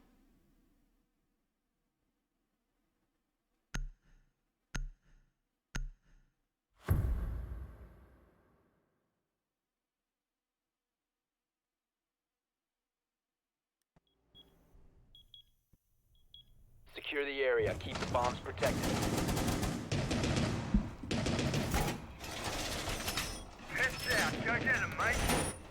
I've been in the community for a long time though, so I feel like I deserve a charm if I keep up my streams and stuff.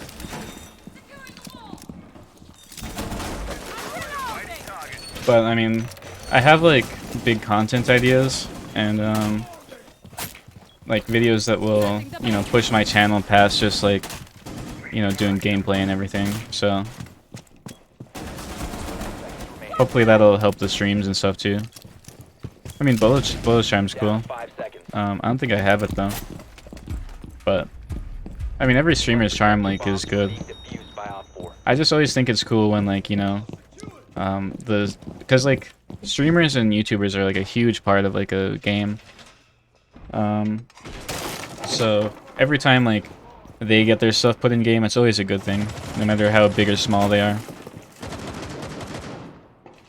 Because I mean, imagine Siege without content creators. The game would not have survived the like last year or 2 years ago, whenever like most of the community quit. Like the game would not survive that. Oh yeah, of course he knows I'm right there.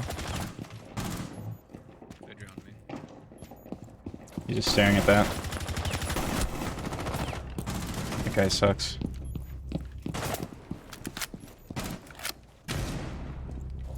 Callie's going towards kitchen or whatever. One bottom square. Yeah, no, I just think like I said, like the game would be dead if it wasn't for the content creators, so anyone who gets a charm in game, no matter how big or small their stream is, like it's always a good thing. And I mean, content creators deserve like all the support they can get, because I mean, it's not always like the most rewarding job, so. You know what to do. And there's a lot of people who deserve charms that hopefully they end up getting it too. I'm glad that they lowered the required viewership for a charm, because it used to be like 450 viewers or something, and that's not really achievable for most people. So I'm glad that they made it something that's like, you know, more doable. My only complaint I'd say about the whole charm system is you need like a good relationship with Ubisoft, which I mean it's pretty impossible to get that unless they reach out to you for stuff. So it's 150 viewers, but I'm pretty sure some of the streamers in the last drop don't average 150. So I don't think they're like too strict on it. I could be wrong though, maybe they all did. But the kill just made a he made a bad choice for TikTok, and they removed his charm because of it.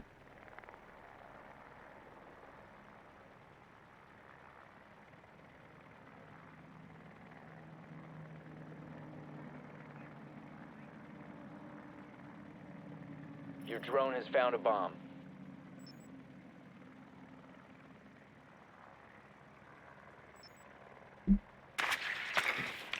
Yeah, it was the castle video. I do have a TikTok. 10 seconds before insertion. Thakil did. Thakil got his charm removed from it. Yeah. 5 seconds. I mean, Ubisoft is a business at the end of the day. They don't want to associate with that kind of stuff. I don't think he's a racist, but I mean, you gotta expect that.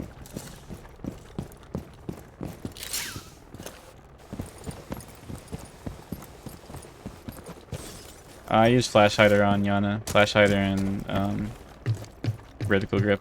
Same with every operator. That's what I use on every op.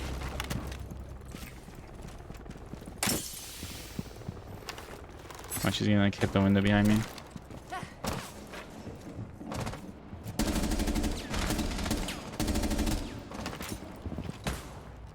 Activating drone.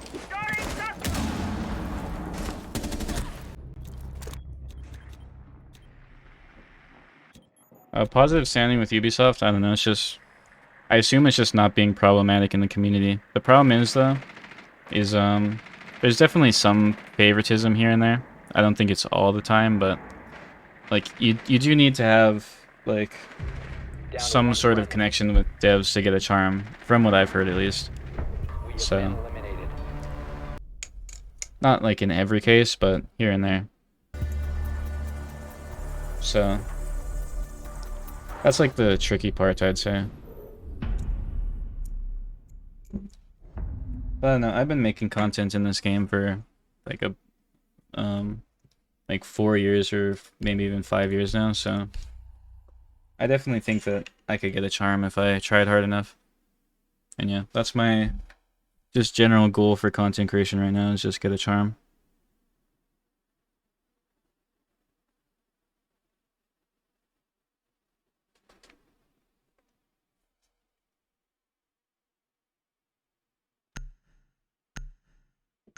The only thing I actually need to get a charm right now though is partner on Twitch, but I'm sure we could make Twitch partner Secure the area. Keep the bombs just by, protected. you know, streaming consistently.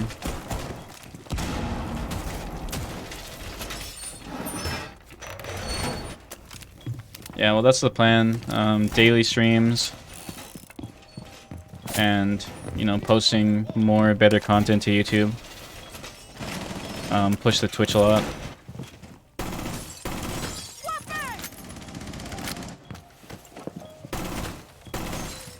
Well, obviously, if you cast it and stuff, you'd probably get charmed pretty easily.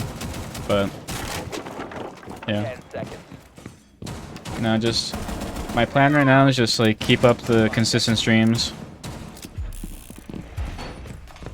One piece of advice is just Locate a bomb. like try and learn from your mistakes. Like if you lose a game, try and like think objectively, like why did I lose the game? Don't like make excuses or anything. Just gotta like think about your gameplay and what you need to improve on. Located a bomb.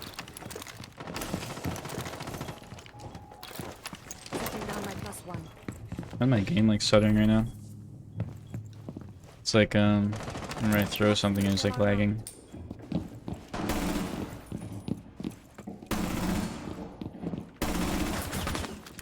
That was close.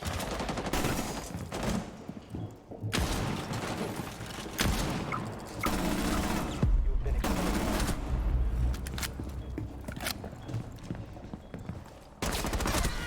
I knew that guy was up there.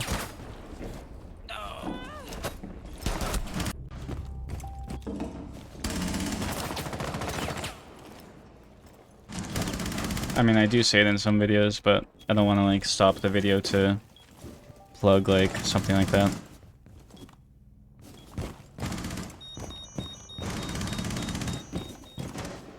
I definitely think once I start making like educational type content where it's like, you know, it's like a full game, but it's just me like explaining my thought process and around, I think that stuff's gonna do really good. That's my next plan for content. I'm just Op 4, getting last like, stop standing. I'm not starting to do that yet, I'm just getting used to talking for now.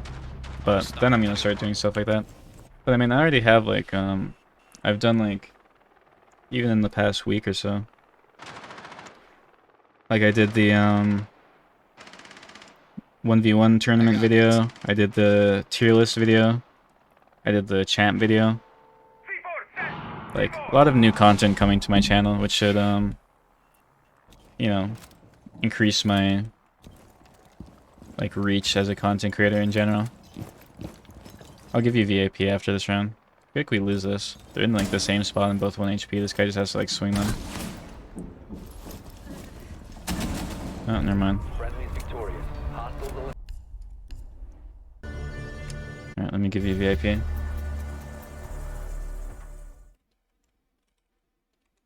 There you go. I think I'm gonna make the VIP thing cost more after this stream.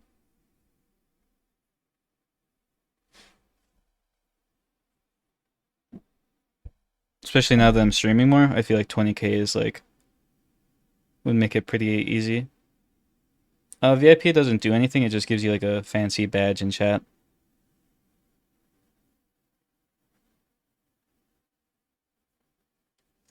But yeah, like I said, my plan right now is just keep streaming, daily streams, and then just keep making like good content. Because I mean, obviously I say like if you guys want to charm, you gotta watch the stream, but at the end of the day, it's like it's on me to make like content that you guys want to watch. So like it is on me.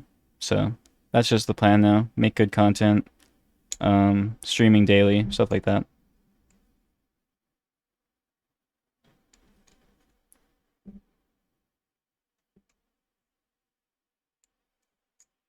Well, I mean, you'll still have a little while to do it because I'll probably forget. I always forget to do stuff when it comes to like changing stream settings. My ELO right now is exactly 4500. So yesterday I played like or not yesterday. Was it yesterday? I have no idea. A few days ago when I was doing like the 1v1 tournament, I played like 7 rank games, and only one of them was legit. So they're all stream snipers and then cheaters, and we beat all the stream snipers. So I was like 60 or 80 elo into champ, and then we played 3 cheaters, and then I lost all of it. So that was fun. Oh, looks like we got another VIP. There you go. Yeah, might as well. But yeah. How much is mod? Isn't it like 100k or something? I'm actually surprised. I've never had somebody redeem mod forever.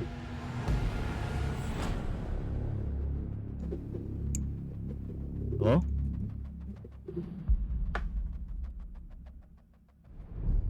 Hello? 125k. I'll probably make VIP just 50k then. Let's ban. Let's ban Oregon.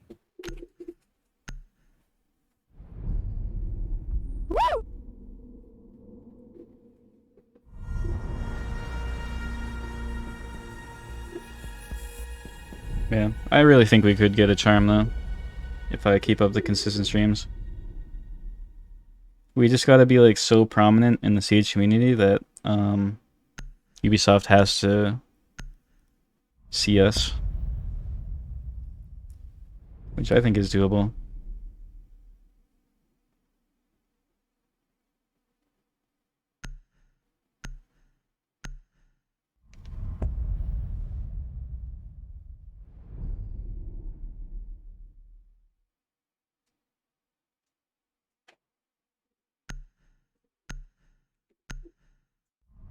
I mean, there isn't really much to talk about in the new meta. Do any of you guys have a mic?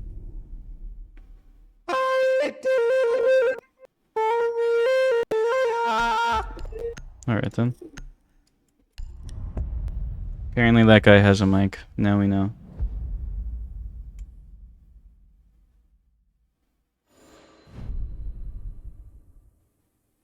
Yeah, the streams have been doing better and better, so definitely could get a charm soon.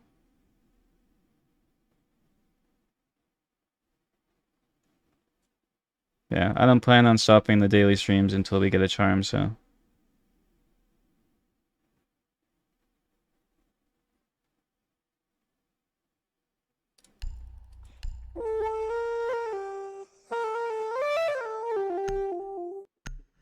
Well, it definitely takes a while to...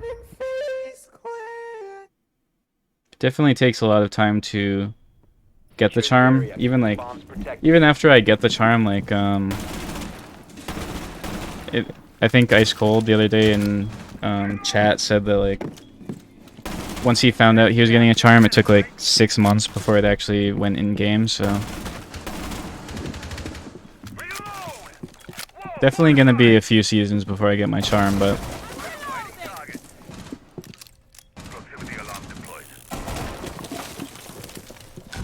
then yeah, when I get my charm, I won't be able to tell you guys for like 6 months. So 10 seconds left. Frost is going to be exactly the same next season. I went over this a few times, but the way Frost is played, it won't affect her whatsoever.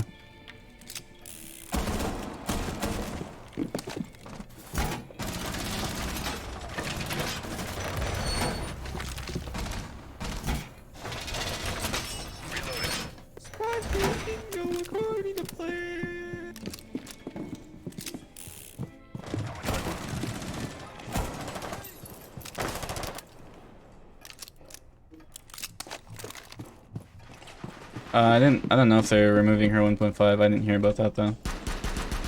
But the thing is about Frost's gadget is Frost is used as like window denial. So if you jump into a window, you need to decide like, am I gonna shoot the Frost trap or am I gonna shoot the person who's peeking me? So you should always be putting Frost traps like, say if this was like, you know, the main window on a site, right? So you put a Frost trap on that window and then you play right here. So if somebody wants to jump in this window, they either have to shoot the Frost trap or they have to shoot you. So when they jump in, then like it's impossible to jump in. So that's why Frost is like useful. So when they nerf her, so like has the self revive. I mean, if you're putting like a frost trap, like, you know, down here or something where you can't peek it, then that's already a useless frost trap. But if you use frost traps how you're supposed to use them, then it's going to be exactly the same as it was before. So they definitely won't be killing Frost in the new update. Plus, I mean, unless they're changing her loadout, like she still has 1.5, she still has shield. Like, she's still a really good operator. Friendly, last operator standing.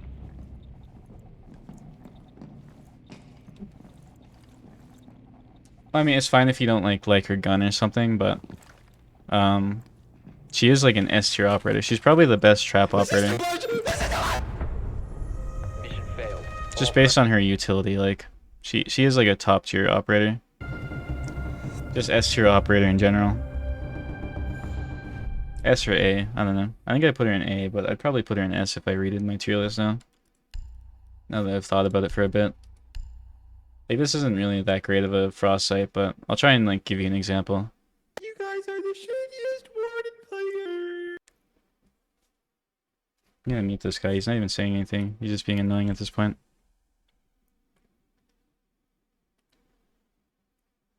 Well, that's a valid way of playing Frost, but you shouldn't be rewarded for that.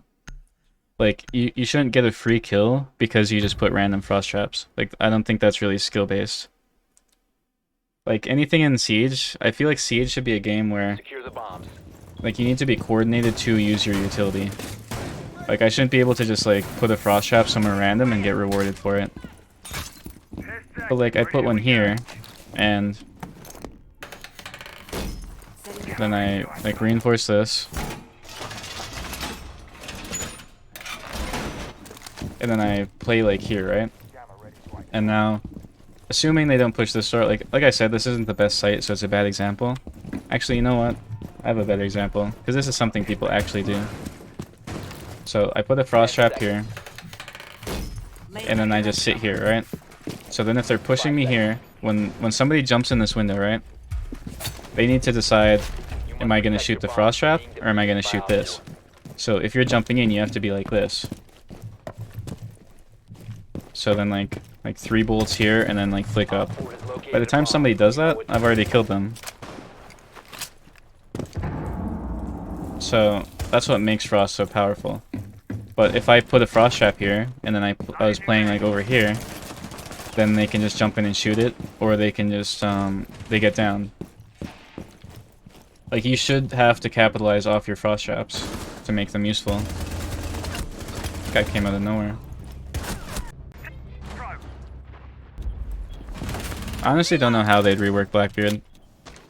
If anything, Blackbeard should have been like Blackbeard's rework should have been Osa. Because like, what else are you gonna do with Blackbeard?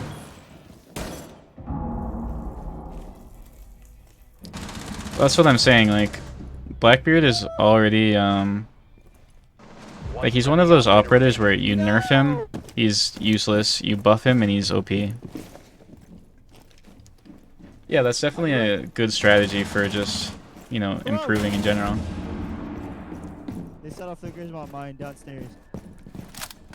See, that's just, that's like, the difference between like a low rank and then a high rank mindset in Siege is like a lower rank player won't see the value in an operator like that because, you know, it's just a trap operator. But like, when you're in high elo, you see like those little kind of like things you can do with operators that make them so powerful. What are you doing? All friendly. It's like Dokkaebi. Dokkaebi is one of those operators where in low elo, she's seen as like useless. Like, a lot of low elo players think Dokkaebi is like a useless operator.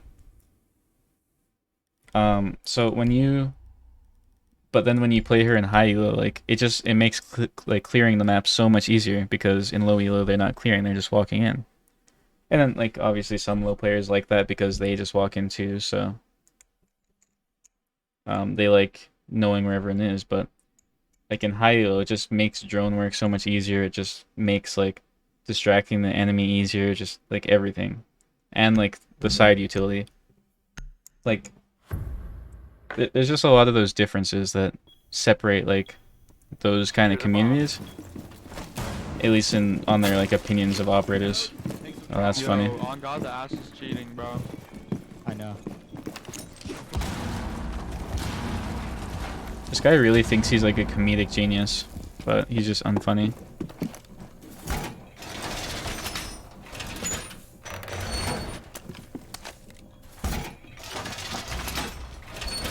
Yeah, I mean, it's just there's just a difference in like how different ranks see the game, and you can get the benefits of those in every elo, but then I mean some operators just aren't useful in low elo because you won't get like the full benefits out of them. You must protect your bombs from being defused by Op 4. Like I said, like a low rank player might like be playing top floor and then they might go put a frost trap here. Thanks for the gifted sub. Like if I put a frost trap here, right, and then I go and play somewhere else, and then somebody hits that frost trap, should I be rewarded for that? Like, it wasn't a good frost trap placement. And I lift that. Op 4 I want to run out there so bad, but I know it's a bad idea. Hey, Gridlock's an operator that even high elo hasn't learned yet. I'm convinced she's a good operator. Everyone else just doesn't know how to play her.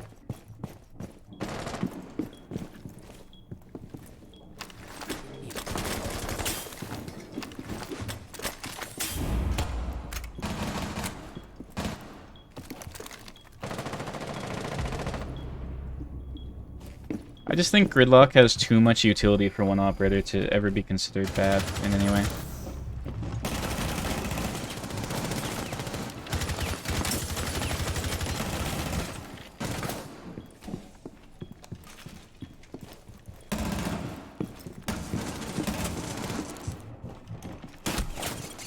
These guys are all over me.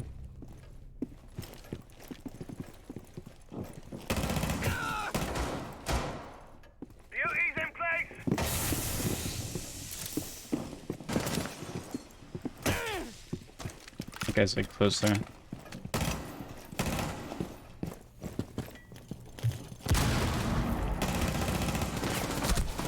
Unfortunate. Yeah, I just think Gridlock has like so much utility for one operator that like I can't say that she's bad. Like she has 4 of those things and they waste so much time. Like I feel like if you use them on flank, I feel like people only see Gridlock as an operator where like you just put them on flank. But if you use them like as flank watch, then they're not going to be that great. But if you use them on like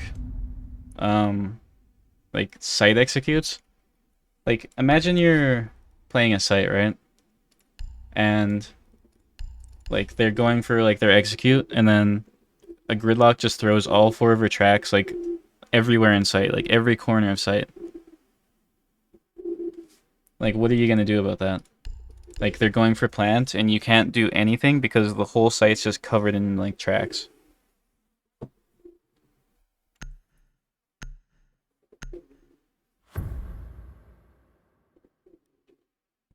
I'm champion. We need to locate a bomb. Oh, she just has so much utility for one operator. And then people say Capitao is such a good operator because they use Capitao like how you should be using Gridlock. Because if you use Gridlock how you use Capitao, then it's pretty much like a permanent Capitao, like right in all over sight. Be advised your drone Like they never go away until they're shot. And then people say like, oh well, you can impact them. I mean, you can impact Osa's shield. Does that make her any less powerful? insertion in 10 seconds. That too. Gridlock's gun is like amazing. 5 She has like pretty seconds much to an F2. Like that has crazy fire rate, decent damage. go. You found a bomb. Make your way to its location. I don't know. What does that run out? I think he ran out there like way too early.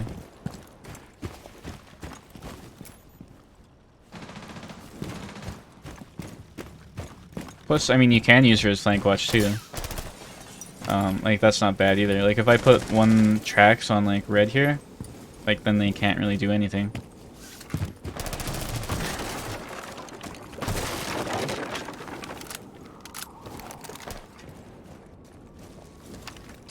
Tracks out.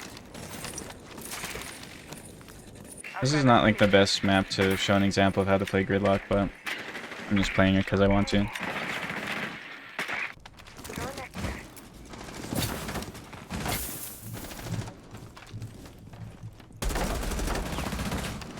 Track sting is out.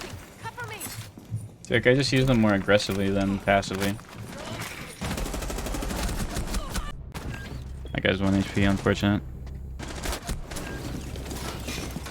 I mean, like, I've used Gridlock in like champion elo. I've used her in like low elo. She just does good everywhere because nobody uses her like I do apparently. I'm convinced if people use Gridlock like how I do, they'd see the value in her. Down to one friendly. Because people are like, oh well, if you use it for flank watch, might as well just play Nomad. Well, just don't use it for flank watch then.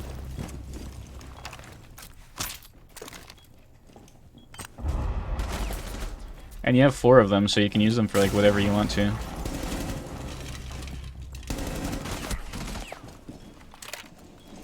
He wins these, I believe in him. Never mind. All friendlies have been eliminated.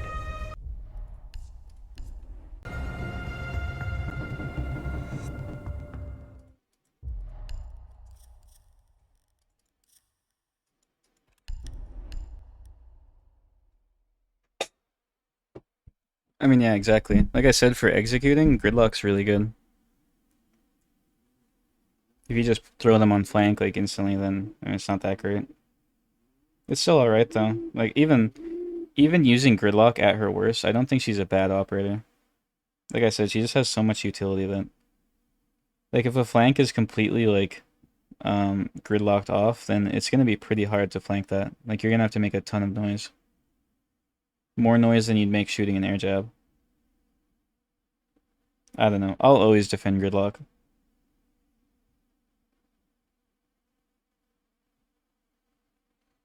And especially as like as every gun in the game gets nerfed.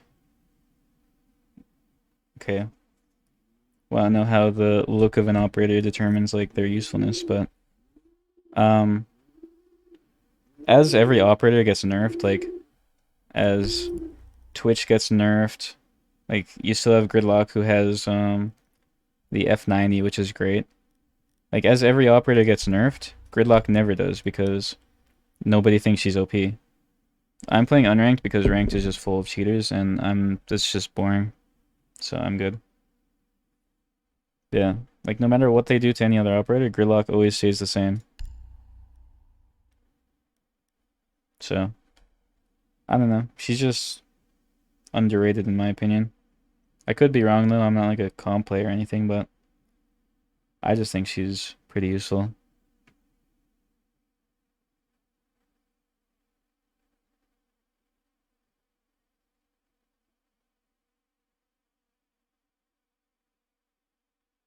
I talked about it a lot yesterday. I don't think like weapon nerfs should be a thing in Siege because I don't like the direction the game's going in terms of like just weapons in general. Like I don't like how all weapons nowadays are just so clunky.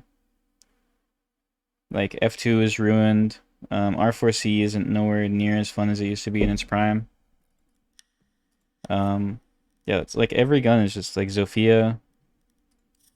I don't know. It's boring to me when they do that. They just every gun like they add more recoil to it every season. Like I can control them, but I like the smooth gunplay in Siege. Like I started playing Siege because I liked how the gunplay felt. Like it felt unique to any other game. Like it was smooth, and I don't know, it just felt nice. But they just keep changing it, and I don't know. I don't like when. I just don't like how some of the guns feel. Like if every gun, at the rate we're going now, like by next year, like every gun's gonna be the F2. And would that be fun to play? Like for me personally, I don't think I'd enjoy that much.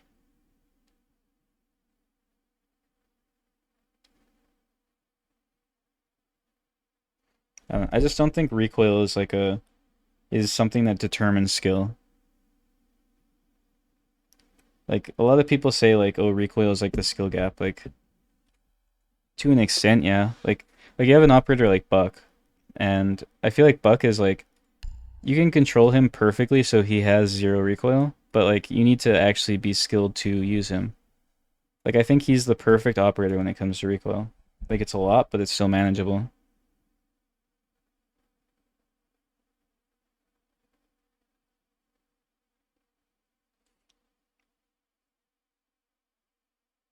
I don't know. I mean, at the rate we're going now, G36C is probably coming next. Because Ash has played quite a bit with G36C, Giannis played a bunch with G36C.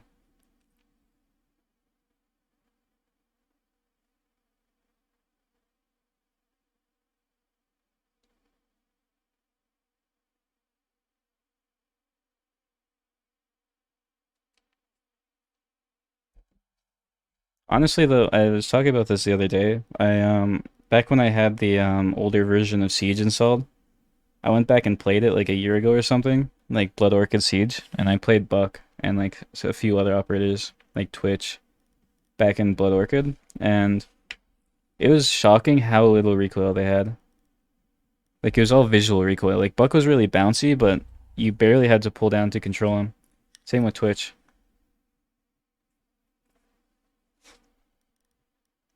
But yeah. I don't know though. I think Buck is like the perfect siege operator. Not like, you know, the best operator. I'm just saying like I feel like he represents like what siege should be. Like you have so much potential to make like creative plays with Buck. And like he has a gun that's like easily controllable but still pretty skill based. Like you need to be decent to use it, but like it's not uncontrollable. And I don't know, his kit's just really fun. That's what I like about him. I play IQ a decent amount just because I like the commando, but I mean her gadget's like pretty useless. Like why play IQ when you can play any other operator here?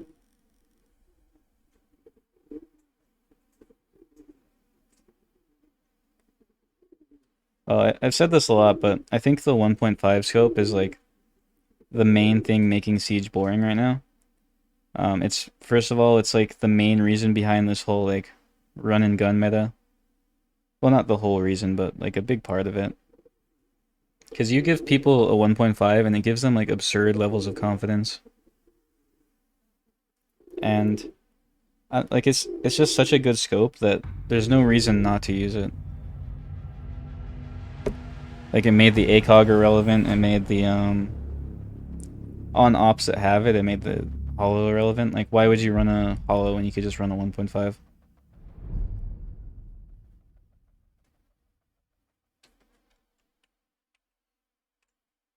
Well, I mean IQ could be good in like certain situations where you gotta find utility, but for the most part like IQ definitely should have grenades because I feel like that's the only thing keeping her like somewhat useful. Since they took her grenades, she's just been like, there's just no reason to play her. Which sucks because I do like the commando as a gun, and then the only other option for it is Grim. Which, like I said, I don't think Grim's a bad operator. I don't think he's ever been a bad operator, but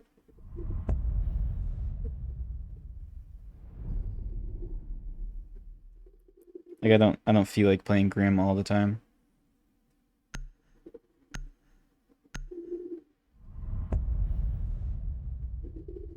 Well, I'll say this, what's the point of a 2x in general when the 1.5 exists? Like as a defender, like if you're playing Tachanka, why would you play the 2x scope when you could just be playing the 1.5? And then you gotta think like half of the defenders have a 1.5, so it just kind of makes the game stale to me. Like I've said it a lot of times, but I just like the dynamic that old Siege used to have, where like, if you were playing around, like one round I'd run holo because I wanted to like take close range gunfights. I wanted to, you know, peek stuff like that. And then another round I'd play ACOG because I'd want to play passively, I'd want to play more far back. But now it's like, boys. you want to play passive? Use a 1.5. You want to play aggressive? Use a 1.5. Like there's no reason not to run a 1.5 over anything else.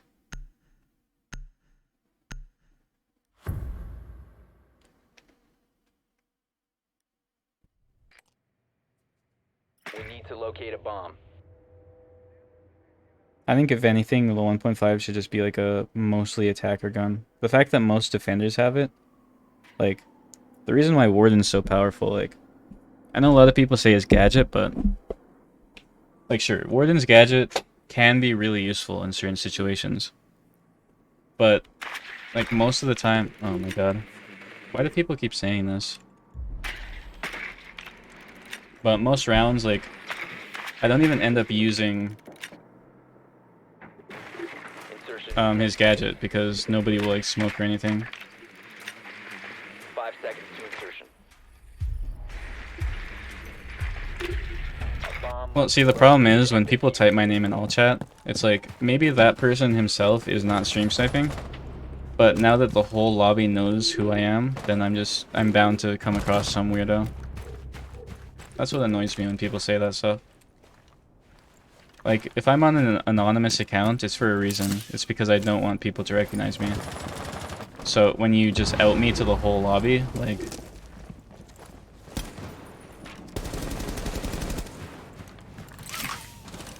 See? It's just, now everyone knows. If I wanted people to know who I was, I'd have my streamer mode off.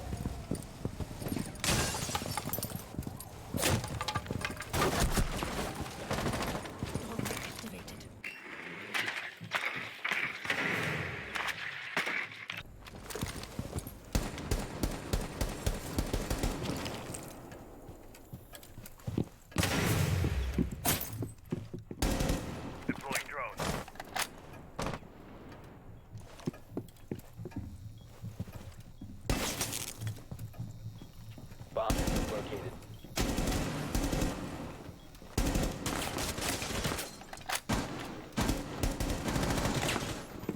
One new dog.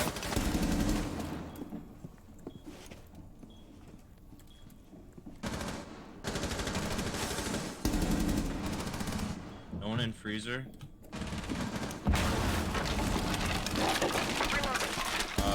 One playing cocktail late.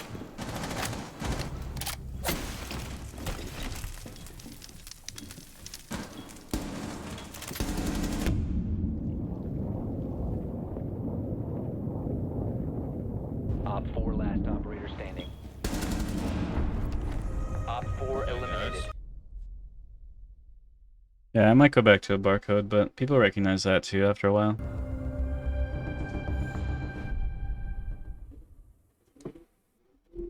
I think operators should be buffed and nerfed based on their utility and not by their guns. Like if an operator has a really good gun, just, you know, make sure they don't have a ton of utility to go with it. It's like Finka. Like you had Finka LMG, right? The only reason why LMGs were meta is because they nerfed every other gun into the ground. So then what did they do? They nerfed LMGs. Like nobody played LMGs before, and it's not because LMGs got a buff or anything. It's because guns used to have, like every gun used to have fast ADS time. And LMGs had very slow ADS time. So then once like they nerfed every gun so that every gun had like slow ADS time, people started playing LMGs. Like they didn't buff LMGs or anything. So that's the problem, like guns become meta just because they nerf other guns. So where does it end? Is every gun gonna get nerfed? Like now people are playing G36C because every other gun sucks. Are they gonna nerf that? Then what are people gonna play? 10 seconds to insertion. Then they're gonna play like Gridlock and Sledge and like every other steady gun, and then they're gonna 5 nerf seconds. those, and then we're gonna have no good guns left. Your mission is to locate and Like I don't think defuse the that's how bomb. you balance a game. Like the problem with Finka is Finka had grenades. She could heal her whole teammates, her whole team, and she could revive them. She has a Gon 6, and she had the best gun in the game. Oh god. Like, that's a lot of utility for one operator to have. Like, that's what was powerful about her. So, what they should do is they should have just taken, like, her grenades, taken, like, maybe her Gon 6, and then, you know, made all the other guns so that they'd have the fast ADS time like they did before. And then that would have made Gridlock, like, a balanced operator. But no, they just nerf her gun, and now she sucks. Or did I say Gridlock? I meant Finka. I'm getting like mixed up now.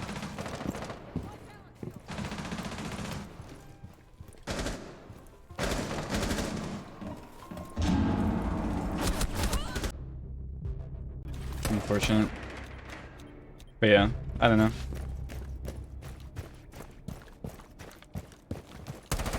Like, if Gridlock had the best gun in the game, or not Gridlock, I keep getting them mixed up, I don't know why. If Finka had the best gun in the game, they should have just nerfed all her utility.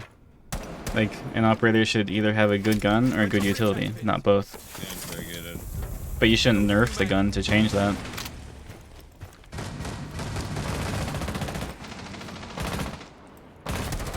Must recover the diffuser. It's just so boring to me when every gun in the game sucks.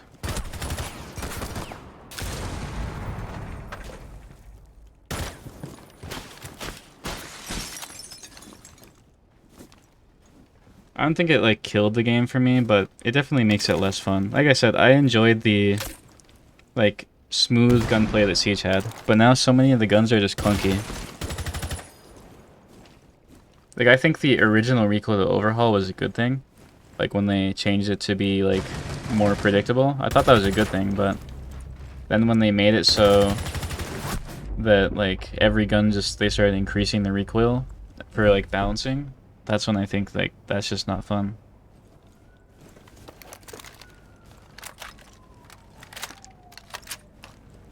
Like, at the end of the day, the game should be fun, and like when you take all the fun mechanics out of a game, then it's just not going to be a fun game. And like with Siege, me and a lot of other players, our favorite parts about the game was like the gunplay. 15 seconds. I thought it was like just really smooth, really fun, really satisfying. Remaining. But now you play Twitch and then like I can't even control like half her mag All friendlies have been before I run out of mouse pad. So, I don't know. Yeah, that's what I'm saying. I think Siege should just start buffing operators instead of nerfing them. Like, if Twitch is OP, why don't they, you know, buff, or like a few seasons ago, like Twitch is OP. Well, so the cycle of the game is, before they started nerfing guns, so Ash has like the best gun, ACOG, everything. So then they nerf Ash, and then they nerf Ash again, then they nerf Ash again, so then people go to Twitch, because then Twitch had the next best gun. And then they nerf Twitch, and then they nerf Twitch, and then they nerf Twitch. Like, she had like 3 recoil nerfs, and then they took her vertical grip. So they keep nerfing Twitch, and then people go to LMGs. Or, well, then they, you know, make all guns ADS speed Use drone to locate a slower, so then people go to LMGs, because there's no reason not to play them now that they don't have that ADS decrease. Yeah, that's what I'm saying. You nerf an operator, and then it makes other operators better. So if you keep nerfing them, it's just gonna keep making other operators meta. Like right now, who's like a meta operator? Like Yana, like, because she has good gun and frag grenade and a bunch of info. So then if you like take her gun away, then people will stop playing her, 10 seconds. and then they'll start playing another operator, and then that operator will be OP and have a high pick rate. 5 seconds to go. And that's another problem. They base operators based on pick rate, when it's not always because of like, Use a bomb. that's not always the reason why people play them. Like, some operators I play just because they're fun to play. And like, if you're confident playing an operator and you're having fun, you will play better. Loading new magazine.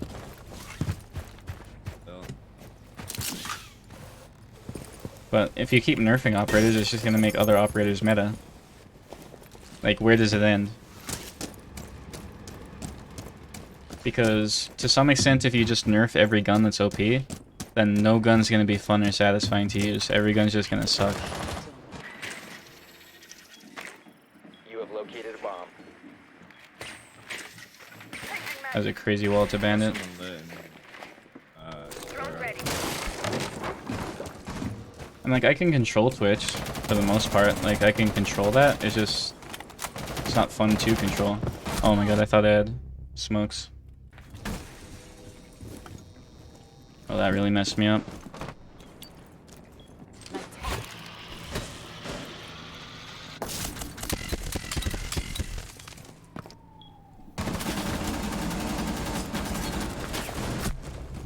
Because if you think of all the meta operators right now, do you think they would have been meta like 1 to 2 years ago? Probably not. Activating drone. Like if an operator like Yana's been in the game forever and she was never really like meta until they started nerfing everyone else. I just think the game will be more fun overall if they started buffing operators instead of nerfing them. Yeah, I said that the other day. When I was talking about this subject the other day, I was saying like, if Twitch is an operator that even I struggle with, and like I've been playing the game a ton, like I said, I can't even control her recoil past like halfway through her mag, because I just run out of mouse space, or mouse pad space.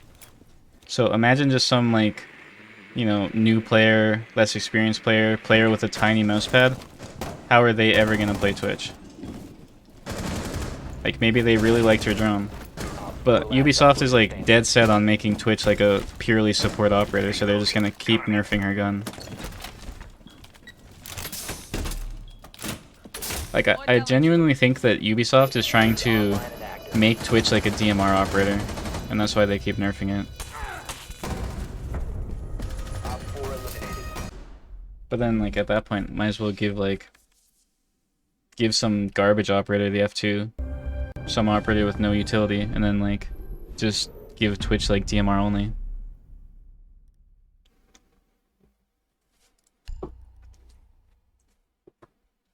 You know what's weird about Grim though?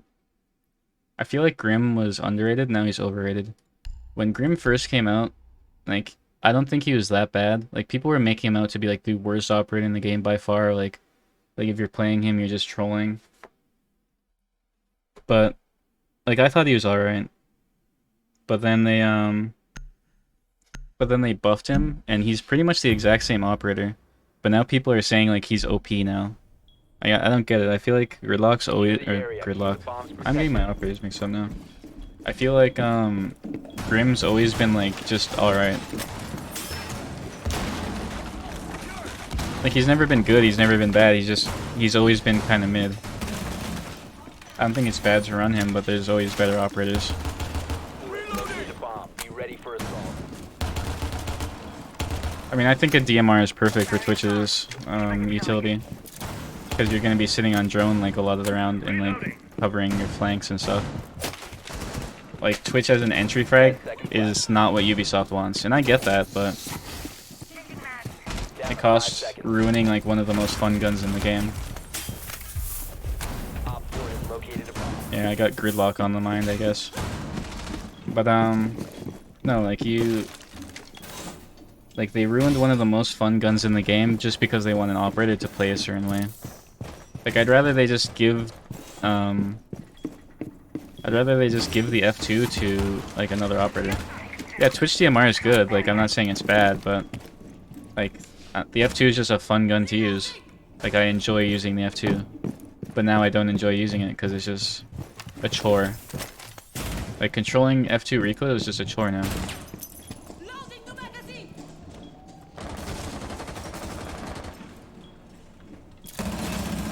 Oh my god, right when I turned away. This is not my game.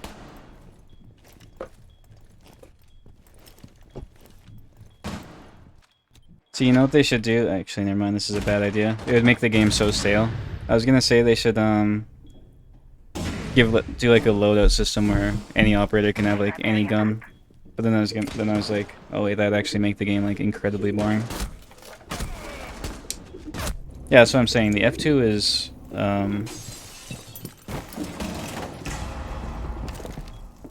well, obviously her F2 is going to be more fun, but that's the problem. Ubisoft's problem with Twitch is people played her just for the gun and they never droned with her. But like the issue with that is like, so what? That just means that those players aren't getting the most out of the operator. Like I used to be a Twitch main, right? When Twitch was like before she lost her vert grip, I was a Twitch main. Like I had perfect recoil on her. I was really good with the F2. It was one of my favorite guns in the game. So fucked, bro. I didn't even like.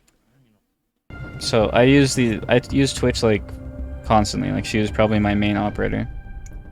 But what I'd do is I'd spend the first minute of the round droning and like getting as much utility as possible. And then I'd spend the next half of the round like using her gun to just kill people. So like I used her right and I got rewarded for it. Like everyone who just ran around with her gun was missing out on all the utility potential she had.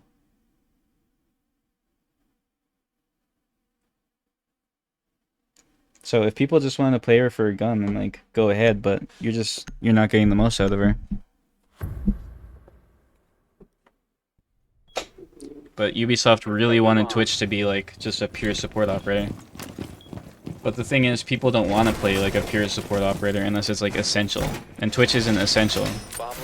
Like people will play Thermite because he's like an essential operator. Or Hard Breach in general because they're essential. But Twitch, it's like you don't need to play Twitch. Like she's good even with her DMR, but she's not like a must-pick operator. Camera in position.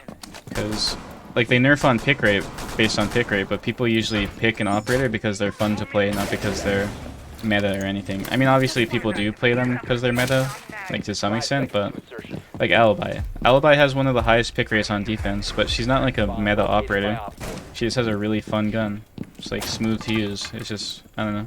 Well secured. Reloading! Adding my plus one.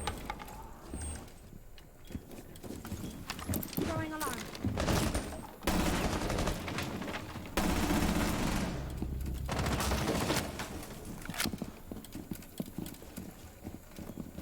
People holding the back. Reload!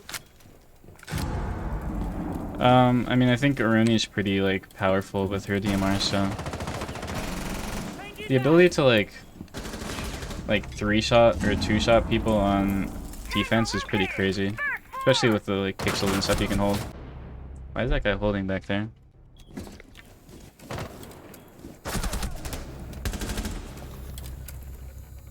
Because like if I'm Aruni, I can just like, you know, find some like pixel angle and then just like tap at it and then kill people even if I'm body shotting them.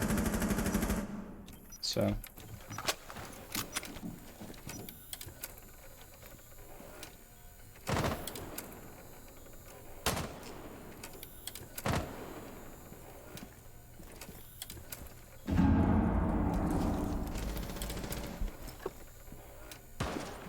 I don't know, I'd be fine with a siege where every single gun was overpowered. I think that'd be a lot more fun than every gun being terrible. That's just me though.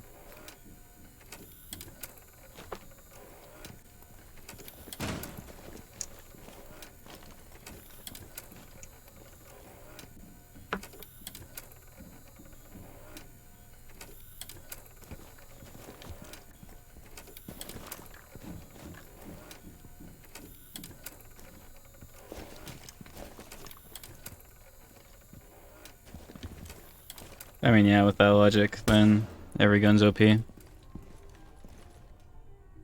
Speed and health changes, I don't know. I guess it depends. I don't think, you know, they should crutch on that as a nerf. Generally, I just think nerfs should be based on utility. Because most operators end up being OP because of their utility more than their gun. Like, Alibi is played a ton, but I'd never consider her OP because all she has is a good gun. But then they nerf Alibi's gun. Like, they take the 1.5, they take her impacts. And like, sure, take the impacts, that's fine. But she's already not that useful of an operator to play. I don't suck, bro. I couldn't see that guy. But yeah, because it's just pick rate based, so. Yeah, Alibi had a 1.5 like 2 seasons ago or something.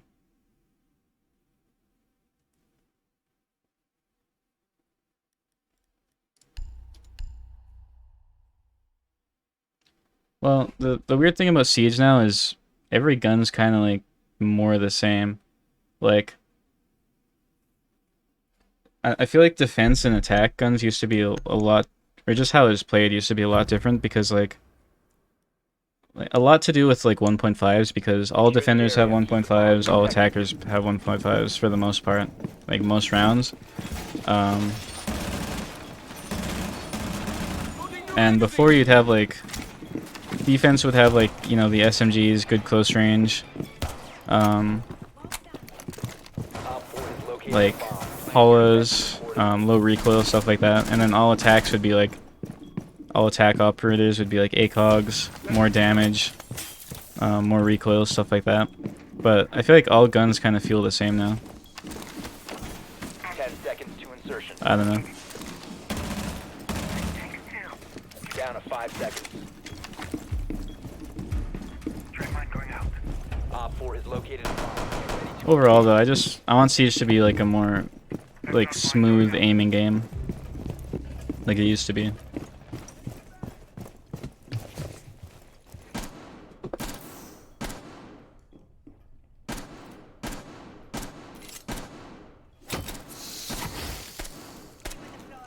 But I know like a lot of people want Siege to be like a game sense utility game, but when the guns are like to the point where, or when the game's to the point where utility is like the only thing that like decides whether you win a round or not, then like that kind of just defeats the purpose.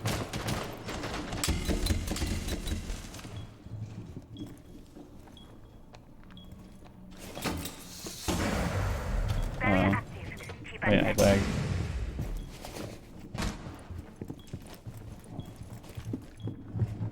Oh, there's a nade there. Oh, I did not mean to fall.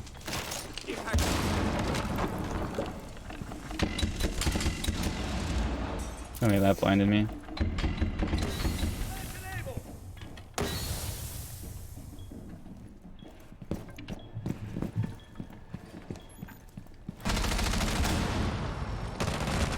spotted by hostiles. Fall back.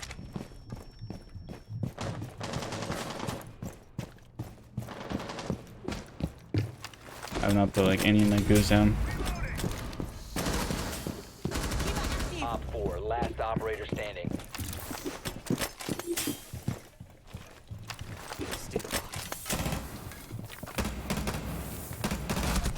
Damn, that would have been such a cool kill if I got that guy though.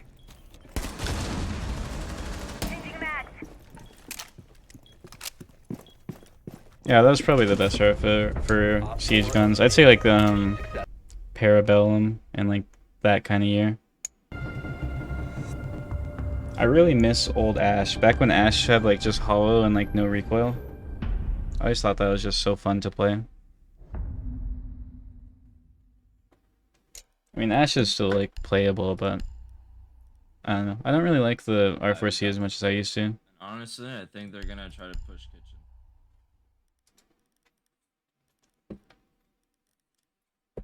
I remember when Maestro was like OP because of his gun and LMG. Remember when like you could just hipfire as Maestro as long as you were like pre-firing because the hipfire spread was like absolutely nothing. Those were interesting times. That's when people were spawn peeking while hipfiring with Maestro. I don't know what they were thinking with that though. His hipfire spread getting like less and less the more he shot. That was like the dumbest like thing that's released with an operator. Like, I don't know how they thought that would be balanced, considering he had, like, a pretty good gadget. Especially before, like, the punch nerf, so there's really nothing you could do about his evil eyes except explode them. Go ahead on. And then, like, he had an ACOG on defense with an LMG. And then he also had, like, crazy hipfire on it. I kind of missed the Maestro LMG meta, though. It was so fun to use. But it was definitely broken. 5 seconds before insertion. There. I'm gonna kill this guy. Locate and defuse a bomb. Never mind. He's gonna kill me.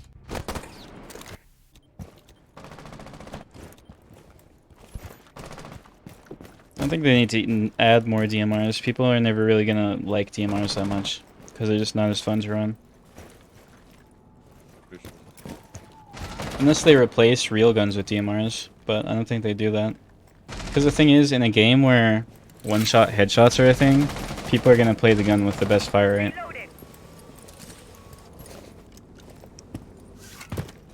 Like, DMRs are good for, like, open gunfights, right? But if you're contesting someone in a head glitch or something, and you have a DMR, like, you're not really gonna be winning that much unless you, like, hit a nice shot or something. Yeah, they're floaters.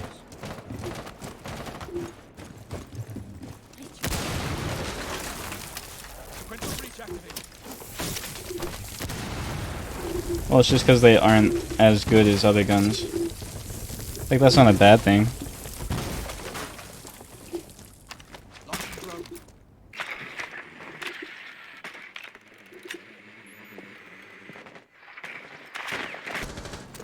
New cigar.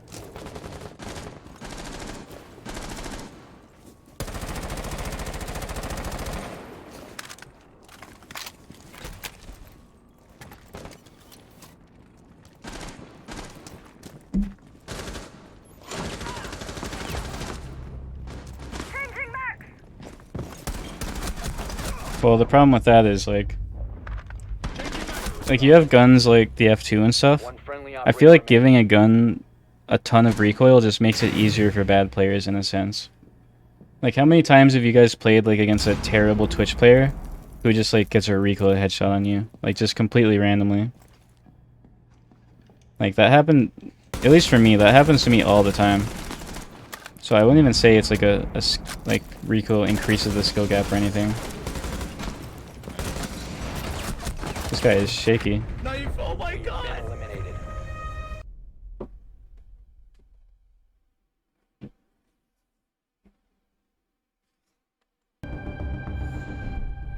I don't know, for DMRs to ever be meta in Siege, they need to, like, give them, like, a ton of damage or something, make them, like, 2 shots. But then they might be too strong. I don't think DMRs are bad, it's just... Like, why play them when I can play someone like an Alibi, where I can just, like, headshot them?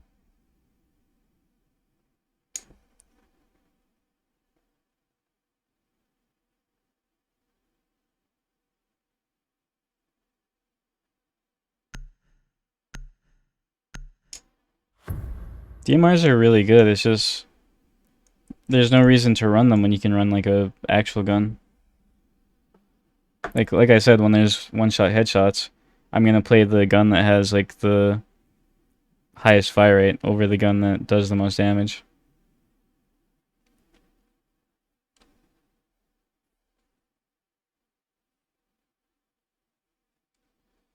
Now, if there was, like, 2-shot headshots or something, then DMRs would be very strong. Because, or maybe if they made the headshot damage like 99 or something, and then I headshot someone, and they're still alive, but then if I headshot them with DMRs, then they'd instantly die.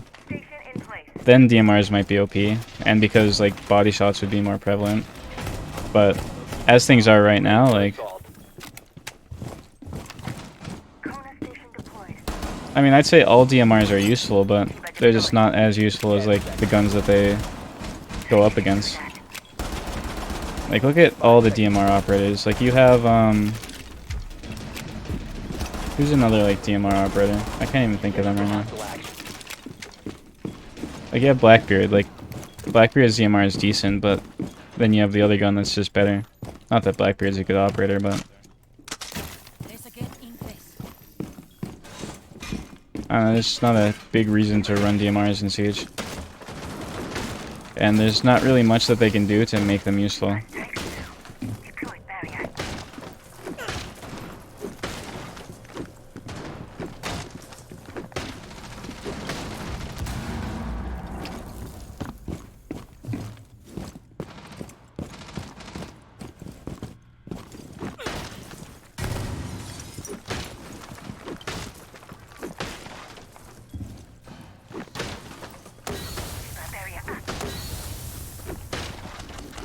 Oh, they're going for a plant.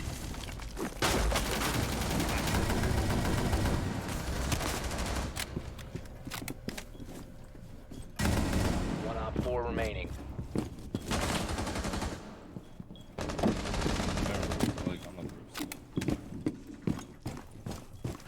Don't peek, don't peek. Go. Yeah, right. I'm definitely peeking this.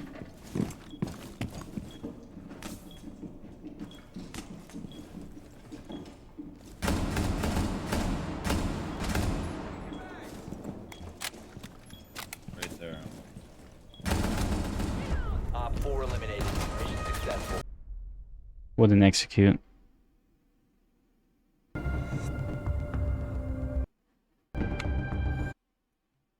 Well, the thing about two-shot headshot, I don't know, it's a tricky one because on one hand, I think it'd make the game way better, way more balanced. But on the other hand, Siege is too, like, used to one-shot headshot that, like, even for me, I don't know if I'd like it either. Like, I don't know. That's not true, though. You'd actually, like, tracking would be more important. Like, you're thinking aim is only flicking. You'd need to have good tracking, too. If they upped like the health of the operators and then made it like We need to locate because a bomb. headshots would still be a lot better. Like you just up the make headshots 2 shots and then you up like the general damage or health of operators. Like I'm not saying that it would be good for the game. I don't know how it would do, but it would definitely make the game more skill based. Because then you get rid of RNG. Like if somebody just like, you know, peeked something and got a random headshot on you, that would never happen anymore. Like aiming isn't just like, you know, flicking to heads. Like there's tracking. Before insertion. Like a lot goes into aim. That's not just flicking. 5 seconds to insertion. But like I said, I don't know if it'd be good for Siege, but You've it would located a bomb. 100% make the your game way more to its skill based. location and defuse it. But it would completely change the way the game's played. I don't even know what win streak we're on. I'm not really paying attention to that right now, though. He's like close there, I think. Oh, never mind.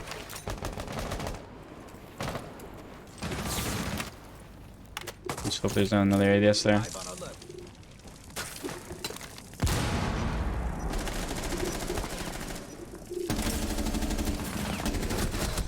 Oh, got my down, at least.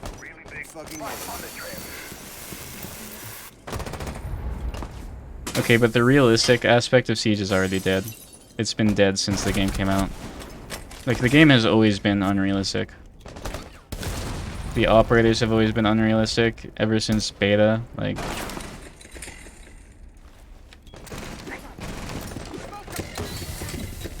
Because I don't really care about win-loss, really. It was only for, like, when I was grinding for champ that I was paying attention to that stuff. Bomb diffusion initiated. No, I'm saying, like, it would definitely make the game more skill-based. I just don't know if I like the game like that. Like, it's a tricky one. They should definitely put it in, like, custom games, though. Just so people can try it out. Siege, in general, needs more custom game, options. I remember when I was recording a video with Shock, and... Why'd that guy get off the diffuser? So, I was recording a video with Shock, and it was, like, Siege, but every operator has, like, 200 times HP, right? And... like, the problem with that is headshots are still one-shot headshot, because that's just how Siege works. Because headshots are like a multiplier of your gun, so... or of your gun damage, so...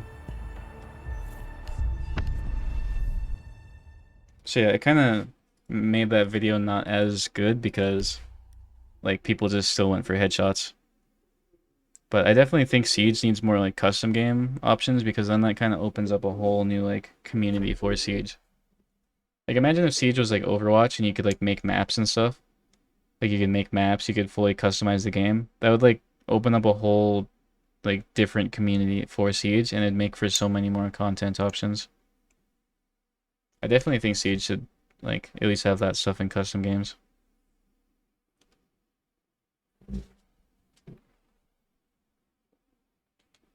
Like imagine Siege but with like Apex health bars. Like that'd make for a fun video. Obviously, you know, you wouldn't want Siege to play like that, but it would definitely make for like a fun video idea.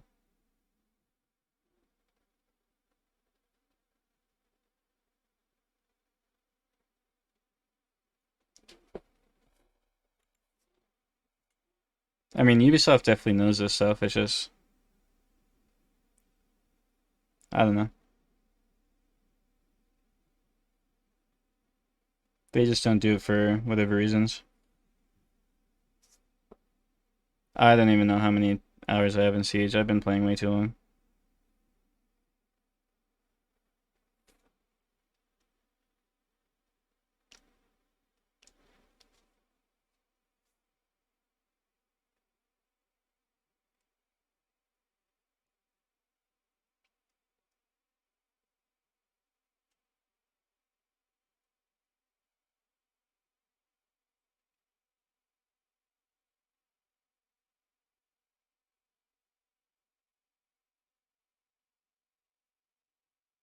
Yeah, I've had too many like console accounts, PC accounts, stuff like that to even begin to know how many hours I have.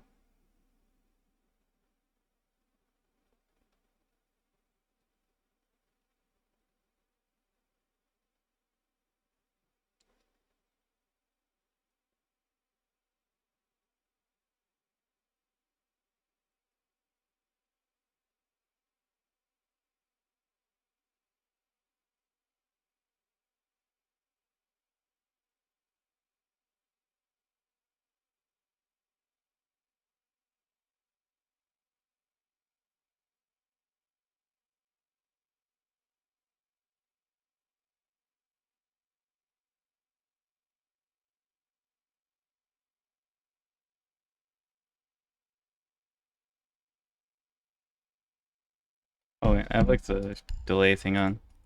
I gotta turn that off.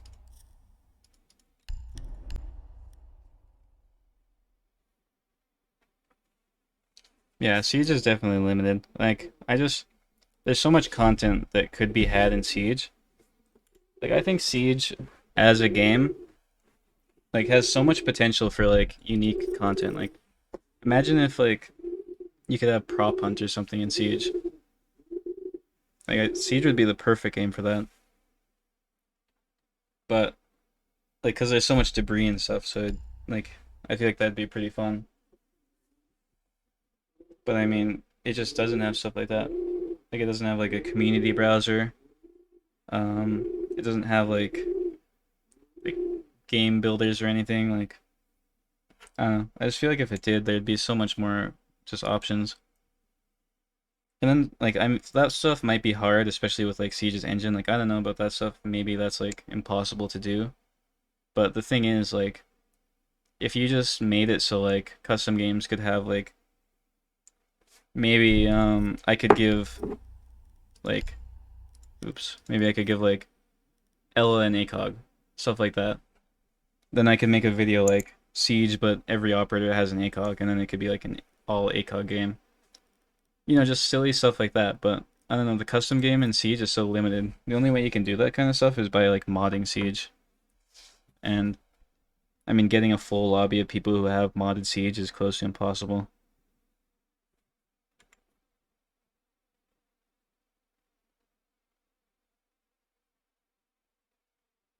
Yeah, I don't know. Yeah, it's my bird. If you type !bird, you can see a picture of him.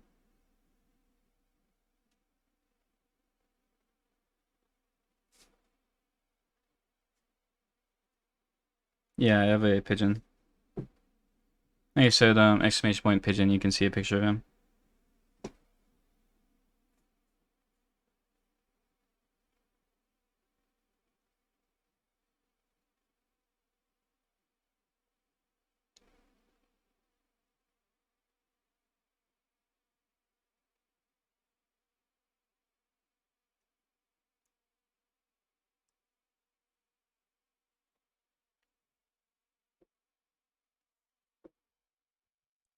I mean, I can make him coup, but I just gotta look at him.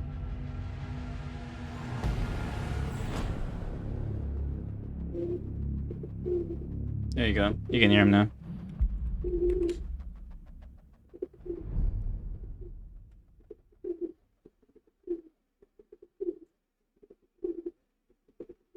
Yeah, that's his opinion on the State of Siege.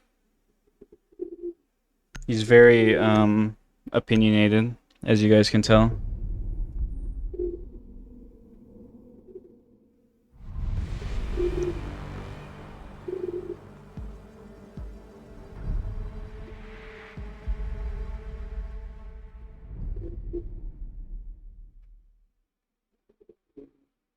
Yeah, he's very political and opinionated, so don't get him started.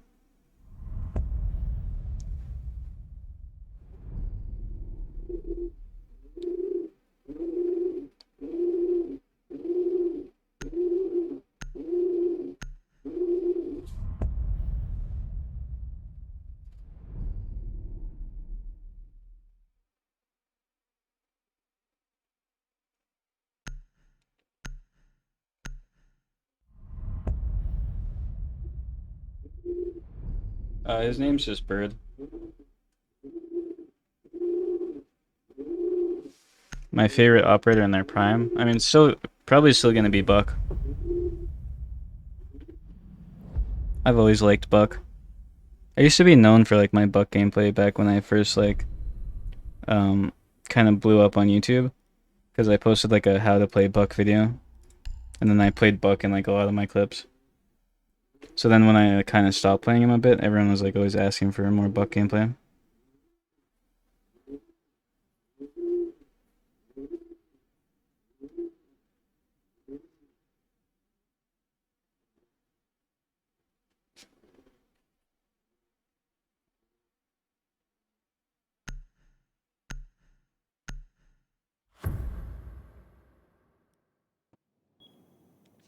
Protect the bombs. Best attackers probably, I don't know. I feel like a lot of them are kind of equal in value. I don't keep up to date enough with like competitive and stuff to know the definitive best or worst. Like I've said, I don't think there's any operator right now that's like oppressively overpowered. Like there's no like Finka or Prime Lion or anything, so I don't know. I couldn't tell you. But if you type exclamation point operators, I posted a tier list video where I like rank all the operators. So if you want to see like my opinion on every operator and like then which one's like S tier and stuff, then you can watch that. Alright then.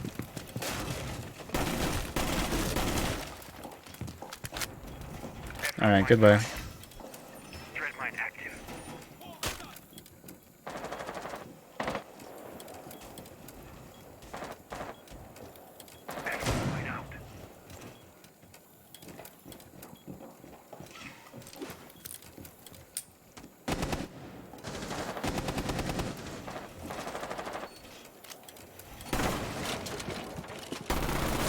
Wow, I whiffed there.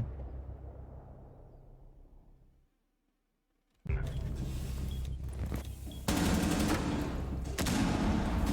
don't know, you shoot the barricade and then it like does the thing. I don't know. I'm using the champion charm from the first rank 2.0 season, I think. I don't know. It's one of them.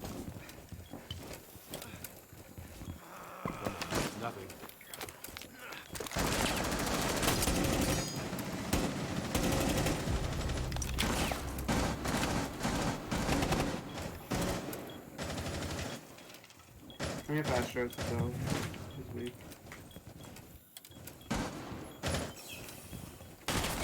One friendly remaining. Mission failed. All friendly.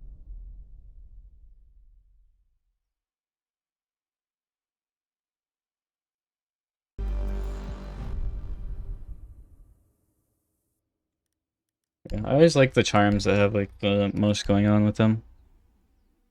I think this one just looks good. God, it's getting so hot now. I can't wait for summer to be over.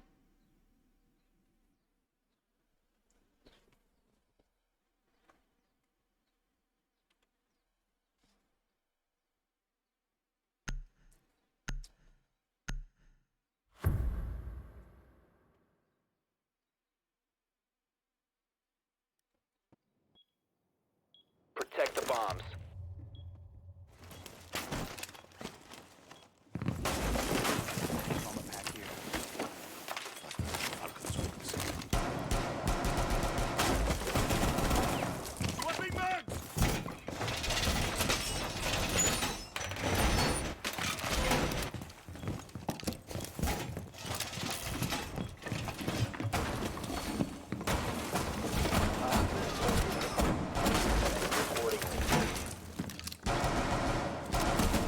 These people do not know how to set this up.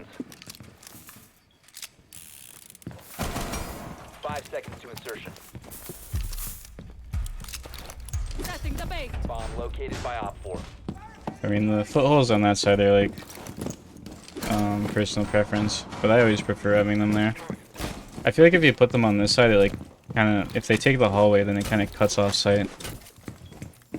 But if you don't, then you kind of play in this area. And then you want footholes on like here, so you can keep them from pushing solar.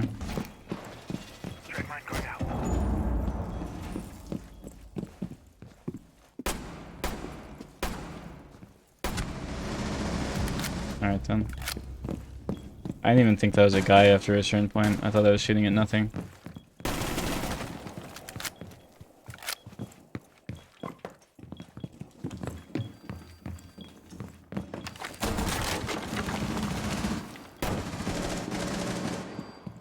I'm gonna flank them.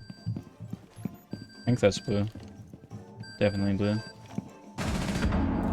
Remaining.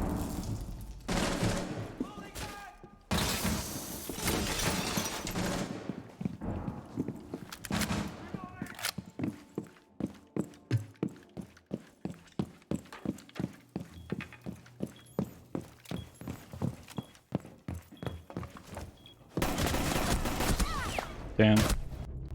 I trolled a bit too hard there. I got a one tap clip though, so that's all that matters. I feel like I'm losing my voice.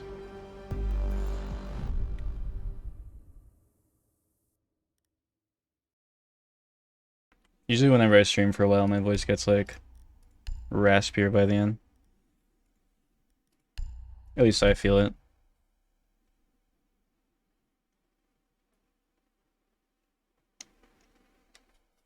You know what the weirdest thing about reinforcing everything is though? I feel like some players want to just box in sight, like Macy J for one. Like when you think of Macy J, you think of like, you know, creative strats, stuff like that, right? Secure the bombs. But I feel like when you just box off sight, it just takes the creativity out of like the game in general. Like, I always like whenever people can do, like, you know, kind of creative site setups and stuff. Like, I like that the game's more open to those kind of, like, more advanced setups. And you think people like Macy J and stuff would, you know, want to promote more creative playstyles, but...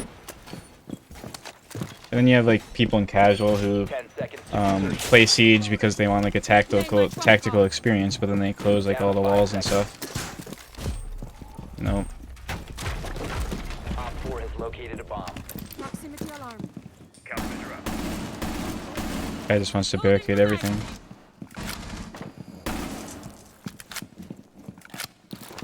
Deploying the bait.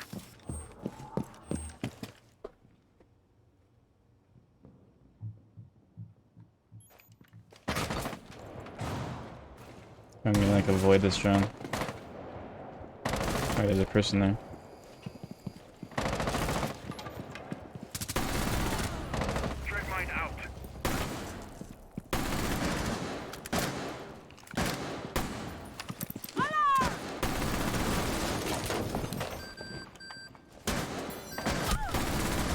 Wow, I got surrounded there.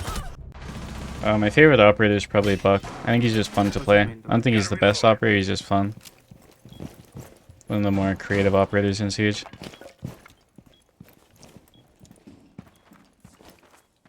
I should have killed that Ash earlier though, kind of whiffed. I want to stop playing Alibi. I'm so bored of playing Alibi, but I just like blindly pick her.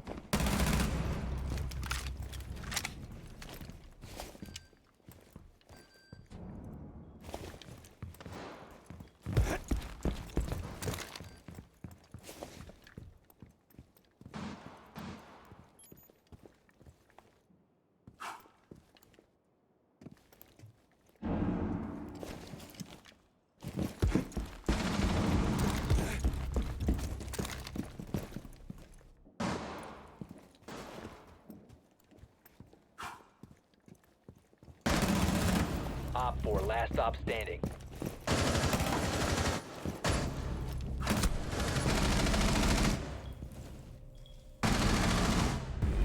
Friendly is victorious. Hostiles eliminated. Insane.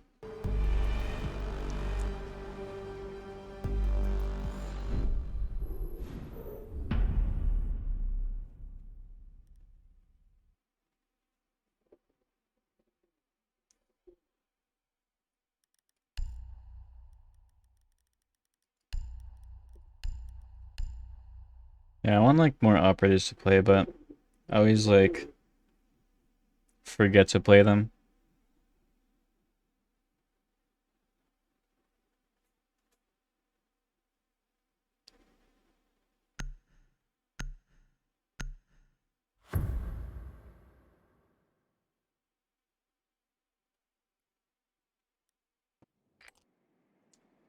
Need to use your drone to locate a bomb.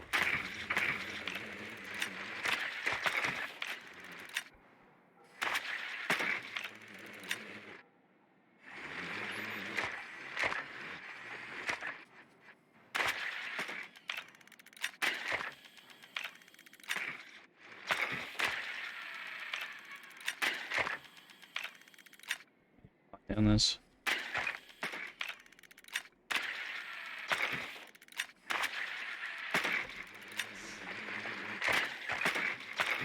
Seconds.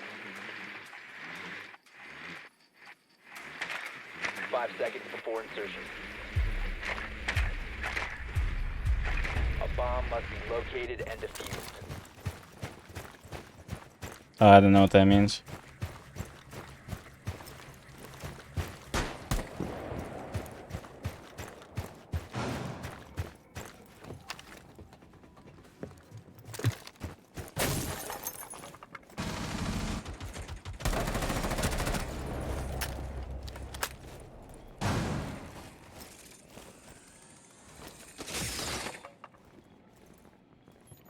One fireplace.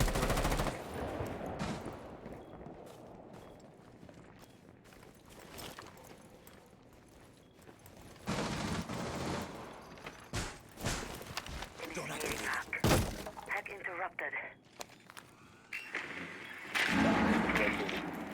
I can just take this. No, I suck. I don't know what event that is, so no, I'm not.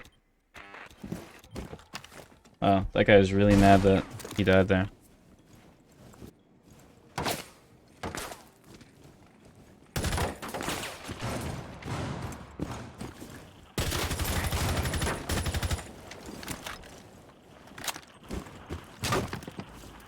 But no, plus I don't go to events, so...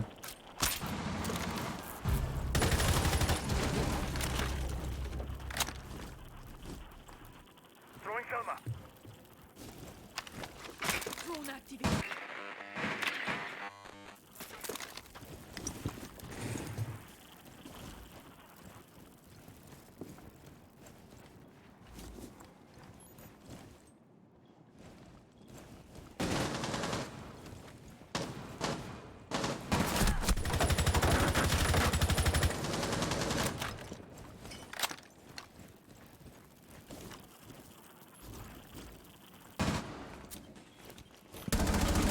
Looks like the other team is reinforcing that wall too.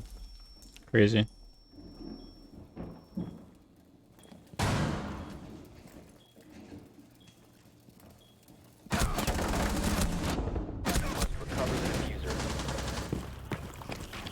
down. The diffuser is now One's still. drop the diffuser. One's down. One's Friendly down. last Top operator standing. wall. One's down. Top wall. Last. Nice. Op 4 eliminated.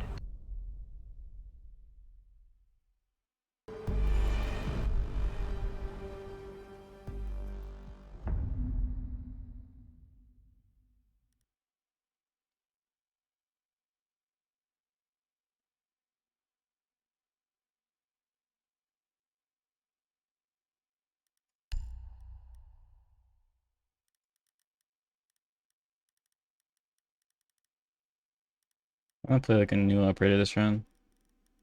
One I like barely play. I'll play Nomad. I can't remember the last time I played Nomad. I do like the ARX though. You need to use your drone to locate a bomb. My day's been alright. Just siege as usual.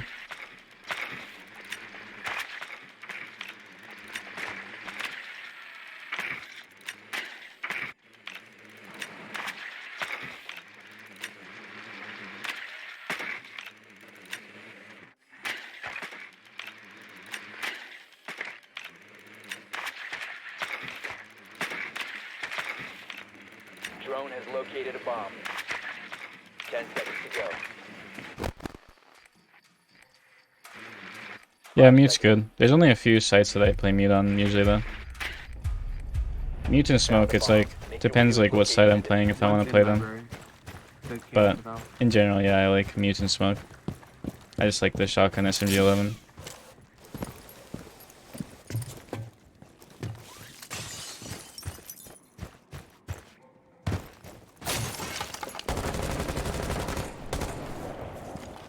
Activating drone.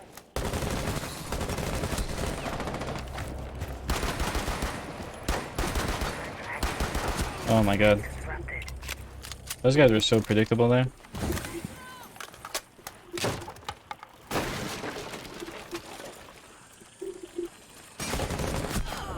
That's an interesting angle. Swapping back.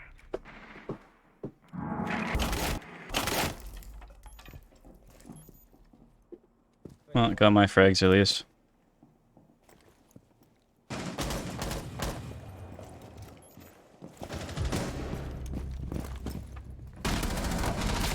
Drop the diffuser. The diffuser has been recovered.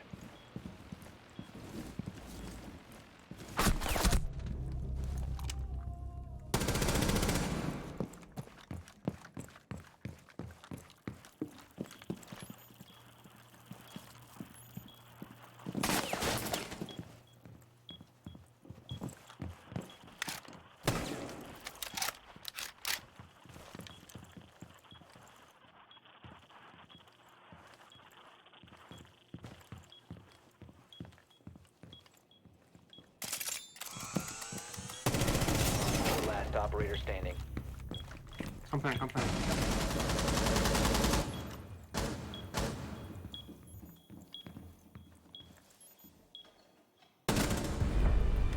Op 4 eliminated. What a game. I think that's gonna be my last game though. It's getting like pretty hot in my room. And I'm getting kind of bored of Siege, so see if I can find like anyone to host.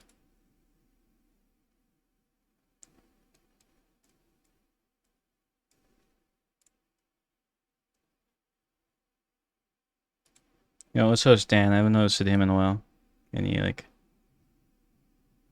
looks like he just got back on. Or just got on.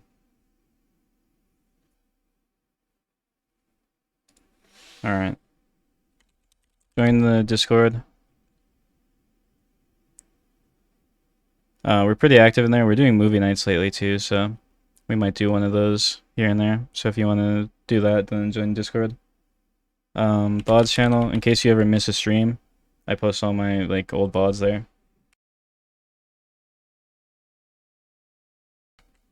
But yeah. Alright. Go like say hi to Dan and stuff, but yeah.